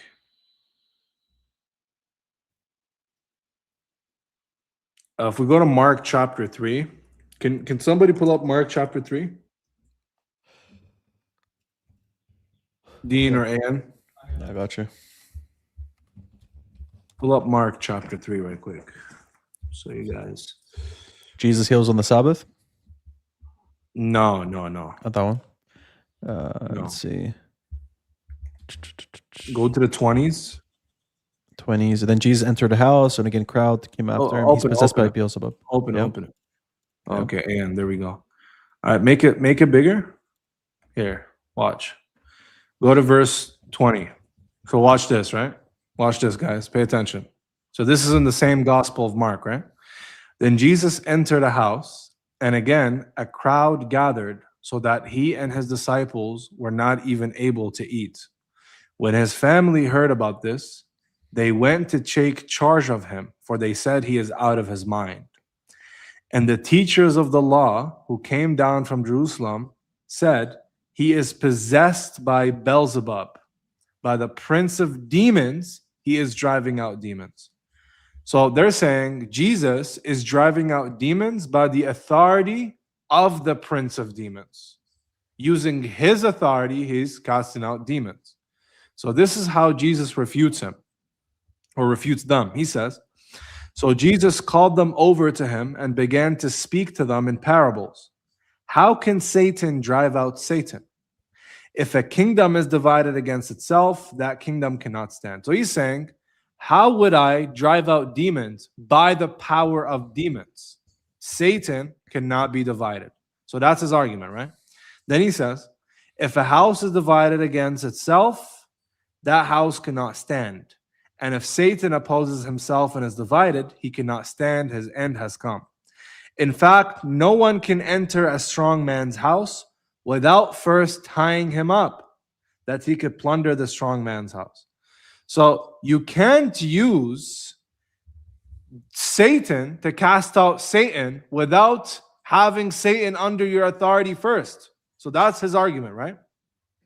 So then verse 28, he says, truly I tell you, people can be forgiven all their sins and every slander they utter, but whoever blasphemes against the Holy Spirit will never be forgiven. They are guilty of an eternal sin. Let's keep going. Okay. He said this because they were saying he has an impure spirit. Then Jesus' mother and brothers arrived. Standing outside, they sent someone in to call him. Hold on one second. Where is the is this in the next chapter that I'm looking for? Because he says Libiano gets baked. He got baked. If I'm casting out, just one sec. He's saying if I'm casting out demons by the power of Satan, then by whom are your people casting out demons by? Do you remember that verse? Is that in this chapter or next? It's probably in Luke's one or Matthew's because they all have it. No, it's in Mark, bro. It's just one sec. Let me just look. It's in the context of Beelzebub.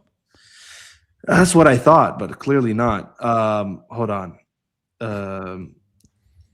Where?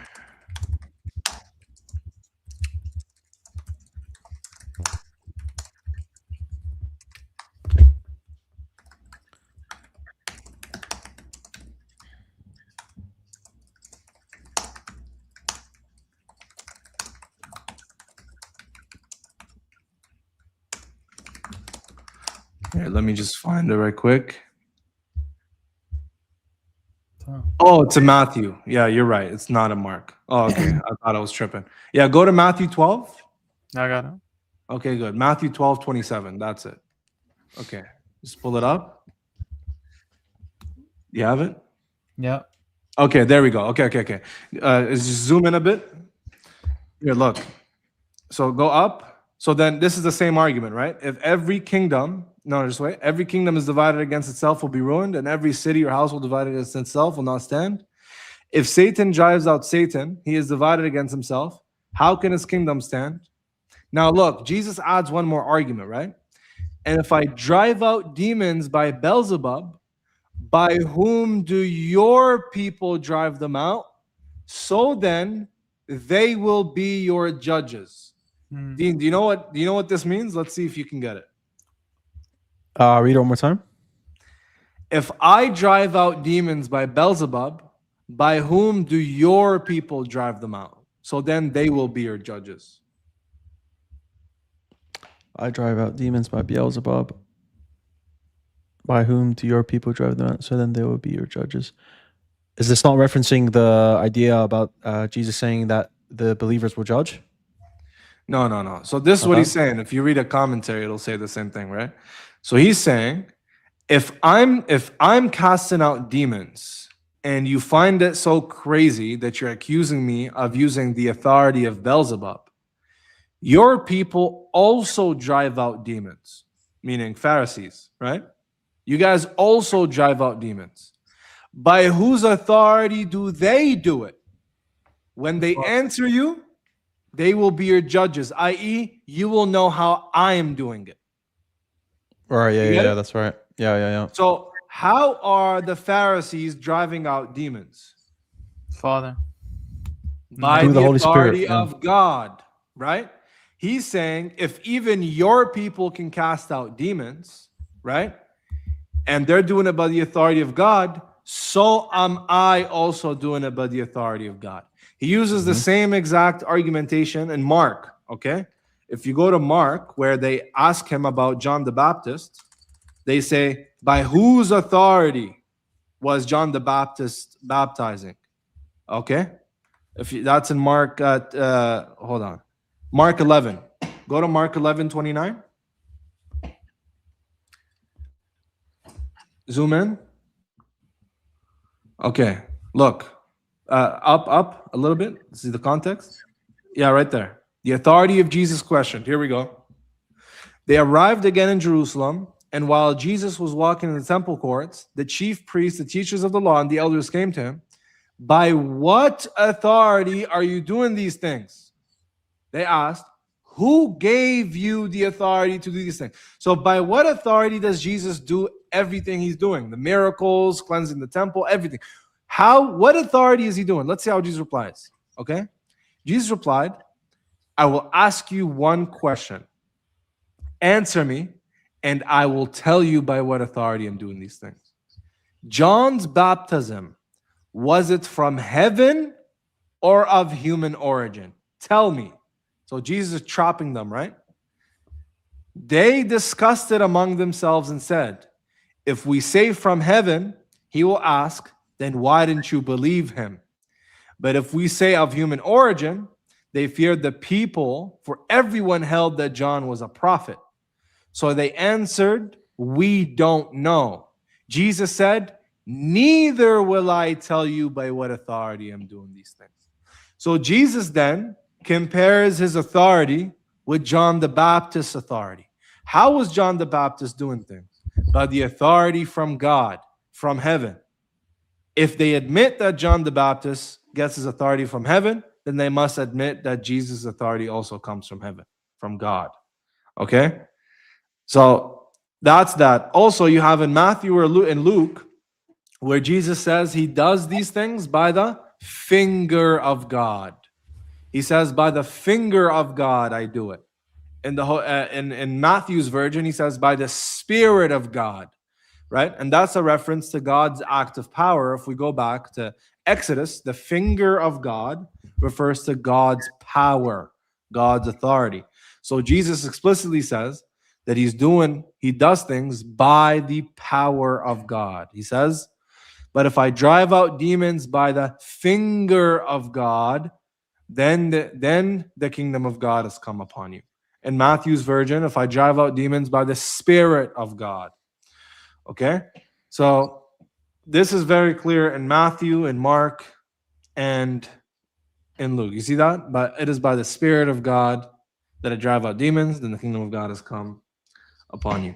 So there's no ambiguity here. Okay? Jesus does things by the permission and the authority of God, as he says himself. Thank you, Ian, for sharing the screen. I think we should continue the rest tomorrow. Oh wait, let me bring back the thing. Hold on. Wait. Yeah, I think we should continue the rest tomorrow. We've been on stream for about 4 hours. Okay, what do you think, Dean? Yeah, sounds good. So let me just mark where I stopped. We stopped at 1 hour, 17 minutes and 55 seconds. Let me just take a picture of that.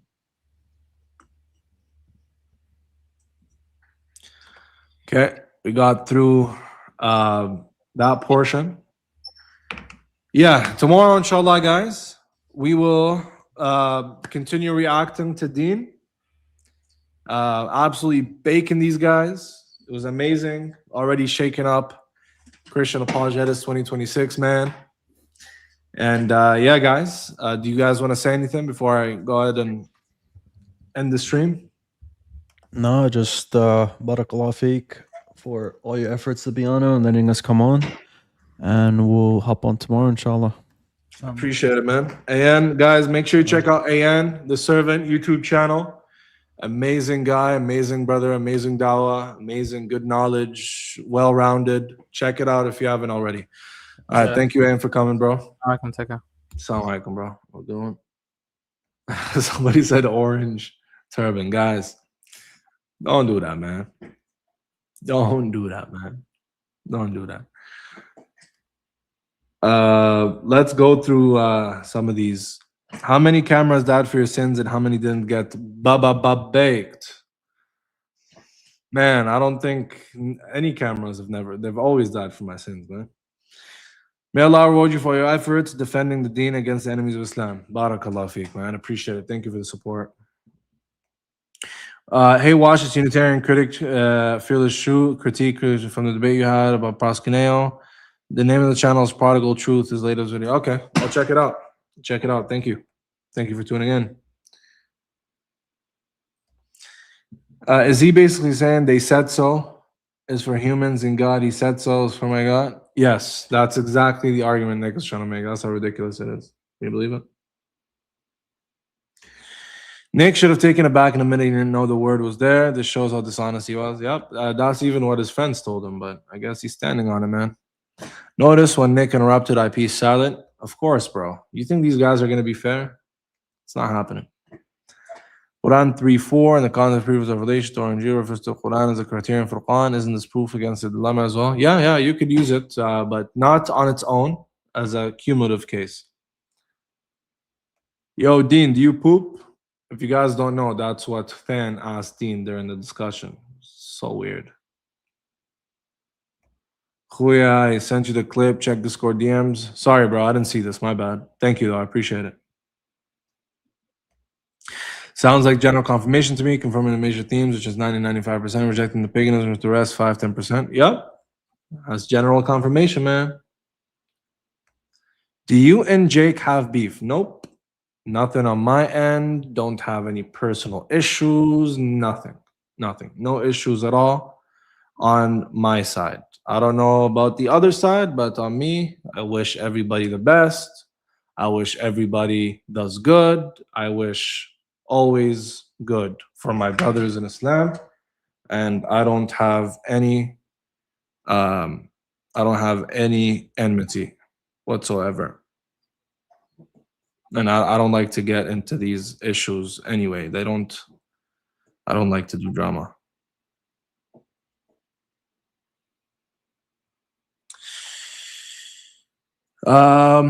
Facts only. Doesn't the gospel clearly say Jesus got crucified, died, rose 3 days, appeared to people? Quran rejects. You think the prophet didn't know the gospel say this?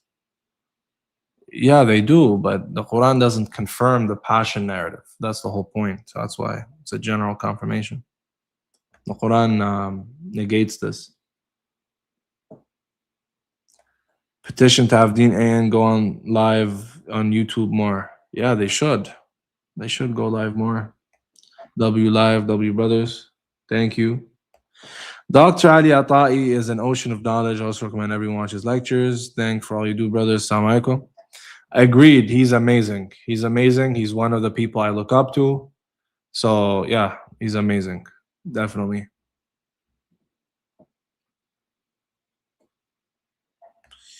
AN, can you please read my Discord message? Man like spice. AN, if you're still watching, bro, make sure you open his message, man.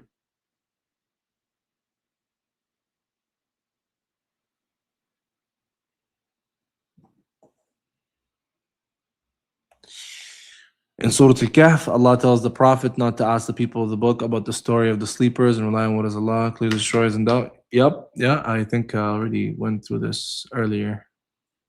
Absolutely. One sec, gotta check something out right quick.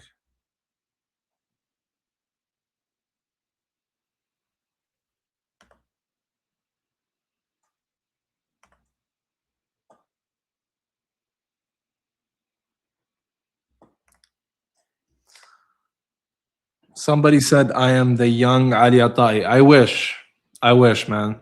You know, that's so kind of you. Thank you so much. That's flattering, but I wish, inshallah, if I put in enough work and I learn Hebrew and I learn Greek, inshallah. Thank you, though. It's very flattering. I appreciate it. I appreciate it. Thank you for your kindness.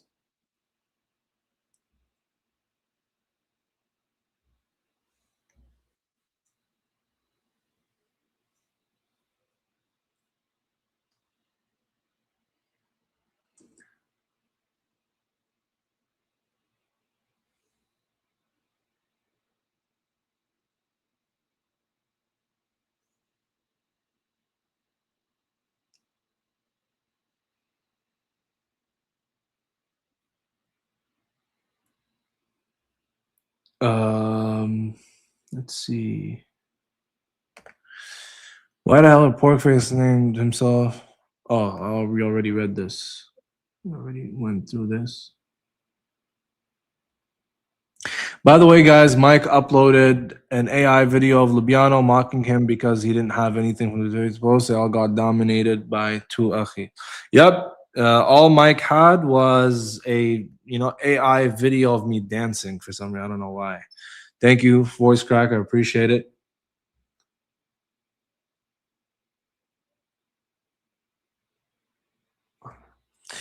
The Pharaoh of Musa alayhi salam was not a Coptic pharaoh, but an Arab Amalek tyrant. This is what was stated by Muslim historians. Listen to Sheikh Abu Iyad on this, or read articles on his site. Islam Moses. Oh, I didn't know that. Thank you, man.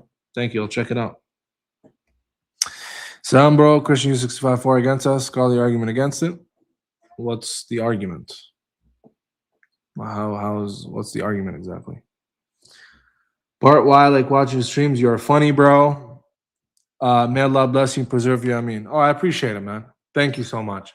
Really, it's not an act for the camera. I try to be genuinely myself. This is who I am. Okay? I don't put on an act. This is me. Okay? So I appreciate it. Thank you. Thank you. Thank you for your kindness, man.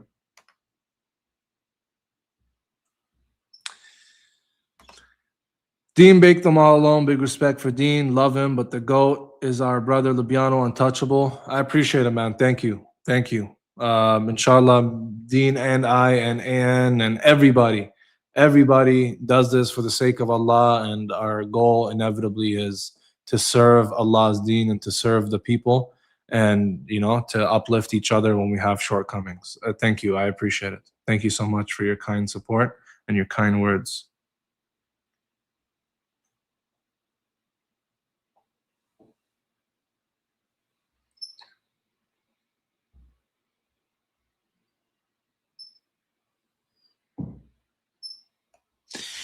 Thank you for the member. Appreciate it. Assalamu alaikum. My brothers, ask Allah to grant you guys strength and knowledge. Big love to Brother Ian, always on the panel. Hope he's getting paid. Did you guys see Jake Brancatella tier list? Jazakallah. I saw it. I think it was very unnecessary. Obviously causing a lot of issues as we see. Very unnecessary, but it's okay. I wish the best for everybody. I respect all my Muslim brothers. I wish them all the best.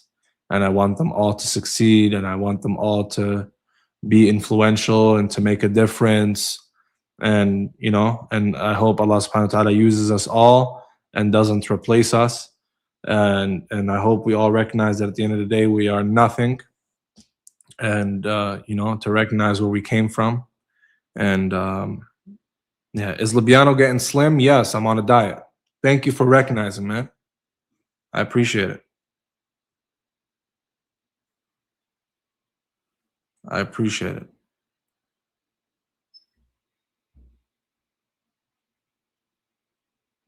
They dodging answers like the Matrix. Yep.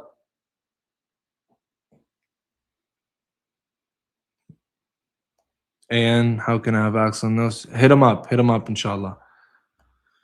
Can someone tell David Wood, the wooden head, that to get smarter, you have to read a book instead of eating it?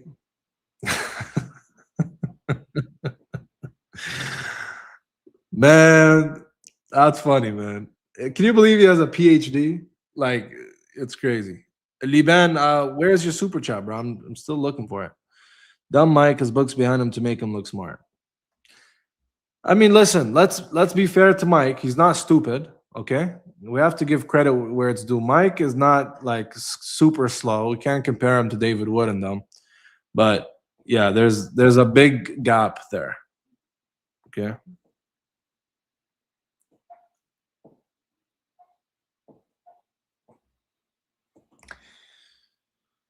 Thank you for the membership.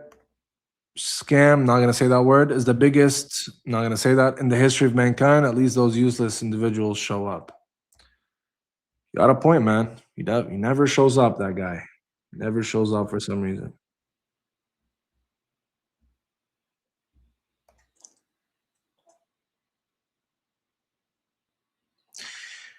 Two NBA All-Stars before college freshmen. Hey, man, appreciate it, man. Thank you for the support. Voice crack, man. You've been killing it today, man. Thank you, bro. I appreciate it, man. Thank you for tuning in and supporting. That 13-year-old spoke of exposed falsehood and she gonna sue him. Really? Oh, I didn't see that. Somebody send it to me. Inshallah. Thank you, brother. Start the bakery session with Bismillah. I should actually. Should always do things with Bismillah. Aside his incredible knowledge about Islam, his also knowledge about politics and how the world works is great. He always tries to reach people's hearts and thoughts. Muslim lantern. Shout out Muhammad Ali, man. Shout out Muhammad Ali. Amazing guy, man. I always wish him nothing but the best, man. Amazing guy. May Allah bless him. Very influential, changes a lot of people's lives and hearts. So may Allah bless him.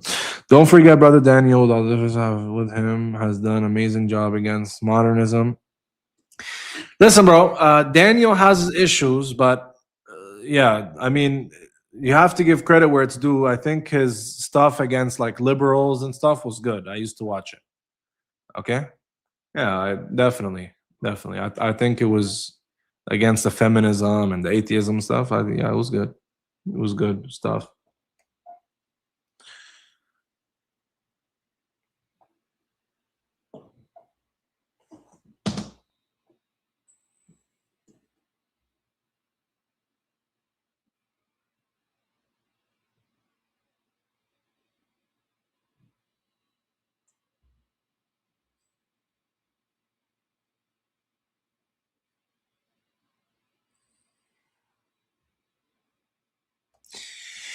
They could try to desecrate the Quran, but they forget it. It is in our hearts and can never erase and destroy it. No love like Christian hate. Man, couldn't have said it better myself. Couldn't have said it better myself, man. Is Nick stupid?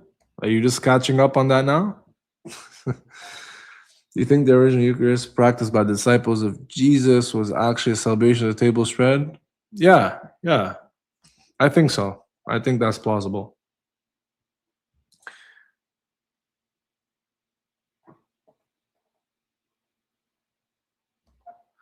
I fumbled a bit as a kid, and the effect Zach and Nak had on me and on the Arabic scene is unimaginable. May have mercy on the Didat and protect Zakir. Allahumma ameen. Same here, man. Same here. These guys influenced me so much. They put that fire in me. Watched them as a kid. So you can't even compare. You can't even compare. These guys are legends in their own respect and in their own right. You feel me?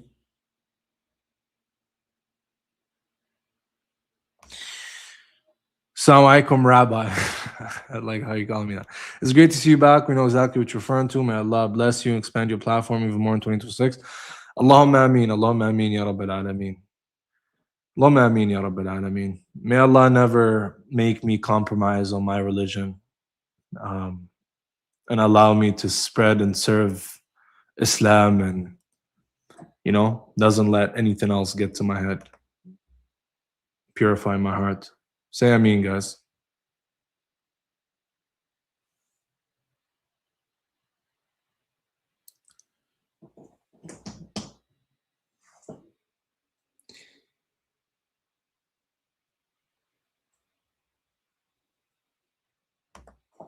Same person who said Lubiano got baked by God logic. I mean, listen, bro. People are entitled to their own opinions. I said this before. I'll say it again. Alhamdulillah, the debates are there for everyone to see and look at. Okay? And people see, bro. You know what I mean? People see what happens. So, you know, we're not worried about that. Alhamdulillah. I mean, the channel speaks for itself. You know what I mean?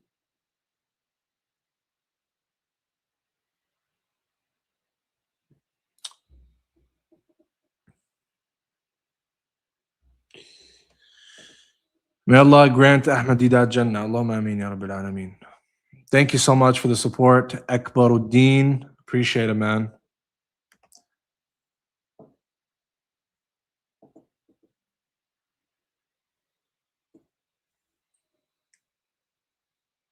Guys, we got to remember at the end of the day what we're doing. This is not Hollywood. This is not rap. This is not the music industry. This is not soccer. It's not NBA, guys. We are serving Allah's deen, is what we're doing. At the end of the day.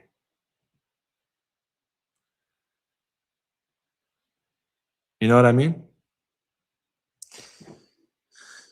May Allah bless you and grant you Firdaus, all love and sports from Alexandria, Egypt. Dunya, man. Thank you so much. Appreciate you, Habibi. Thank you for your support. And thank you for tuning in.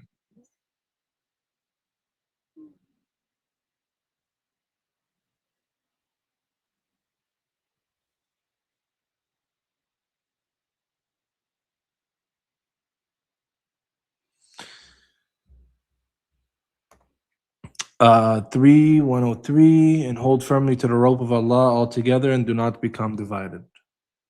That's true, man. Thank you for the reminder. I appreciate it. Please do a session dedicated to agnostics who left Islam, just answering their shubhat, support, and love to your work. Yeah. I mean, my live streams are open for everyone these days. It's not just Christians who join. I've had some, agnostics and atheists and Jews and all kinds of people join. The other Mike told Dean that Lord twice is for Yahweh only.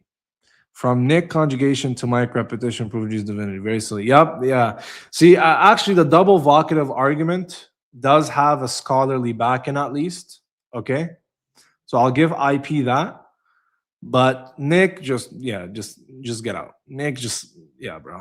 Nick, just pack it up, man. It's time to go. You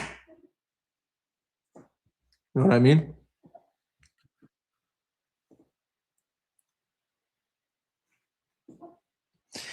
Lubiano, can you ask Christians why the Bible never defends and protects Mary, but the Quran does, and they still want to say the Quran copied the Bible? The Gospel of Mark seems to indicate that Mary and her sons and her children thought that Jesus was crazy, that he was out of his mind, right? So that's, yeah.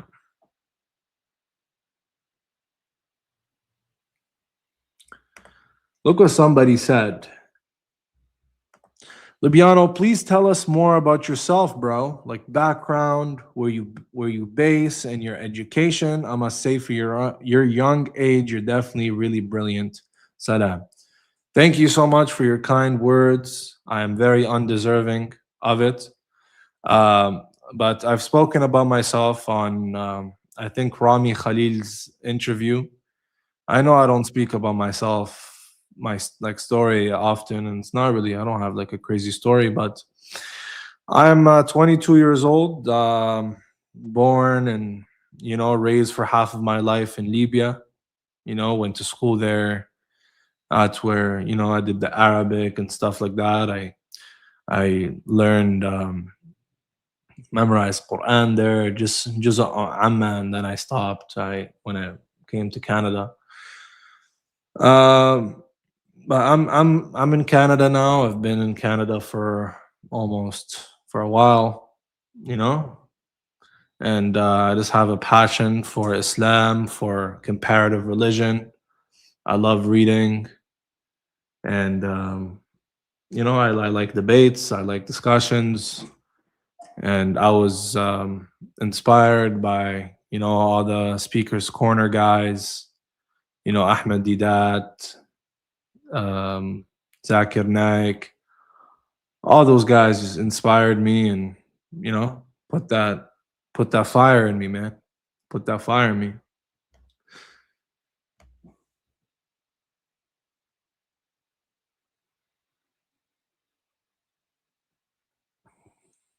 Yeah, I'm 22. I don't know. A lot of people get surprised when I tell them my age. Yeah, I'm 22, man. 22 years old.